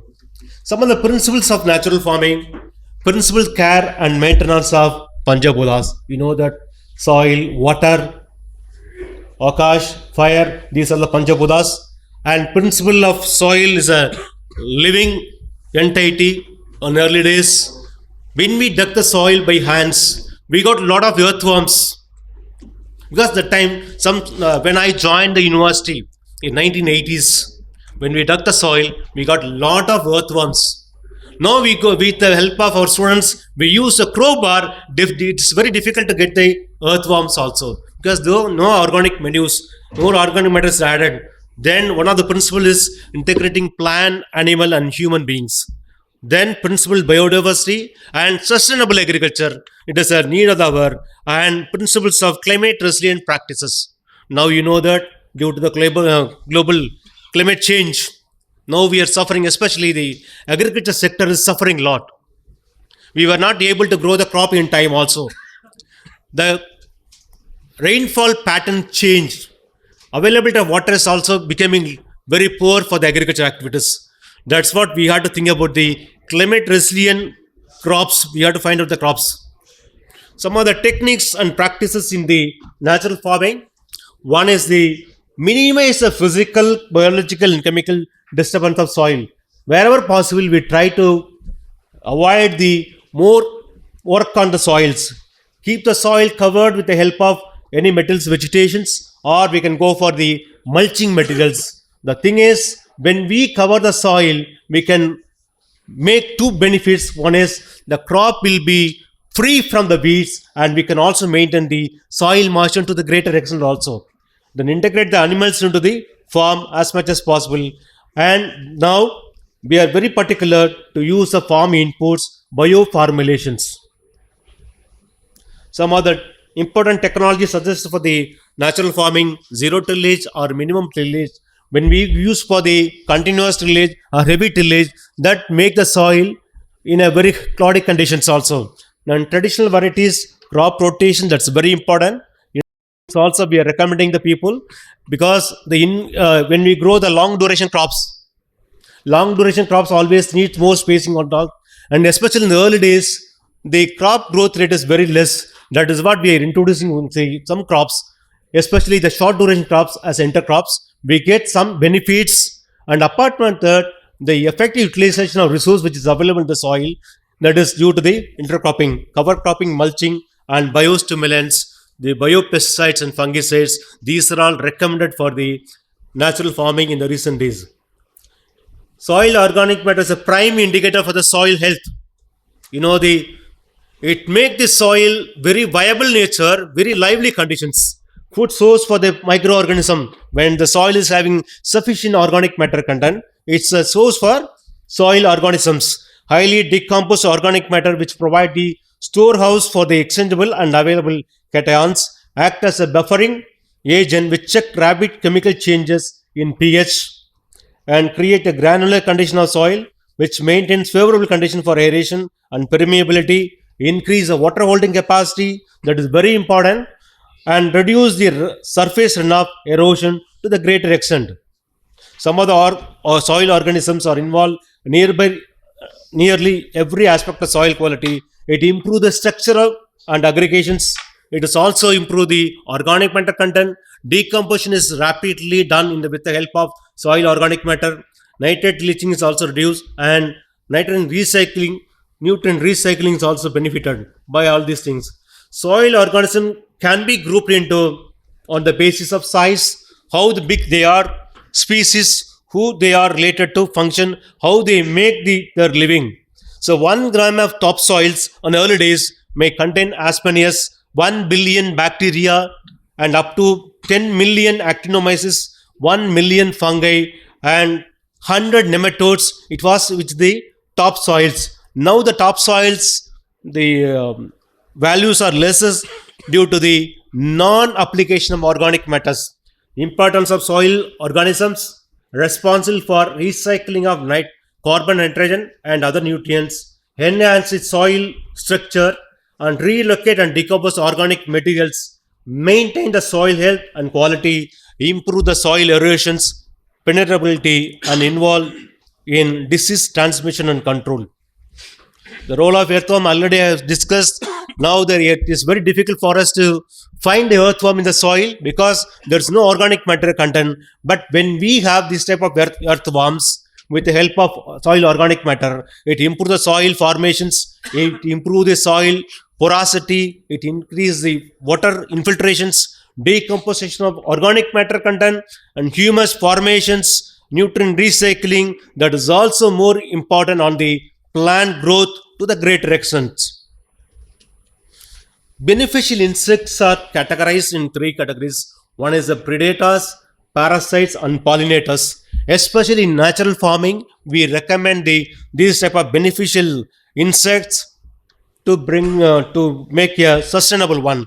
Predators and parasite and pollinators.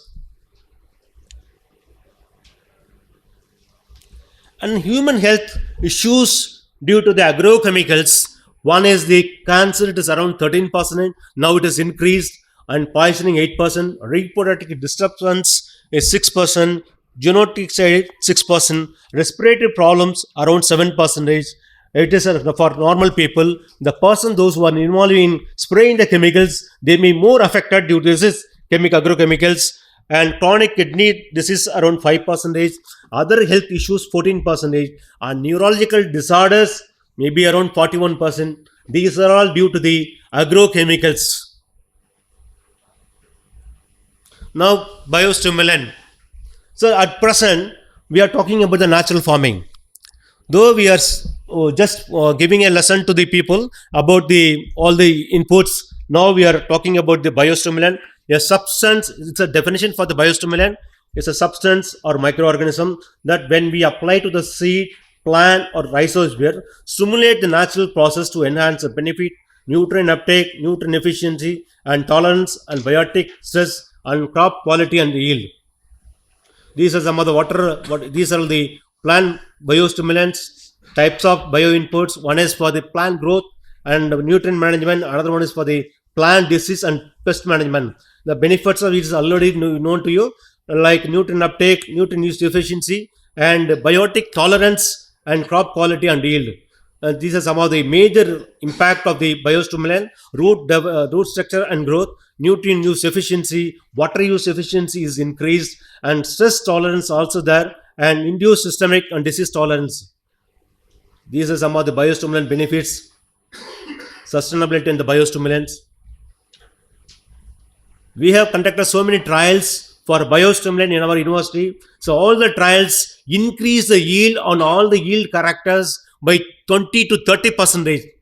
We have conducted more than 15 crops supported by some of the companies, more than 7 companies linked with us. We are doing the field efficacy. It is actually the last 2 days we have I heard about that. Field efficacy is one of the base for your registration and all that. We are doing the work for the companies.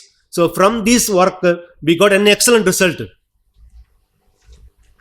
So actually, the Vipin asked me the advocacy role in promoting the biological inputs. These are some of the advocacies. As per his request, we have given some of the advocacies.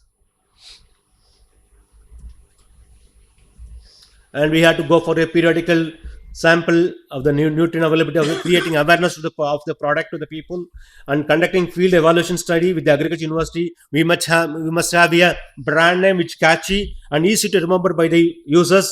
Local level workshop for the farmers, approach to the farmer production company, periodical monitoring evaluation, rectify the shortfalls, and bulk purchase and rectify the shortfalls, maintain the quality of the produce. That's very important. Then soil is a living ecosystem, and it's a farmer most precious asset. A farmer reproductive capacity is directly related to the health of the soil. Sadly, in the name of progress, we have polluted the air, water, soil, and the food which we eat. You know that 5 components, 5 Panchabhutas, we say that. So only one Panchabhutas, we used to say that the mother. We Mother Earth, we call the earth as a mother. We call her mother as she gives everything to us. But what we give her back? She gives us a food, but we give her garbage. She gives us a water, but we give her sewage. She gives us oxygen, but we give her carbon dioxide. She gives us a medicine, but we give her a sickness. She gives us a chemical, but we dump on her toxic waste. She gives us metal, but we have metal scraps. She gives us a forest, but we give her a concrete jungles. She gives us a petrol, but we give her a plastic waste. She gives us a gold to visual ourselves, but we bombard and despair. Don't all of us know that we are not here without her? Pond over. Enrich the soil, enhance the crop yield, ensure the healthy food. The future belongs to the nations who have a grain, not the gun. With this, thank you everyone for the patient hearing. And I want to thank Dr. Mr. Vipinji for including us as an academic partner for this BASAI event. And he is also invited me as a speaker for this event. Thank you, sir. Thank you. Thank you, Dr. Frankly speaking, I believe 10 to 15 minutes is not good for inviting a professor across. I need more time. So, professors, but my apologies, sir. I mean, it was really interesting, but probably time. Our next speaker is Mr. Satish Tiwari ji. He'll be talking about sustainability in agriculture. Satish ji. And once again, my humble request, we are running out of time. So, Satish Tiwari, yeah.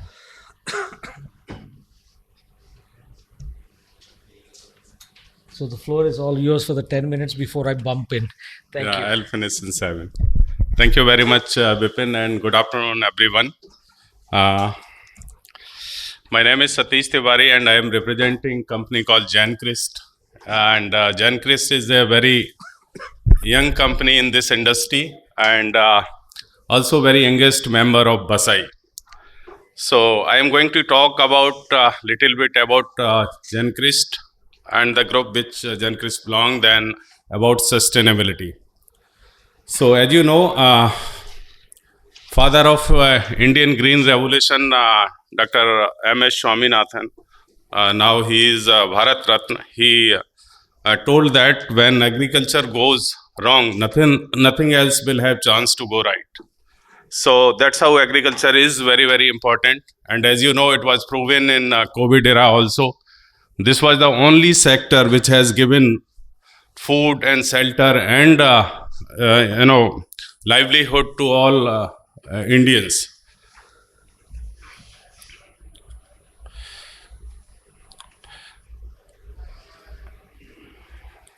So Gencris, the company which I represent, belongs to Samta Group, based out at Mumbai. So they have 5 entities, especially Gencris. We are making fiber and fertilizer from pseudo stem of banana, which was the problem of farmers.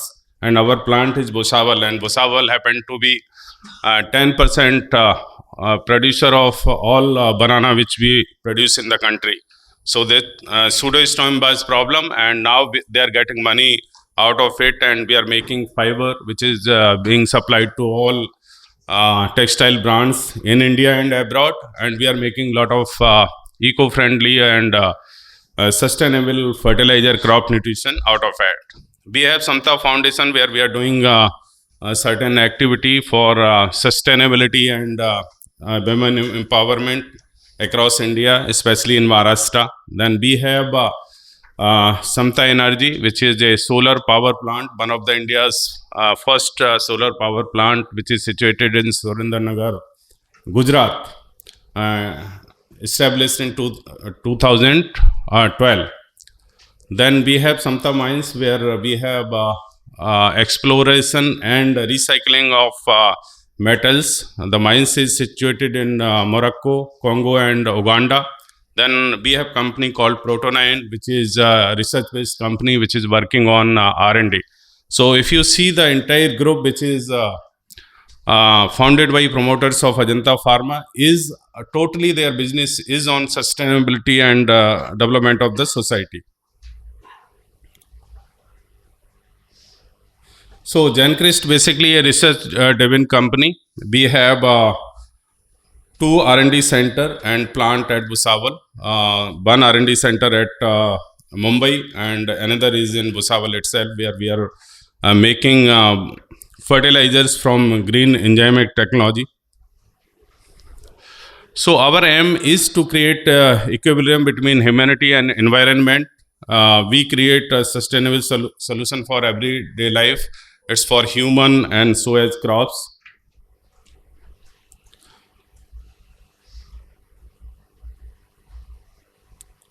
So as you know, a lot of those have spoken before me, they have focused on productivity and soil health, ecosystem, agriculture productivity. As you know, our world population is growing and resources are limited to produce the food for a growing population. Now in India, we are 1.4 billion population and it is going to be 1.7. So as bird population is going to be 10 billion.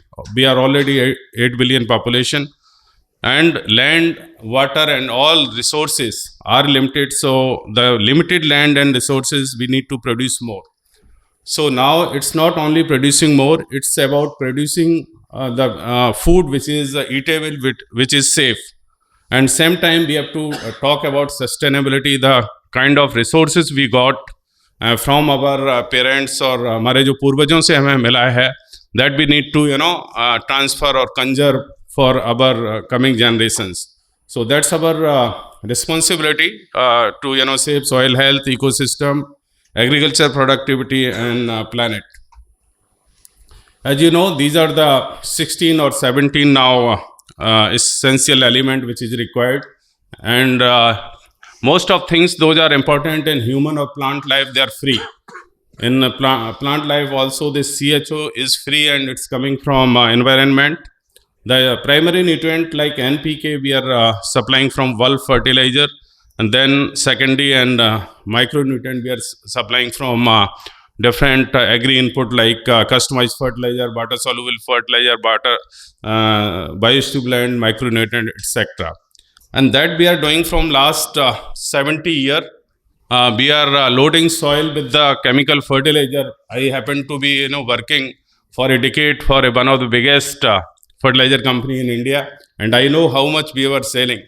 So as the chemical pesticides, we are loading this soil after this green revolution.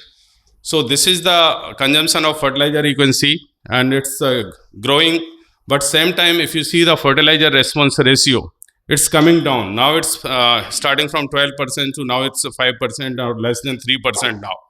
So the worry is whatever now we are feeding the soil or crop, it's not responding. The reason is very obvious, because we have destroyed the soil structure, microfauna, microflora, and most importantly, microbes and CN ratio, NPK ratio, etc.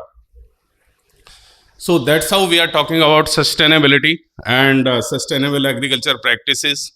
Sustainability is very, very wide term and debated in different forum. Sometimes it will become very fancy. But to practice sustainability is very costly affair, and we need to be very cautious about this, because the alternate of sustainability is very cheaper, we can say, solutions. Like if you see sustainable items, they are costly as compared to plastic, as compared to other item, maybe chemical fertilizers. So the need of our is sustainability. That's how the global all this scientists and everybody is talking about sustainability. And India also, we are talking about natural farming, natural plant production product, regenerative agriculture, natural farming, organic farming, etc. So at Genchrist, we are also promoting sustainable agriculture. We don't sell any chemicals. Whatever the product we are producing, it's we are making from the agriculture based and supplying to the farmer on their very cost effective rate across India. So these are our offering. So now I will talk a little bit about sustainability and what Samta Foundation is working towards it. So we are working basically on healthcare, prison transformation, community service and education. We are doing a lot of eye tests, eye camp across India, and we are doing cataract operations. More than 6 lakh eye surgery has been done by Samta Foundation, and it's end to end. They will bring patient from the village, and after the treatment, they are dropping them to their home. We are doing a lot of work for women development and the girls, school girls and tribal women. We are having around 40 computer labs across Maharashtra government schools. We are providing IIT Mumbai curriculum and certification for computer education to tribal children, 6 to 12 classes. Then we are running plant nursery. There are 4 big nursery where we are giving sapling of certain fruit and other plants to the farmers and other peoples on the free of cost. We are running a malnutrition camp. Most of area, as you know, in tribal area, there are a lot of malnourished people. So we are running that. We are running Samita Shubda Kendra, where we are giving training about tailoring, and around 50 places we are running this kind of designing center, where we are giving 6-month course, and the student was awarded, and after that we are giving one professional machine so that they will become a self-earner. So we have done that lot of activity in entire Maharashtra. We are doing a lot of activity for girl child improvement. So that's how the company Genchrist and Samta Group, which contributing towards sustainability, and we will continue to do same. Thank you very much.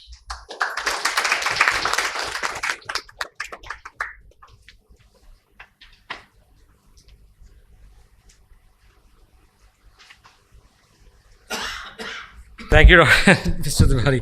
Thank you. Our next speaker, may I call upon Mr. Manoj AM? Manoj, you've got 10 minutes. Sure. You're a youngster, you better. You can do it. हम लोगों को आदत है ज़्यादा time लेने की. So, good afternoon to one and all, and thank you, BASAI, for this opportunity. We are from Tea Stains and Company Limited, and the topic we are going to present here is on the role of microbes in the crop protection and nutrient segment. Even though the list is very longer, I'll not take much time here. Coming into the, I'll give a small brief about the company. It's a 160 years old company of Indian origin. We are into various segments of agrochemicals, starting from biopesticides, biostimulants, biofertilizers, etc. And we are developing our new products through our R&D center, which is DSAR accredited R&D center, and we have a global presence in 32 countries as of so far. Directly coming into the topic, generally microbials we have classified into two segments, either as crop protection or crop nutrition segment. Here we will speak much on crop nutrition segment, as we are all more familiar on the protection aspects. First, I'll start with biostimulants. We are all speaking about biostimulants for the past 2 days. One common thing, this is a list of countries where it has been already defined a definition for biostimulants. The common thing what we can observe in all the definition is that it's one thing is that it is an product which is a substance or a microorganism or a mixture of organisms which helps in enhancing the tolerance effect, nutrient uptake, or the efficacy of the crop. That is the quality of the crop. That is the one common thing which is being spoken by all the definitions across the globe. Coming into the abiotic factors, already microbials have been proved for its abiotic stress factors. There are like plant growth promoting rhizobacteria and plant growth promoting fungi, which has already proven for its effects. It is being achieved through various roles, which we call it as strategies kinds of things. Like they produce phytohormones, siderophores, they lower ethylene levels, they regulates the genes and antioxidant genes. These all plays a major role in the abiotic stress management. We have taken few examples, like I'll say with one or two. If you take Pseudomonas, which produces IAA siderophores, which has benefits of its growth towards in the stressed plants. It increases the potash availability, sequestration of materials, beneficial effects of rhizobacteria.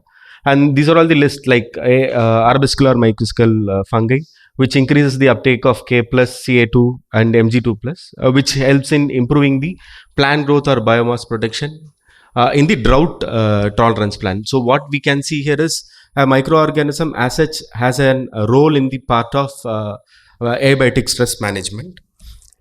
Coming into microbe, till now we were seeing about microorganism as single compound. Microbiome is a combination. It was first derived by Ledberg and McRae. The most important factor in microbiome is we need to understand about the plant to plant interaction, microbe to microbe interaction, and a plant to microbe interaction, because as we produces reflex effect when we attain into some difficult positions, plant also produces certain organic compounds or volatile materials which helps in protecting them from the stress factors. Few like antibiosis, volatile molecules, phytohormones, organic acids, amino acids. These are all the few compounds which they produces during the stress factors. Generally, this microbiome is classified into three. Either it is a rhizosphere, endosphere, and phyllosphere. It's very simple based on their classification. Rhizosphere, which is below the soil near the root zones. Phyllosphere, which is above the soil on the leaf surfaces. Endosphere, which is within the plant surfaces. So I have tried to list down what is the role of these rhizosphere. Like the rhizosphere microbiome has a role in pesticide degradations, IAA productions, and it has been reported for various activities. Like endosphere, we all know it has nitrogen fixation, phosphate solubilization, all biofertilizer effect we can see with endospheres. And phyllosphere also we have drought tolerance effects, antagonistic activities. These are all being produced by the phyllosphere microorganisms. So the next aspect of nutrition is on biofertilizer, which is in India.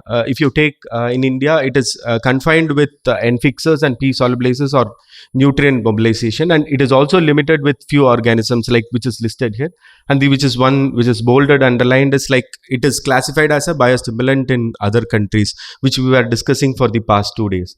And as we had in the earlier meeting also, like it is limited with few organisms like Astobacter, Azospirillum. These are all the organisms which is recommended for the N fixing products. But if you see something which is outside India, the products there are like Encieria technology, which is an N fixing bacteria, but it is not of the 4 listed. It is a different one of Gluconobacter. You see blue N, which is an N fixing bacteria again. It is of different origin of Methylobacterium. So there is an opportunities of having microorganisms role. And the limitations what we see here is in India, it is we are limiting the organisms based on the classifications. For example, a Pseudomonas, which is already being recommended as an pesticides, even though we have seen that there is a property of its biostimulant effect, it is not a biostimulant or a biofertilizer. It is classified as biopesticides. And EU, it is already stopped with 4 actives so far, like communications like EB likes of committees, they are even opposing with more number of microbes, but still as of date it is only 4 listed actives are being called as microbes there. And with US, UK and other countries, it is not fully defined for microbial based products. And what we expect is that if the microbes possess an biostimulant effect or a biofertilizer effect, which can be proven through a molecular level or an efficacy level studies, it should be considered for the regulation aspect. And the scope what improves is that we'll have a sustainable crop growth. We have an enhanced tolerance effect. We can help in the reduction of the pesticides loads. And the process how we develop a microbial biostimulant at tea stains is first we'll isolate an microbe. We'll do a complete characterization in terms of its basic features. We'll submit it to the regulatory bodies like NBA, NBAM, and we'll obtain the clearance.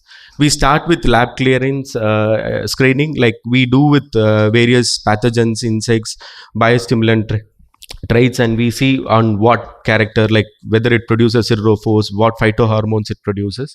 And once when we are clear with laboratory level, we take it up to the semi-field level where we do potted or greenhouse conduct kind of evaluations. Then it later goes to the field evaluations. Once when we are clear that the product is suitable for an field level market, then we standardize the method of production and we take the product to the bulk level.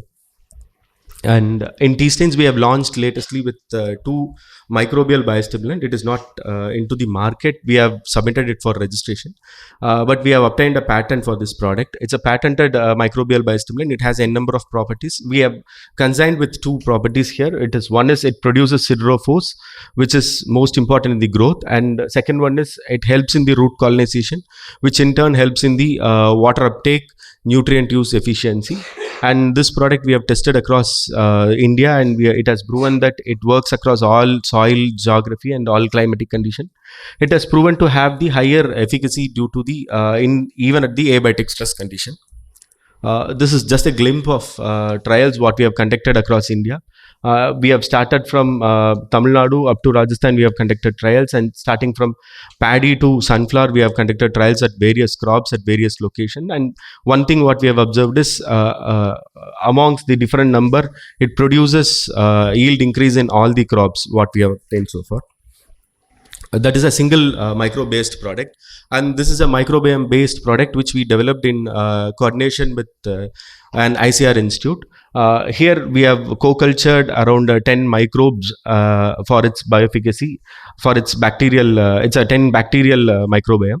And the main role is that it helps in the silica solubilization, which helps in the abiotic stress tolerance, which we have also conducted studies to an reputed ICR institute, and we have identified that these abiotic stress genes are getting activated when you apply this product on the crop. And this product was also tested by various locations, and we have found it has been effective across all the crops. And this is our overall biostimulant microbial packages what we have so far. We have microbial biopesticides and we have biofertilizers, and currently we have 2 microbial biostimulants which is under regulations. Thank you.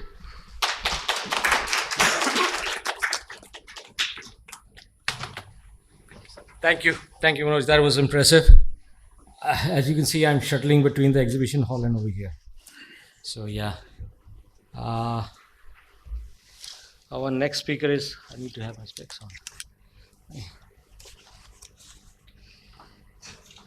So, our next speaker is Mr. Rahul Tehriani from Yes Bank. He'll be speaking upon the open network for digital commerce. If you could share your presentation later on so that we can distribute it to everybody. Go ahead. Your 10 minutes starts now. So I was about to say that my topic is absolutely different. Now the mechanism is also absolutely different because for some technical reasons I'll not be able to show the presentation here. So I'll be probably speaking extempore about ONDC. Just a quick show of hands, how many of you have heard about and know basics of ONDC, Open Network for Digital Commerce? That's okay. That's okay. Absolutely okay. So I'll probably start with basics. Okay. So Open Network for Digital Commerce. Okay. As the name suggests, it is a government initiative. Sorry, I forgot. By the way, I'm Rahul Tehriani from Yes Bank. And trust me, I'm not going to speak about bank or banking at all. I'm only going to speak about ONDC in this session. So Open Network for Digital Commerce, as the name suggests, so it is a government initiative, one of the large public digital infrastructure project of Government of India. Similar to Aadhaar, we already know, UPI, we already know, account aggregation, CBDC. It falls into that category of a public digital infrastructure from Government of India. So I'm sure all of you would have used Amazon, Flipkart, Meesho, Snapdeal, etc. Correct? A quick show of hands, so just to show that you're listening. Great. So I think most of you have already used it in your daily lives. So what happens? You go to Amazon, you try to buy something from there, then you think कि यार एक बार Flipkart पे भी check कर लेते हैं, Flipkart पे और कुछ better तो नहीं मिल रहा है, okay? But what if I tell you, as a buyer, you will need only one platform where you can access all sellers available on all those e-commerce websites. You just have to register on one website and you will be able to find goods which are listed across platforms. Now let's flip side it. Let's speak from the seller perspective. Okay. Let's presume you are a seller. Most of you are representing your organizations here. You sell your goods. Okay. Some of you probably would be selling online as well, or probably will have thoughts of going online. So in the current scheme of things, you have two options. Okay. One option is that you go to Amazon, you go to Flipkart, or you figure out one of the various e-commerce platform, B2B platforms, and list your products there. Whereas what ONDC does, ONDC gives you an option of going to a single platform and then you are live on all the ONDC enabled platforms from day one. You don't have to go individually to each of these e-commerce platforms per se. So why did the need came up of ONDC? So what just to give you some broad numbers, okay? So in India there are about 15 or 12 million sometime back, but right now about 13 to 14 million retailers. Okay. Any quick guesses what percentage of those retailers are currently selling online? It's a difficult to guess because the number is minuscule. It's 0.125%. Okay. 0.125% of the today's retailers are selling online.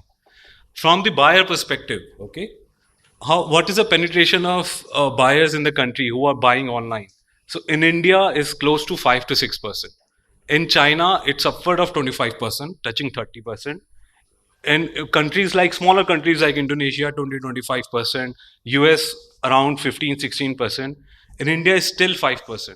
As just to share some basic facts with you, in last 10 years, so the number of internet reach, not the number, in fact, the internet reach has gone 4x. Okay, the number of smartphone users have increased to 7x in 1 decade.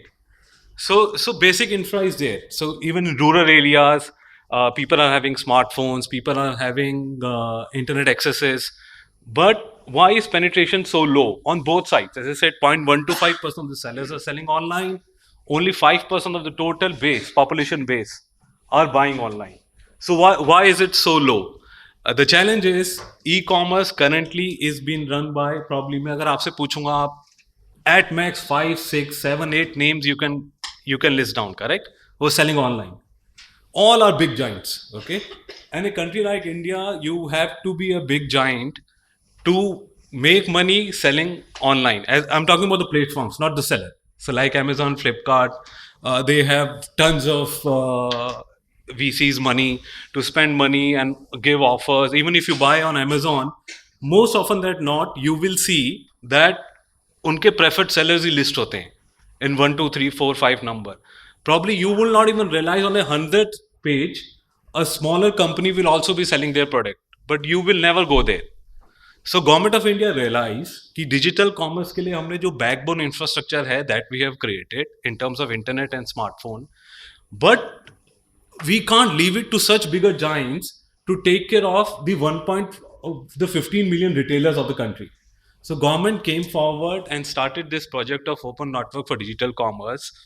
And what it did, it had two basic principles, okay?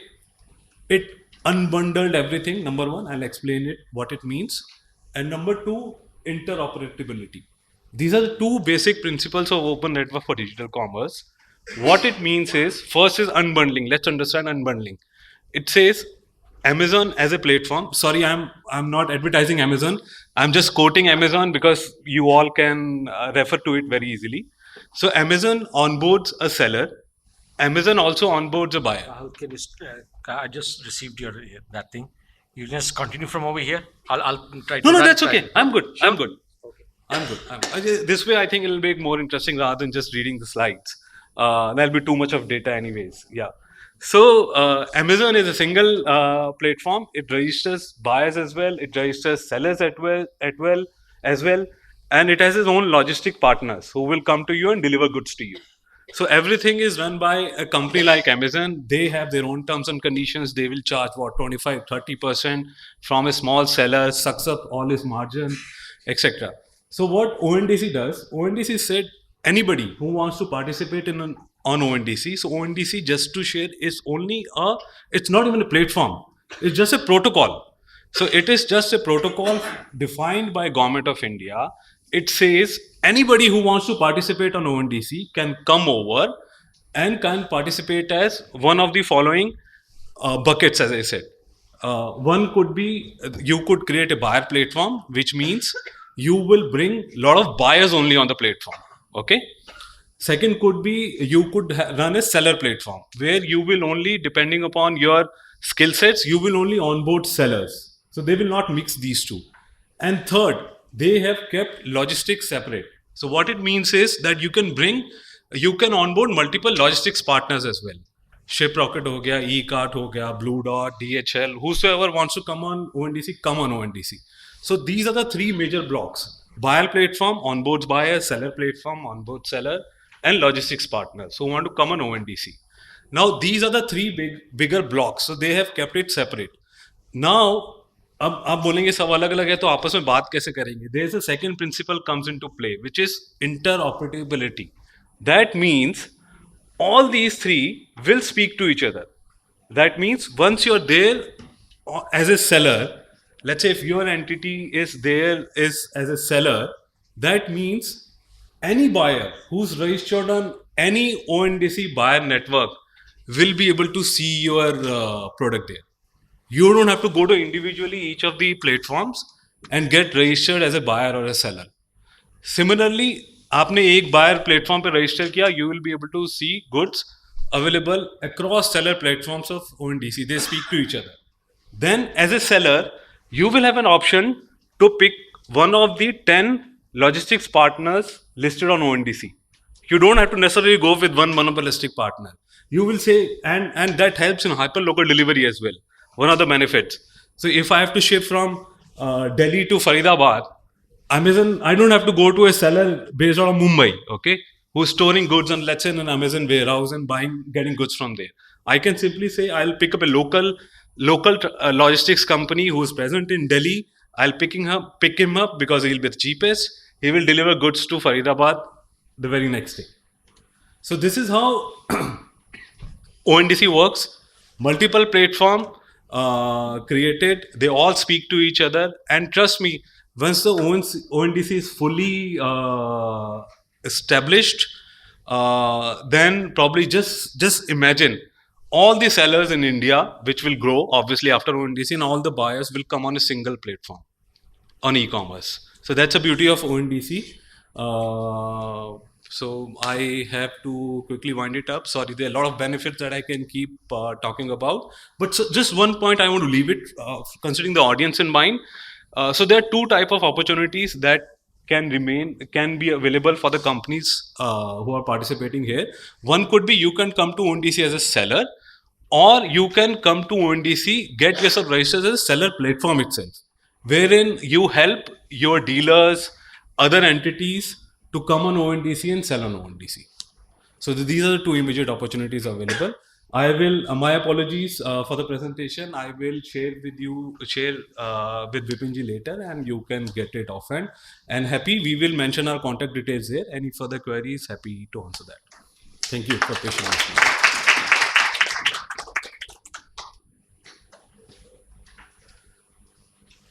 So any quick queries? I think Vipinji is not there, so we can make his. Oh, wonderful. Absolutely wonderful question. I missed it. One of the parents of not having PPT. See, cost is across categories currently 10 to 15% lower than any platform currently available on e-commerce, which is selling. Any platform. So it's a very economical model to operate on ONDC vis-a-vis the current cost of structuring. Seller की commission कम होती है, logistics की cost बहुत substantial बच जाती है, because there 10 logistics partners who are competing to deliver the same goods from X to Y place.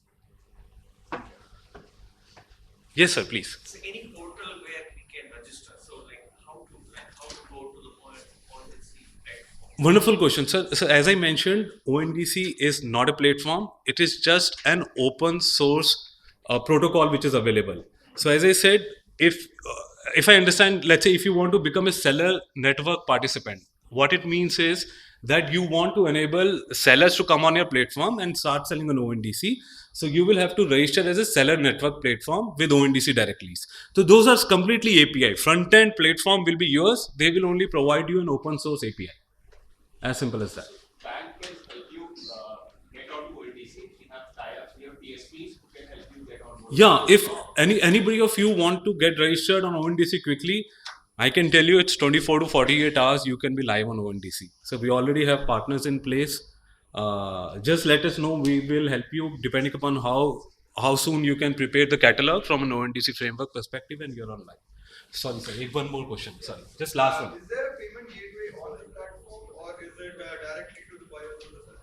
So what happens is buyer network participant जो होता है, buyer network participant buyer onboarding करता है, and साथ में payment gateway भी provide करता है by default. So payment gateways are not currently on ONDC. It is the buyer platform who brings the payment gateway. So sample buyer app is Paytm.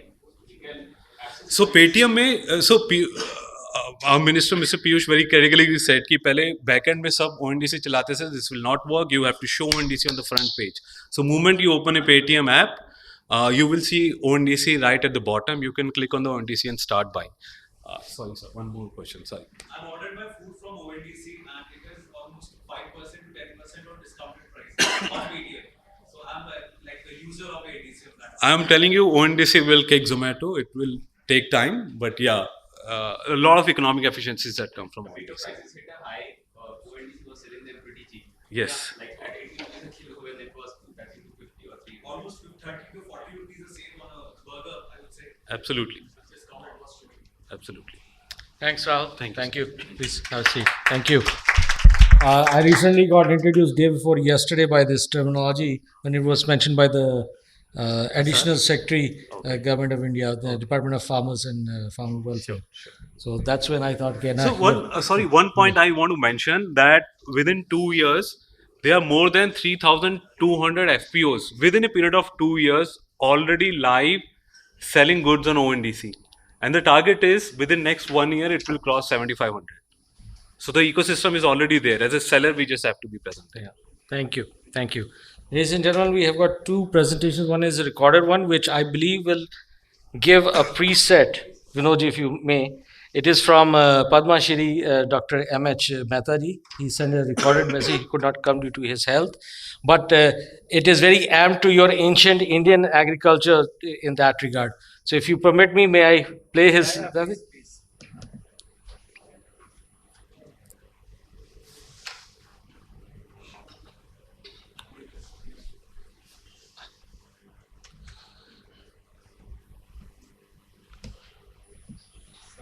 Sound नहीं आ रही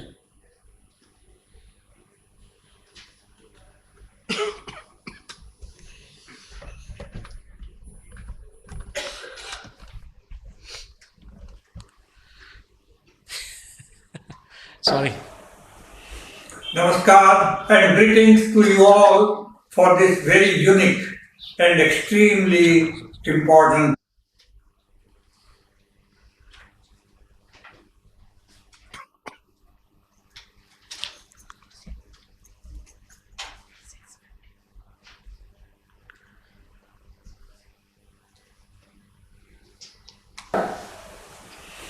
Namaskar and greetings to you all for this very unique and extremely important conference.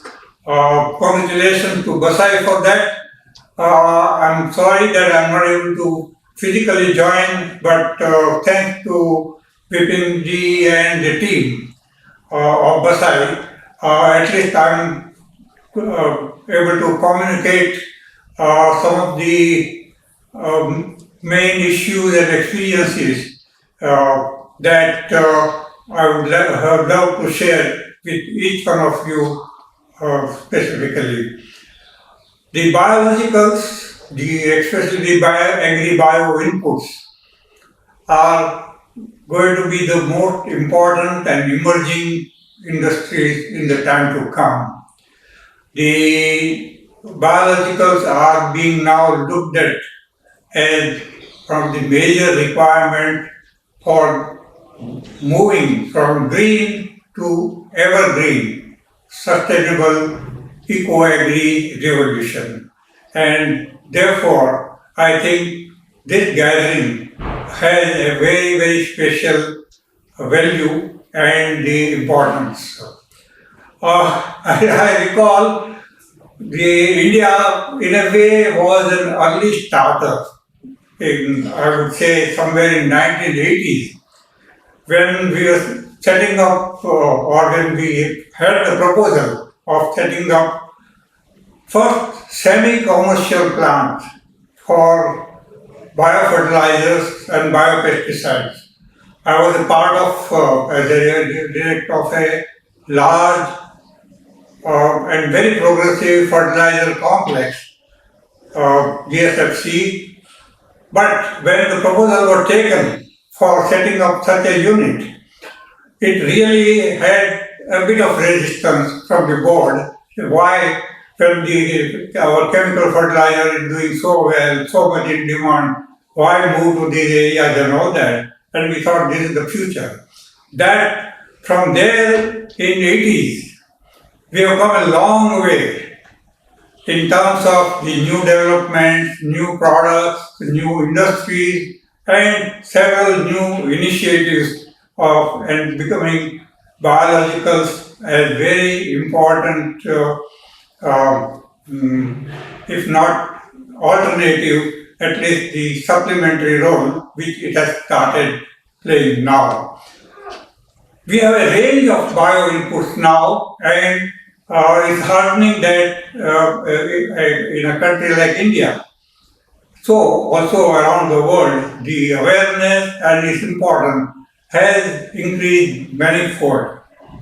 The growth of this industry and the various products, like we see the range of biofertilizers, the microbials, the biopesticide, both botanicals and microbials, biocompost, and the great promising field of new generation biostimulants are all emerging at a very fast rate. The growth rate is high, but there is a long way to go, a long way to catch up. In fact, I recall when listing all my experiences and the field work in the last few years, in the book on eco-agri revolution, practical lessons and the way ahead was being released by the father of green revolution, Dr. Swaminathan. He wrote in his preface that the time is now to move from green to evergreen revolution based on the biological inputs, which is going to be the key, will be playing a key role for this kind of transformation. But let me also tell you the right path which we have now experienced in the last 2 or 3 decades. We know the chemicals are not going to be whisked away overnight. There is going to be a kind of a middle path transformation. Better and better biologicals are making inroads, and therefore we found, based on our last 2 or 3 decades of experience, in several different crops, several agroclimatic conditions in India and Asia and even African countries. And we came to a what we call a 2020 model.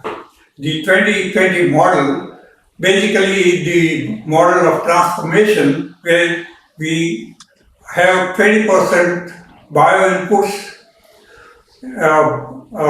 being replaced, so it should lower the cost, and we find almost 20% plus improvement in the production. Now, this is the kind of practical model which even a conservative farmer has started adopting, and this is a good sign. One area where we know that a lot of developments are there, we say that many developments there, bioherbicides are still not seeing the light of the day. But there is another approach which I think we have to look into it, the huge amount of agri-bio waste. Agri-waste in general, it can be an extremely good component using the biologicals, using the sprays which we have experienced, including stopping the parali burning with multimicrobial sprays, converting the agro waste or the stubbles into the soil seems to be the best solution. And several organizations in the last few years have actually taken up with the farmers and demonstrated, especially in northern India, Punjab, Haryana, Uttar Pradesh, even in MP. And the results have been very remarkable. The organic carbon in the soil goes up, there's no need to burn, and it becomes a forerunner for the other biological inputs in going to a regenerative or the what we may call eco-agriculture practice. So friends, what is the way ahead? There is going to be definitely, as the entire industry, the bio input development goes at a high speed. There is a lot of need, a lot of win-win type of situation. Really, I have the tie-ups, and I hope this is one area. The area of emerging biostimulants, microalgae base, is another which is going to be, especially for countries like India. And I think much strong R&D and field demonstration are going to be the need of the time. We will have from the government level and at all levels promote the MSME, which are R&D based and which work closely with farmers as well as with the agroecology or the agronomy experts in the time to come. And sooner than we expect, the integration with the integrated farming practice, the eco-agriculture, which includes everything from not contradictory, that organic, regenerative, praकृतिक, all these things put together under the common title of eco-agriculture to move from green revolution to evergreen revolution for the sustainable future of the world. Thank you very much.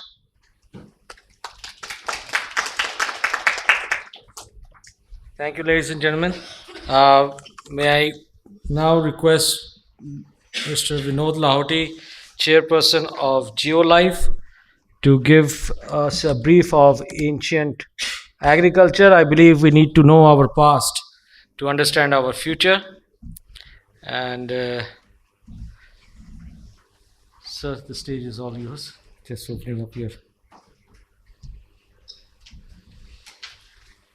There you go. Ladies and gentlemen, Mr. Vinod Lahoti. Thank you.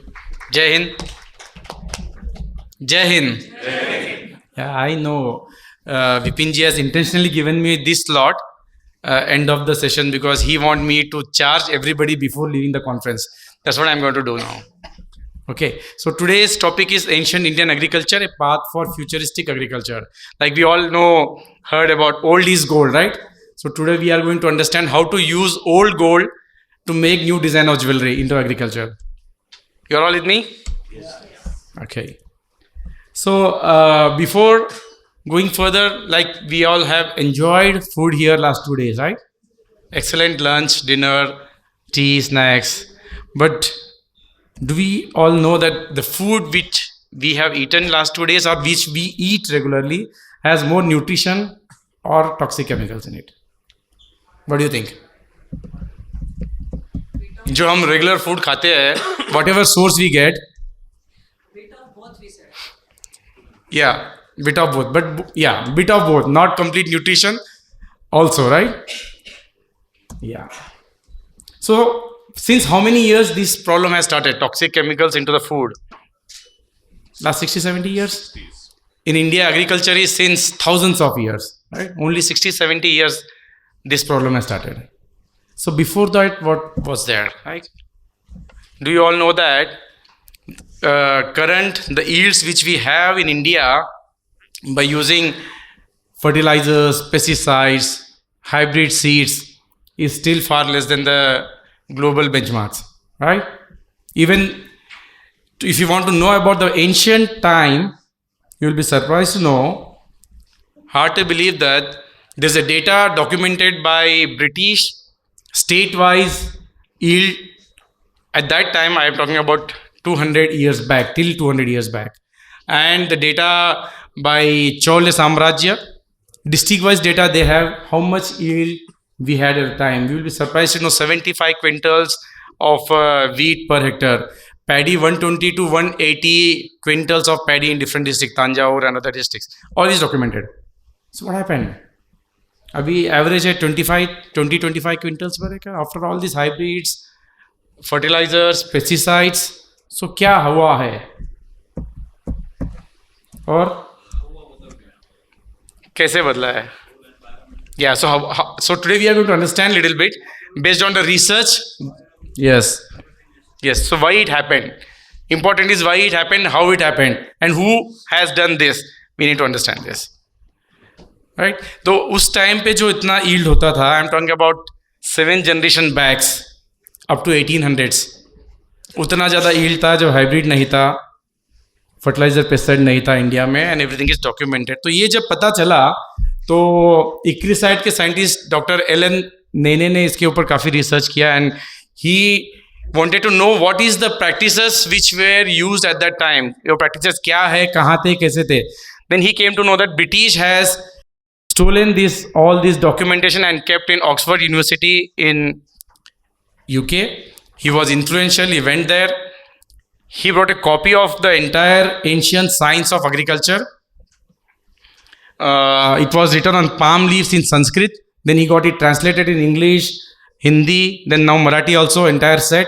Few are these books, you can say Ancient History of Indian Agriculture and Agriculture Heritage of India, Krishi Sasanam. There are around 20 books. They were made out of all the data which was there, which British has taken away.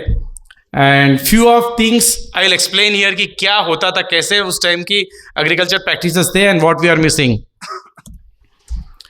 You all know about Jeevamrut, right? जीवामृत कितने लोगों ने सुना है? Right? उससे बहुत advance version था, herbal कुनाब जल वहाँ पे यूज होता था वो. It was anaerobic fermentation of jeevamrut के all inputs plus the weeds in the farm, उसी में डालते थे एंड फ्यू हर्ब्स फर्मेंटेड करते थे and that liquid was suppose to be used as a fertiliser. Weeds क्यों? प्रकृति, the nature has given everything self sufficient. आप देख सकते हैं कि वीड के अंदर उतना डिसीज नहीं आता जितना मेन क्रॉप में आता. Agree with me? तो वीड के अंदर नेचुरल न्यूट्रिशन, एंटीऑक्सीडेंट्स, विटामिन्स इतना ज़्यादा नेचर ने दिया है कि वो मेन फील्ड को न्यूट्रिशन दे सकता है उतना सारा. तो पहले पूरा यूज में होता था, अभी तक भी 20 साल पहले तक भी होता था.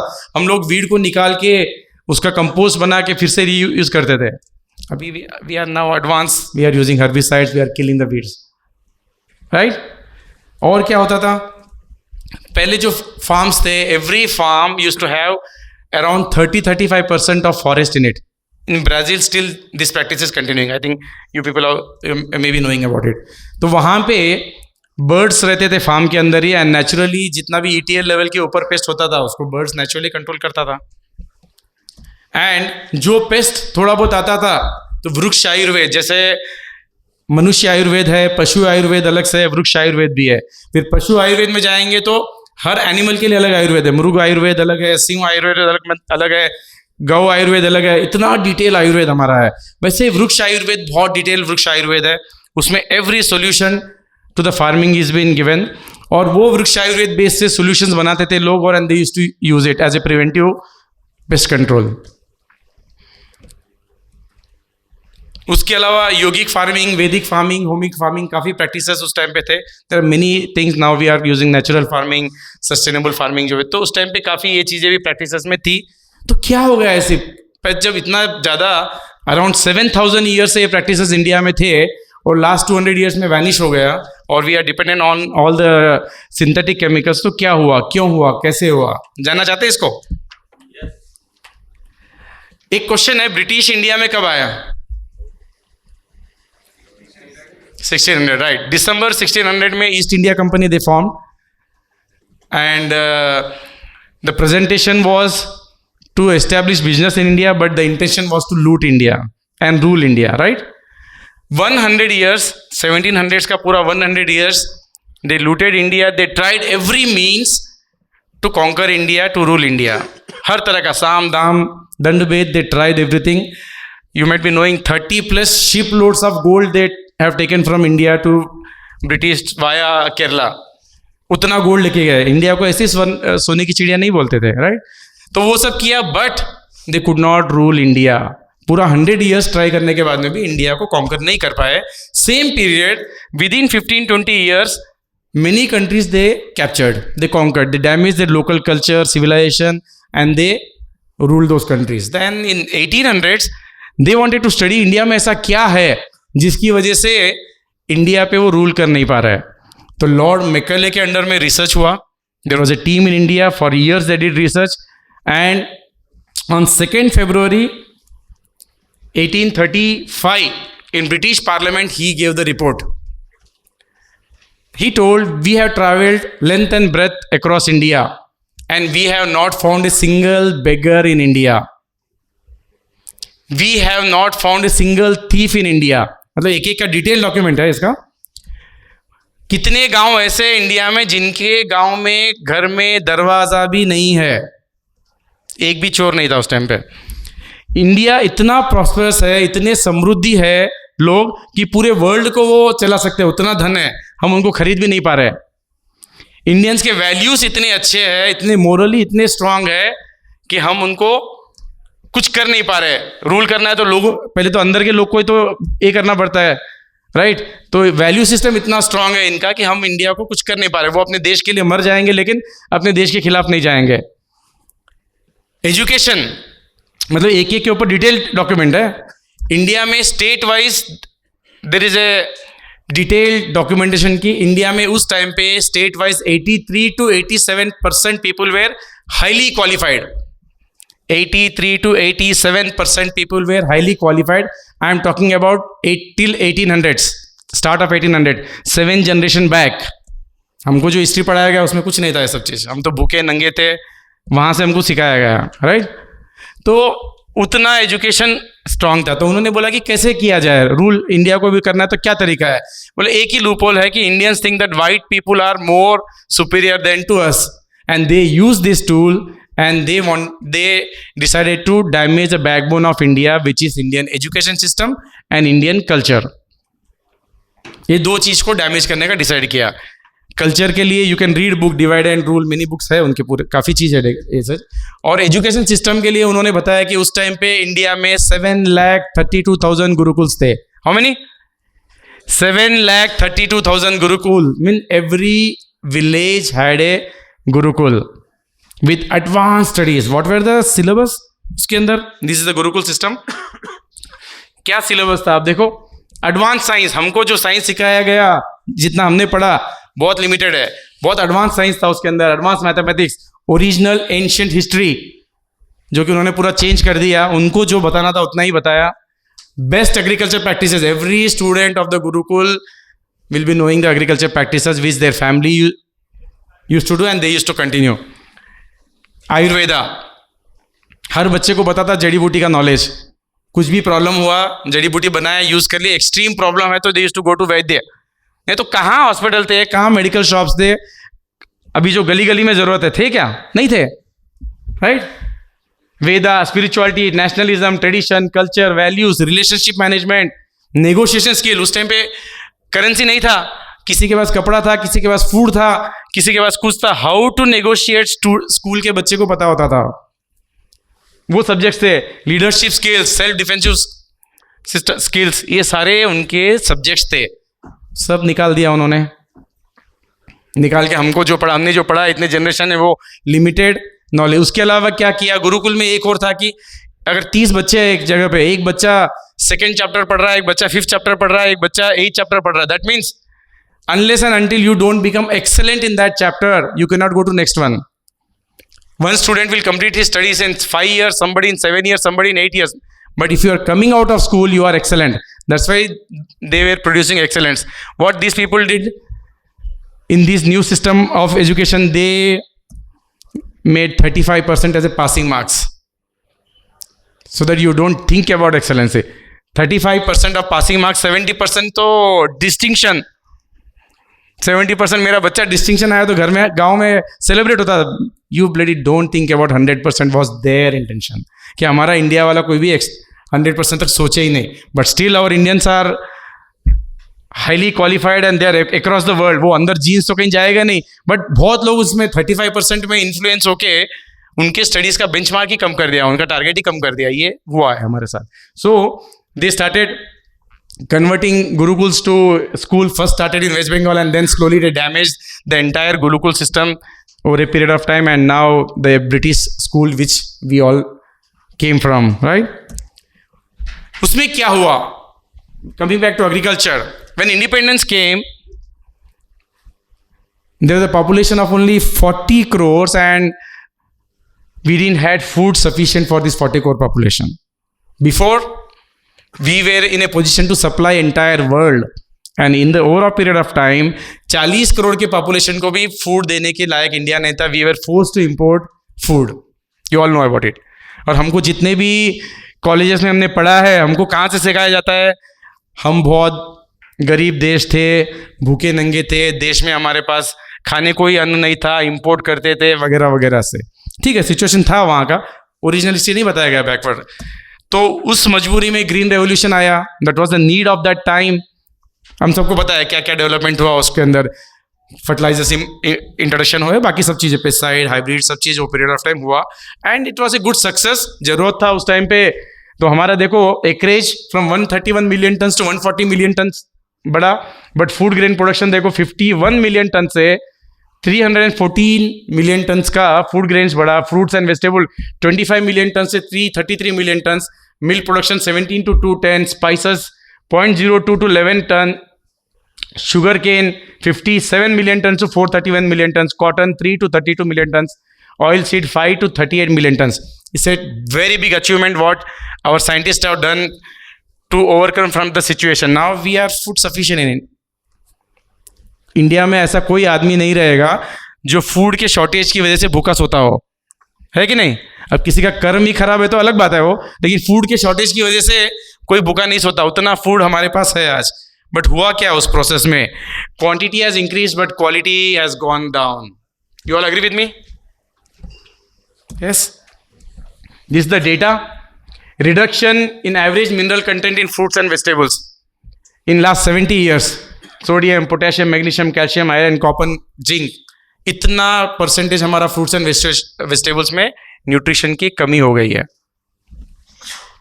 उसका इम्पैक्ट क्या हुआ आप देख सकते हैं. हम लोग प्रैक्टिकल एग्जाम्पल के साथ में, आज से 20 साल पहले जो हमारे दादा दादी नाना नानी थे कितने फिट थे, और आज हमारी कंडीशन क्या है. 30 years के एज में ही कई लोगों को BP, sugar, thyroid, many diseases है. मतलब ऐसा है कि पहले हम फर्स्ट फ्लोर से नीचे गिर जाते थे, कूद जाते थे खेलते खेलते. आज तो बाइक से नीचे गिरा तो हड्डी टूट जाती है.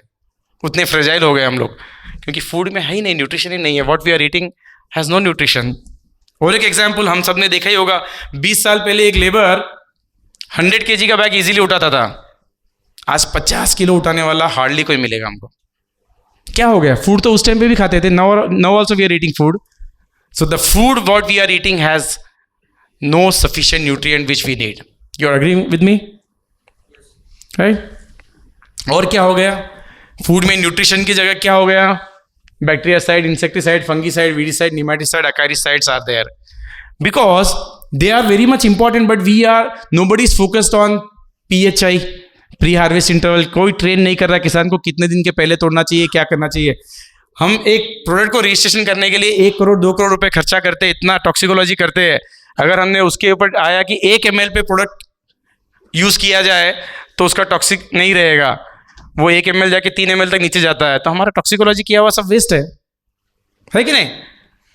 उतना अगर 3 times हो गया तो हमारा टॉक्सिकोलॉजी किया, CAB रजिस्ट्रेशन, वॉटेवर कुछ भी होगा, एंड कंज्यूमर को तो फूड में न्यूट्रिशन की जगह टॉक्सिक्स तो आ ही रहे. तो इसको हमको सोचने की जरूरत है कि how we can reach people to use pesticide efficiently. There is a survey, there is a report कि if the same situation continues in agriculture, by 2040, 30% of the people are supposed to get cancer. 30% of Indian population. 30% means in a family, if there are 4 people, father, mother, 2 children, one of the 4 will have cancer. If mother has cancer, family is gone. If father has cancer, family is gone. If any one of the children has cancer, family is gone. This is a serious issue. Apart from this, another thing, do you all like to have take antibiotics? कितने लोग हैं जो antibiotics लेना पसंद करते हैं? लेते पसंद करते हैं?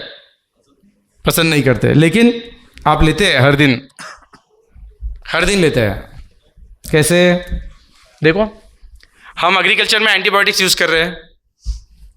एनिमल्स को, जो भी डेयरी है उसके अंदर फोर्स ब्रीडिंग करके जितना भी प्रोडक्शन बढ़ाते हैं दूध के लिए, इतना ज़्यादा एंटीबायोटिक यूज़ किया जाता है कि वो मिल्क के द्वारा आता ही आता है. अगर हम वीगन नहीं है, मिल्क का कोई भी डेयरी का प्रोडक्ट ले रहे हैं, that means we are consuming antibiotic directly और इनडायरेक्टली. मीट में तो बहुत ज़्यादा आता है, राइट. इवन हॉस्पिटल्स के द्वारा एंटीबायोटिक में, तो एंटीबायोटिक कहीं ना कहीं हमारे सिस्टम में इतना ज़्यादा है कि हम चाह के न चाह के, जान के नहीं जाके कंज्यूम कर रहे हैं. इसका इम्पैक्ट क्या होने वाला है? क्योंकि नियर लास्ट फ्यू ईयर्स में एंटीबायोटिक्स में बहुत ज़्यादा रिसर्च नहीं चल रहा है, नए मॉलिक्यूल्स नहीं आ रहे. Same type of antibiotics are been use for human, animal, agriculture also, with different combination, different dosage etcetera. And this is ultimately coming back to us, and हमारा उसके अंदर इम्यूनिटी बिल्डअप हो रहा है अगेंस्ट दैट एंटीबायोटिक्स।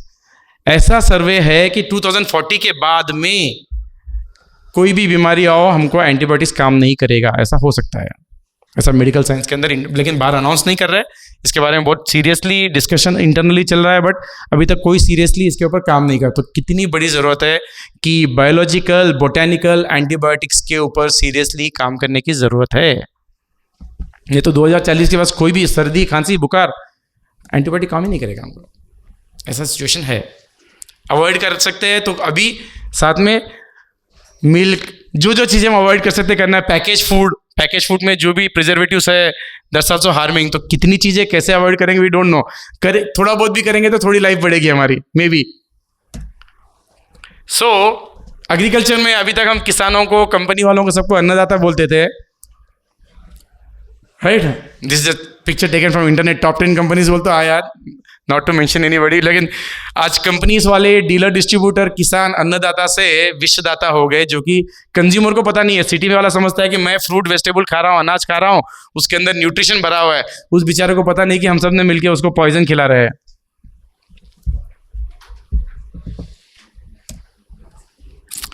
और law of Karma applies in farming also. Law of Karma सब जानते हैं ना, कर्म सिद्धांत, तो फार्मिंग में भी अप्लाई होता है। What we give to plant, plant will return same through food. If you give nutrition to the plant, plant will return nutrition through food. If you give poison to the plant, plant will return poison through the food. Simple, हम plant को जो देंगे वही तो food के द्वारा वापस आएगा हमको।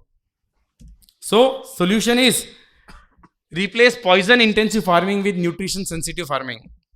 इस पे हमको सीरियसली वर्क करना पड़ेगा। न्यूट्रिशन सेंसिटिव फार्मिंग पे हमको रिसर्च करना पड़ेगा, इस पे वर्क करना पड़ेगा। So how is it possible? Bioag companies focus on research to give effective solutions towards residue free farming using microbial, botanical and other residue free inputs. इस पे बहुत ज़्यादा रिसर्च की ज़रूरत है। साथ साथ में promotion of nutrition sensitive farming and introduction of traditional agriculture practices with modern approach. Time नहीं है तो डिटेल नहीं जा सकते, नहीं तो खाली एक एक के ऊपर एक एक घंटा बात कर सकते हैं, समझा सकते हैं, उतना हमने रिसर्च किया है इसके ऊपर। तो इस चीज़ पे हम सबको फोकस करना पड़ेगा। बाकी बायो एक्ट का समझते हैं, ट्रेडिशनल समझते हैं, न्यूट्रिशन सेंसिटिव फार्मिंग को थोड़ा सा और समझते हैं कैसे है। तो न्यूट्रिशन सेंसिटिव फार्मिंग में हम सबको पता ही है कि plant need different kind of nutrition at different stage, but do plant need only minerals? खाली मिनरल से न्यूट्रिशन हो जाएगा? आज जितने भी हम यूनिवर्सिटीज में भी जाते हैं, कहीं भी पूछते हैं न्यूट्रिशन बोलते, सब बोलते हैं NPK, secondary, micro, they are all still up to minerals only. खाली मिनरल से हो जाएगा प्लांट को? नहीं होगा। Plant need at each stage different mineral, different enzyme, different vitamins, different antioxidants, and they have to be developed by using biochelation method so that there is no toxins, no residues. तो ये हर stage में अलग mineral, vitamin, enzyme, antioxidant लगेगा। वो अगर हम provide करते हैं प्लांट को तो प्लांट बहुत हेल्दी आएगा, ऑप्टिमम यील्ड्स भी आएंगे और रेसिड्यू फार्मिंग, फ्री फार्मिंग हम कर पाएंगे।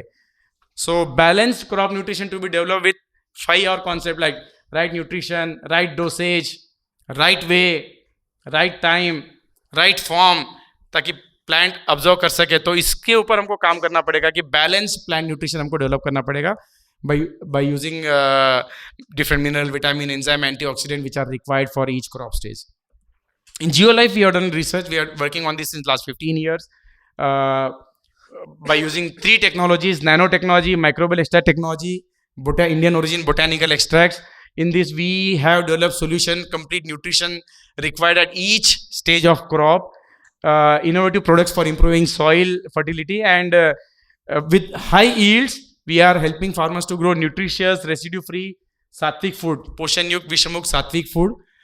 So we are very much successful in this, and we have huge data, university trials, and through which we are improving the health of soil, making plants healthy. The food which is growing is nutritious, and through that we are improving health of humans.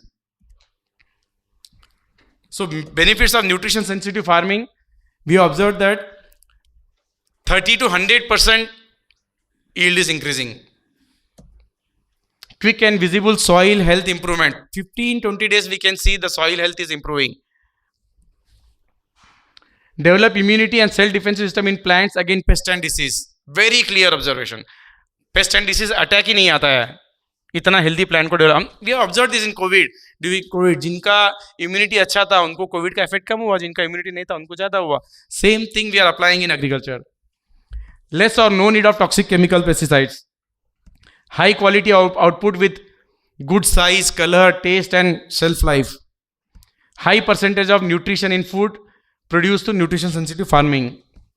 And produce high yield with Poshan Yukt Vishamukh Satvikan. So all these things are successful and farmers को benefit अलग benefits भी हो रहा है कि no direct contact with the poison. जब poison use करना कम ही पड़ रहा है, toxic chemicals तो direct contact नहीं हो रहा है, तो farmer को जो बीमारियां आती है direct contact की वजह से उसमें हम उनको बचा सकते हैं. Huge expenses on pesticides जो हो रहा है वो कम होता है. Less or no damage to crop. So yield loss भी कम है. So no जीव हत्या. इतना पेस्ट को मारते हैं 1 एकड़ में. अगर हमको क्रॉप निकालना है तो कितने पेस्ट को मारना पड़ता है? हजारों, लाखों. तो वो बहुत हद तक कम हो जाता है, ना के बराबर होता है. मतलब अगर इतने सारे पेस्ट अगर पॉइजन खाते हुए मर रहे हैं उस टाइम पे ऐसा तो नहीं होगा कि वो पेस्टिसाइड्स फार्मर को या डिस्ट्रीब्यूटर्स को या कंपनीज को आशीर्वाद देंगे. ऐसा तो नहीं हो सकता है जो तड़प तड़प के मरते हैं पॉइजन लेके. इसके ऊपर बहुत बड़ा हमारा रिसर्च चल रहा है, वो वाइब्रेशंस के ऊपर. कभी मौका मिला तो हम बात करेंगे उसके ऊपर आगे, यौगिक फार्मिंग के ऊपर. तो वो सब बचता है. एंड फार्मर फिर से अन्नदाता की तरह रह सकता है. एंड जो नेक्स्ट जनरेशन फार्म में प्रॉफिट नहीं हो रहा है बोल के गाँव छोड़ के सिटीज जा रहे हैं वो भी बहुत हद तक कम होता है. कई गाँवों में हमने मॉडल बनाया है इसका और इसको हमने सक्सेसफुल किया है. एंड सोसाइटी के लिए food with high nutrition, increase immunity and self-defense system of consumers leading to less disease and less medical expenses. Food without poison and toxic chemicals will save people from chronic diseases. Consumer will enjoy food with good quality and taste like old times. ये clear observation हमने देखा है कि जो food nutrition sensitive farming से उगता है उसमें taste बहुत अच्छा होता है, quality बहुत अच्छा होता है. Clearly treated, untreated में we can observe this. And increase in yield will lead to sufficient food for growing population. So all these are possible, and we all do high. Before commercializing, we have our own research farms in Pune, 5.5 acres of research farm, and we do all efficacy trials of 4 levels: in vitro, pod culture, then plots, and the multi-location trials before commercializing any of our technology products. I would like to invite you all people to visit our research farm whenever you get chance. And this is our factory at Jejuri. The new factory at Jejuri, 5 lakh square feet area. We are coming up with the 4 plants. This is the first unit of 84,000 square feet, already operational since last year. The second factory is in construction now. So whenever you have chance, please visit us. We can have a discussion. We can guide you, not for business, but because what I believe is only Geolife or only a single company cannot change the entire food chain. If you want to change the entire food chain, then everybody has to work on this. So we are open to discuss, guide people कि भाई आप लोग खुद develop करो अपने अपने इस चीज़ को और इसको मासेस में लोगों तक प्रमोट करो. We are successful, so it's very easy for everybody can move towards it. Slowly we can reduce toxins. Overnight it is not possible. It will take time, but slowly we can reduce this. God bless you. Jai Hind.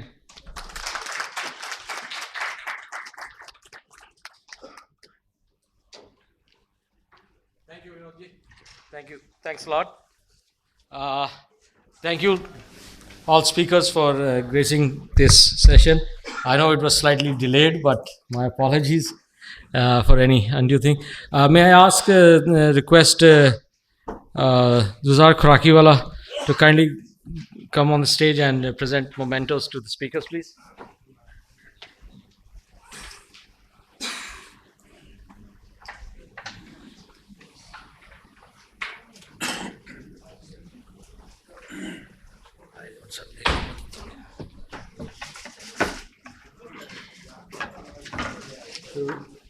Rahul from Yes Bank.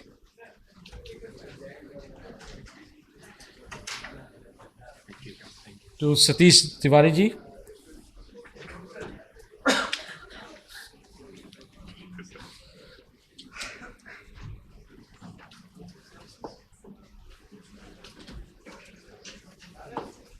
to Professor R. Raman.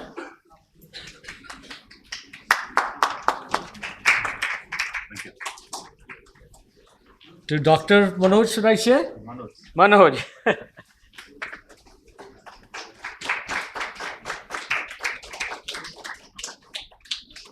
And to Vinod Lahoti ji.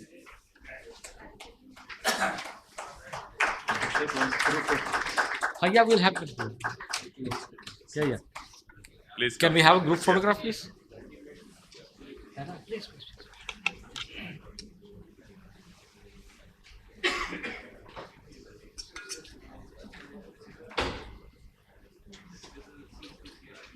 Thank you. Thank you, everybody. And that, ladies and gentlemen, brings us to the conclusion of this event. May I request Dr. Vinod? Okay, just one last thing. The BASAI has also published this book on Vedic farming. May I request Vinodji to kindly just, show it across. This is the Vedic farming book, if anybody is interested. This book has been inspired by his vision. So thank you very much, sir. Thank you. Right. And ladies and gentlemen, may I now request Chairperson BASAI, Mr. Zuzar Khurakiwala, and Kimli Kondo, the MD Bharat Certis, to kindly come on stage for the validity section.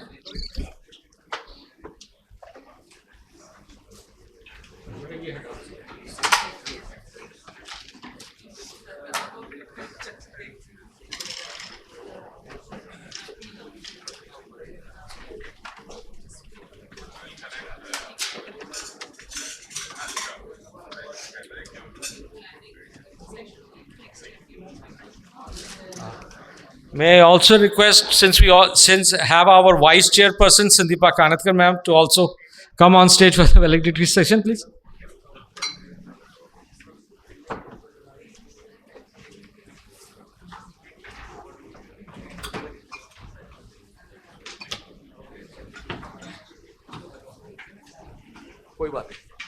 પાંચ minute.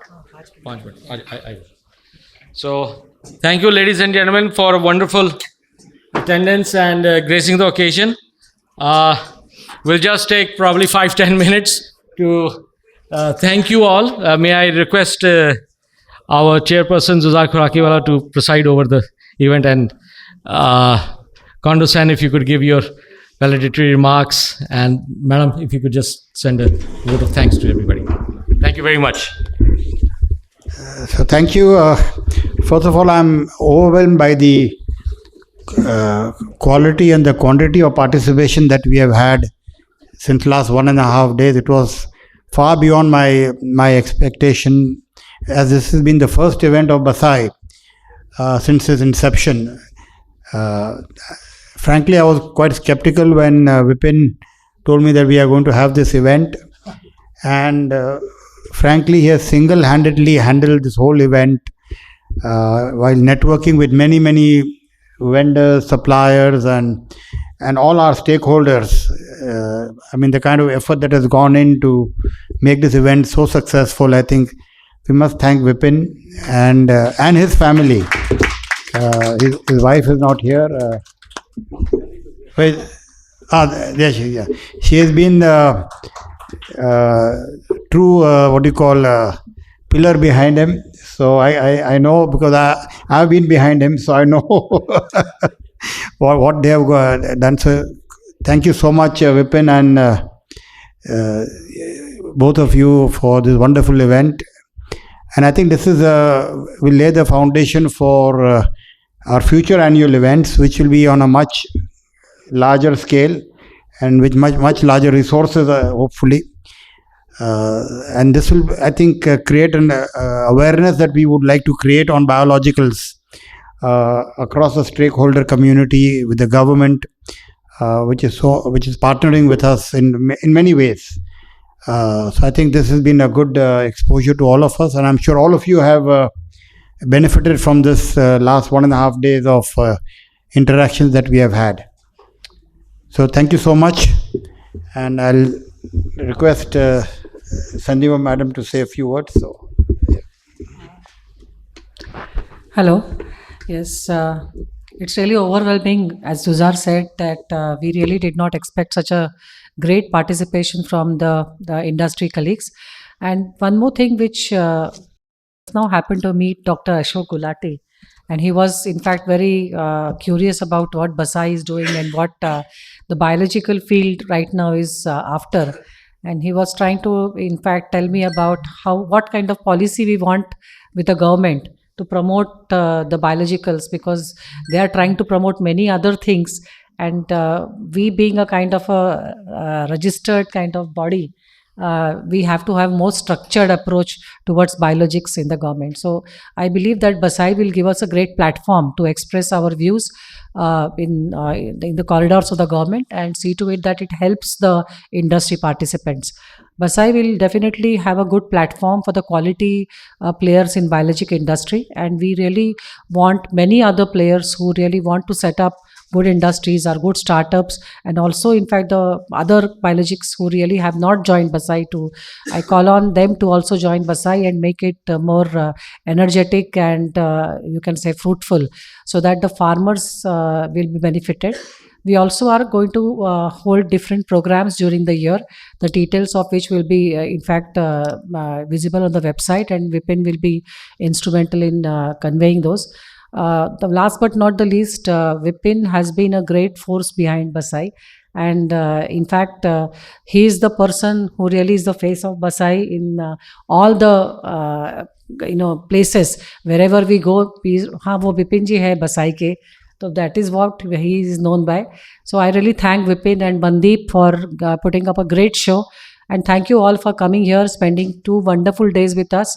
And I thank this India Habitat Center also, because they have done a wonderful job with the arrangements and all. There was no qualms at all. So thank you all once again. And I really want Mr. Kondo to just say a few words about BASAI and the participants. Thank you. Okay, thank you. First of all, I would like to utmost thanks to Bipinji, and as well as the chairman Juzarji, and of course Andipaji. So this was a very great occasion for all of us, and all of us, I believe, confirmed that we are on the right track. Most of us was encouraged. The lectures or discussion or everything throughout last 2 days. So I also one of the person that encouraged and energized that we are quite right on track, and in front of us there are big market, growing market are lying. How to make it the realistic, that is our task and obligations. But one more concern for me is that how to distinguish between the product which was produced by real enthusiastic person and produced by something different persons. So this might be the very important task for this organization.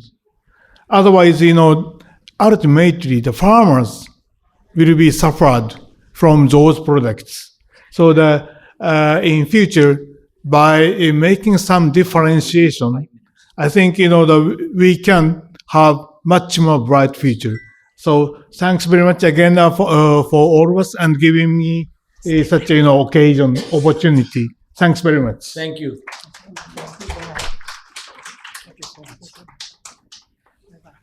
Thank you, ma'am. I know you have to leave, so wish you a safe journey back.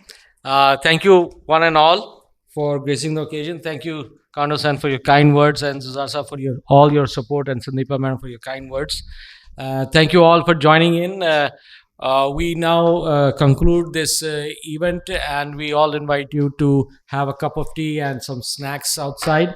And I'll wish you a safe and a safe journey back home till we meet again. Thank you very much, everybody. God bless you all. Thank you.